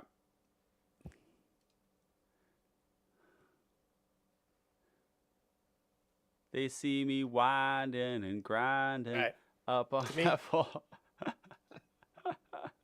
Power of mono black cannot be undone. No, it can't. It can't. I mean, this has been such a weird thing. I've like cycled this Voltranus Haven like 3 times now, and I haven't found like a single one of all of like the 15 creatures we added. They're just not here. They just haven't shown up. And I'm at 68 cards in deck. It's not like I haven't tried. I'm going to go to combat. I'm going to swing 7 at Islane and 3 at Ryan. Yes, I will not block. You're saying what at me? I'm singing a 7/5 at you. Yeah, I'm dead. Wow. Okay, I'll get a I snake did not on trigger. expect that. I don't have anything. Yeah. Okay. GG's. My Um, God. Is this game going to your, come to an your, end? Your Trespasser's Curse stopped me from winning for sure. Yeah. Because I was on you all. Uh-huh. Uh-huh. Ugh. I'm going to play this generous end. All right, well, GG's. I unfortunately have to GG's. go grab a bite and go take a nap. Islane, thank before you work. so much for joining us tonight. It was really fun getting a game in, and I look forward to getting more with you soon. For those of you watching, make sure to check out Islane's channel. It is the Possibility Storm on YouTube. I will be leaving a link in the chat for you all to go check that out. He's got great cEDH as well as cPDH content for you to enjoy. It's all edited, lovely, and he does live streams as well. So, Islane, thanks for joining us, and we'll look forward to playing with you soon. For sure. Good games, guys. Thanks Yep, for the good game. Yeah, game. thanks for the good games. Yeah, While I've got some mana available, Yeah, I'm just going to go ahead and crack this food. cool. Gain some life. You've got a generous end. I took 3. Okay. 3. Anything else? That's what I got. All right. We're going to draw for turn. And it seems to me that casting a Gonti right now wouldn't be such a bad idea. Maybe a Gonti and something else. Gonti for 8. 3, 4, 5, 6, 7, 8, 9, 10, 11, 12, 13, 14, 15 mana. Yeah. Where did we land on corrupt? I know, right? Guys, corrupt right now would slap so hard. Like, it's just that every time, it's just a recency bias thing. Every time I put it in my decks, I draw it early. And Sure. and that's not like to say that that would always happen, but it's just the way it's happened. And then I end up cutting it. But it's like the hypothesis is that the boom headshot is worth it. And it probably is. You know what I mean? Like, most cards aren't in your opening 25, right? Right. So I just feel That's like, why I run like Rolling Thunder and my Yeah, ramp decks you and just, stuff. Like sometimes you just need to eliminate somebody and you can't do it through combat. and so- it's a big deal, like when you, when you can just click boom somebody, because you're also gaining a lot of life, so it helps you turn the corner on everybody else. Absolutely. And you have 5 cards in hand. Good lord. 5 cards. Yep, that's many. Well, let's 3, 4, 5, 6, 7, 8. Casting. Let's see, 8. 1, 2, 3, 4, 5, 6, 7. How big is your creature? I have a 7/5. I have a 3/3, and I have Okay. a 5/7. 7, 5. Okay. Yeah. Okay. So let's cast 1, 2, 3, 4, 5, 6, 7. Okay. So Gonti, he's back. Okay. I'll do my best to not look at these as I show them to you. Yeah. That's just, we'll do whatever we can. It's fine. Yeah. Okay. All right, so we got Yeah. card 1, card 2, card 3, card 4. Wow. Can you hold that fourth one up? Oh, it's some sort of weird. This guy? Yeah, I guess so. I don't know what that does. That's fine though. Huh. I need to look at my list here. And think about my life choices. Huh.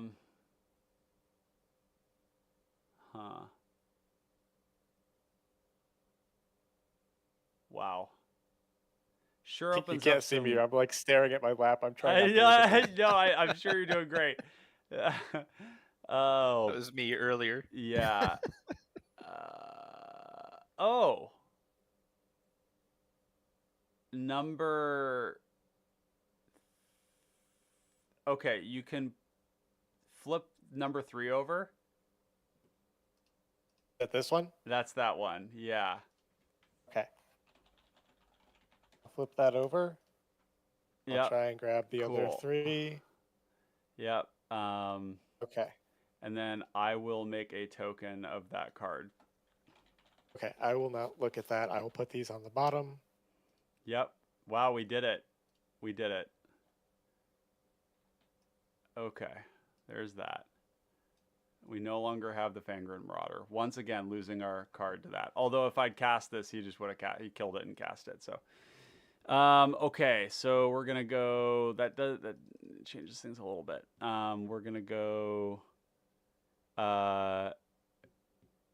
Cast this Ancestral Mask on Gonti. Oh, wow. Yeah, that was a Good hit. hit. That was a hit, chat. Was that a hit? Or what? Never got to use the Fangren Marauder. That's okay. If I'd used it, it would have been a detriment to me, and he would have won. So, Gonti is gigantic. 1, Yeah. 2, 1, 3. Yeah. 7, 8, 9. So it's 11, 11. Or no, 11, 12. Yeah. Well, I have 1, 2, 3, 4, 5, 6, 7. Oh, wow. 7 More. others. So that's going to be 14. 14? Plus 14. It's Blah. plus 14. Plus 14? This is the biggest Gonti there's ever been. Chat, if nothing else, you should play Gonti to take your opponent's Ancestral Mask and make a 16, 17 Gonti. All right. With that, I will pass the turn. I don't know. That Okay. seems pretty narrow. Ah! Oh my god, it's so silly. It's so silly. I need to take a picture, screenshot of this and say, is there anything unusual about this board? I'll go ahead and draw a card.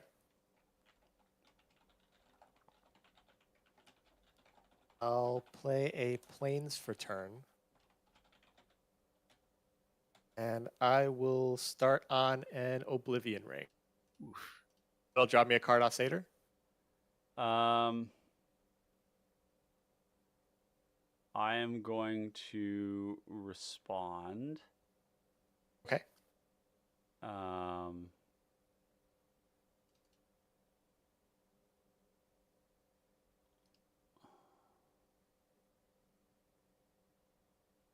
Gonna cast Defile, targeting your Satyr Enchanter.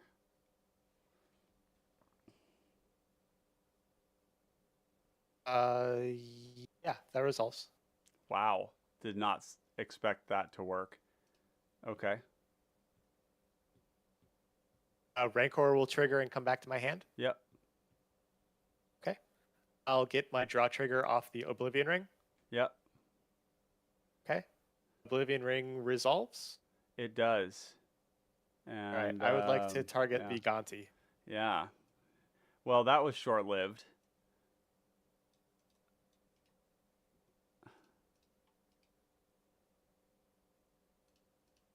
And I would like to.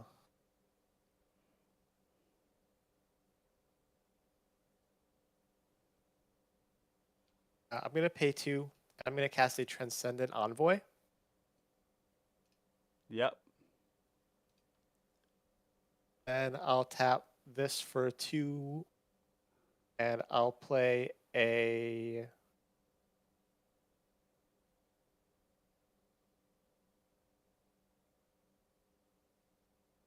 I cast a Squire's Devotion targeting my generous end. Oh, that's I'd sure like it if you didn't. Wow. Man, everything is so fucking big in play right now. I'm gonna pay 1, cycle this blood token, discarding this echoing decay, drawing. Okay. Yeah. Yeah. You have that. Good. Yep. All right. Big So sad. that'll make. I'll make a. This is it says soldier because I had this for a different deck, but it's a vampire with lifelink. Okay.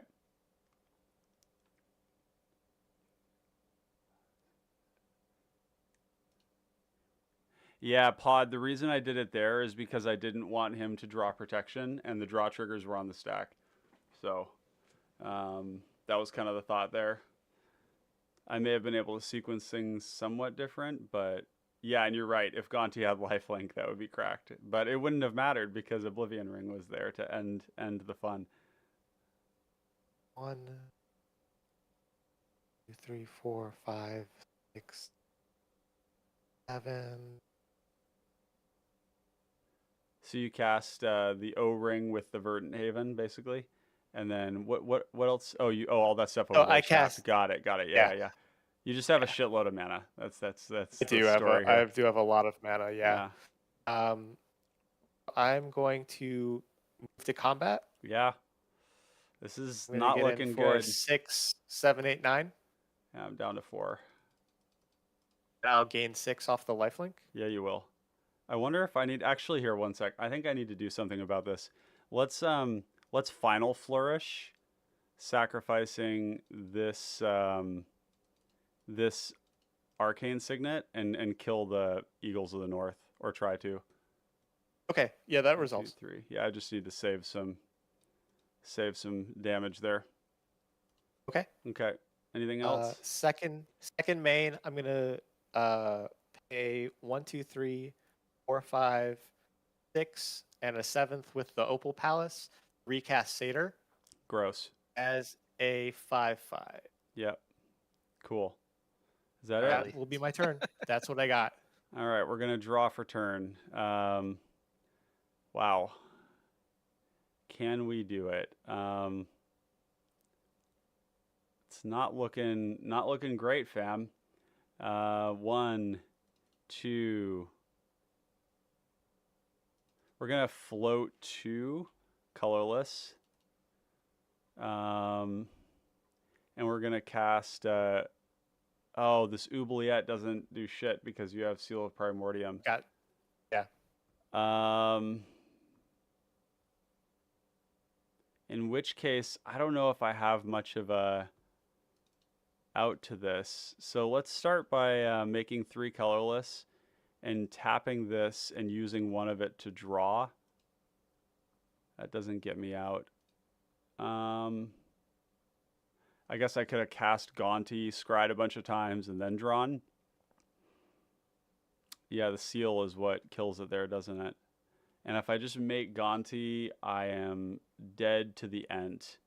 My friend, it is your game. Well played. Well played. Yeah, congrats. Yeah, I had to sort of... I had a lot of things that I could do to you, but it wasn't correct to do it at the time because I needed you applying pressure to the scarier people. And I figured they were scarier, and you did. And so I had to kind of not deploy my answers on your stuff, which was good. But I think I just kind of petered out in the end. I think the moral of the story here is that I drew like the wrong 30% of my deck. It's really strange. Like everything that I drew, I mean, I got good removal spells, I got good draw spells, but I never got any of the engines that would have been like, if I had ever gotten a Persistent Specimen or Haunt of the Dead Marshes, then I would have been able to keep these creatures like Faceless Butcher, the Sure. I guess there was the, where's the other one? Where's that well used Vulturous Haven? Yeah, that stuff. But yeah, interesting game for sure. I mean, it's a strange pod, but that was pretty Yeah. fun. I mean, it was definitely very grindy. You had all lands in hand. I And flooded out and down the street. There's at one point I was like 5 lands in the O-ring, and I was like, wow. wow, holy shit. Right. Oh, that's Yeah, fun. my Yeah. my hand was Oubliette. Let's see. So I had Oubliette, which I didn't realize how bad that was. Drown in Sorrow was my top deck. I had Viridian Longbow, so if I had one more turn, then I could have resolved Oubliette. I mean, I didn't have one more turn, so it's kind of a moot point. But the idea would have been Oubliette, resolve. If I could save one turn, then I'd be able to block something with Gonti and then ping it, and then a land. So I guess I could have, like, I wasn't actually dead. I could have just cast the Gloomfang Mauler. But I mean, where's that game going, right? Like, I'm just blocking your life Sure. linking monster, and it's bigger than my Gloomfang, and yeah, I don't know. So I think I was up shit creek. So yeah, we got a bunch of comments here. We got Pod Kamorka saying Satyr 5/5 barf. Yep, Opal Palace is like an insane card. Lobert says GG's indeed. Ankylosaur with the hat trick triple kill. GG. Yeah, no kidding, dude. You killed everybody in that game. That's sick. And Jonathan says Satyr is so strong. Yeah. It's funny, it's like Satyr Enchanter, you don't get the best stack interaction, right? But all of your sorcery speed stuff is disgusting. It's like if you're willing to take a sorcery speed murder that, or like, it's not even that, it's a sorcery speed, like, go for the throat, and then it's going to draw you a card, then the deck is just full of it. And there's so many ways to play it. You can play it as kind of a control deck. You can do all sorts of stuff there. Ankylosaur, would you be down to report that one for a turn 12? Absolutely, yeah. Turn Turn 12. Yep. And I've got everybody's. Yep. I Okay. can do that. Great. Awesome. Well, here, I'm going to swap over to a different camera here while I kind of say goodnight to everybody. First of all, Rinfro, David, Ankylosaur, thank you for joining us during that game. That was really, really fun.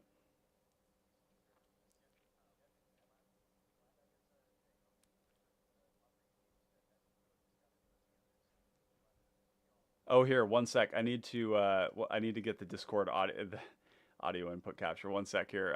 Audio output capture, because they can't hear your voice. Let's see. Audio. No, it's audio capture. There we go. Boom. Now try talking. Oh, hey. There we go. That's Okay. So yes, awesome. thanks for coming to play tonight. That was Yeah, really thank fun. you so much. It was a really fun first game and introduction to the format. Glad it was with y'all. Can I make a quick plug real quick for Pauper in my area? Of course, absolutely. So for anybody watching or listening, I'm in the Seattle area, and we've got a thriving small Pauper scene that's firing every Wednesday at Laughing Dragon in Issaquah around 6:30 p.m. So if anybody's in the area and wants to jam some 60-card constructed Pauper, please hit us up. Fantastic. I'm going to yeah. find a link to that if I can here. Laughing Dragon MTG. I will drop a link in the chat for those of you interested. Yeah, Rinfro and I have been in contact for a long time through Pauper. You know, of course, my origins were there. And it's really cool to see you play this format. And I'm stoked that you're kind of carrying the torch of the Pauper thing down in Seattle. That's really, really epic. It takes a lot of work to do that. And yeah, it's awesome. Spreading the good word. Absolutely. Thanks, y'all. Fantastic. All right. Well, with that, boy, I'm kind of shocked that we like hoodwinked a solid like 11. Jesus, there's still 10 people watching right now.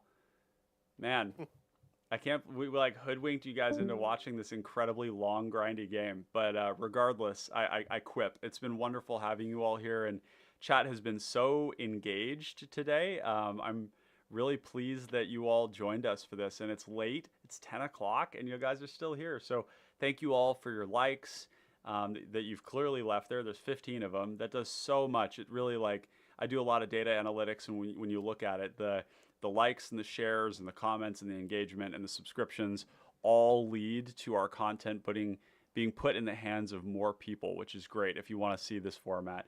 Podcamarca says, glad I caught the game. Love you. One more game says, love you too, bro. Chris, I'm so sorry we weren't able to get you in a game, but you know that there will always be more games. We'll work out another time to get you in there. Sorry we had to speed along. Bedtime, he says, indeed. Well, with that, just want to thank all the Patreon people that we have listed before. If you are interested in supporting more great content like this and supporting the proliferation and deepening of our understanding with the format and sharing it with your friends and getting it out there, make sure to check us out on patreon.com/common connoisseurs to find ways to support us there. And of course, the free thing to do is to send this sort of content to your friends if you think they'd enjoy it. You can always find links to the decks that we play in the description below, to the Discord if you're not there.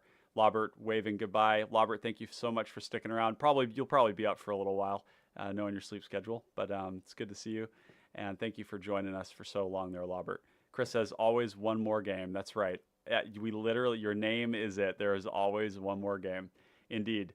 Well, with that, Connoisseurs of Fine Common Cardboard, it's been a real pleasure having you out tonight. Thank you so much for joining us and for populating the stream with your wonderful presence, your great recommendations on Gonti, your engagement. It's always a great time. So thank you so much. I hope you have a great rest of your night, and we'll catch you on the battlefield. Peace out.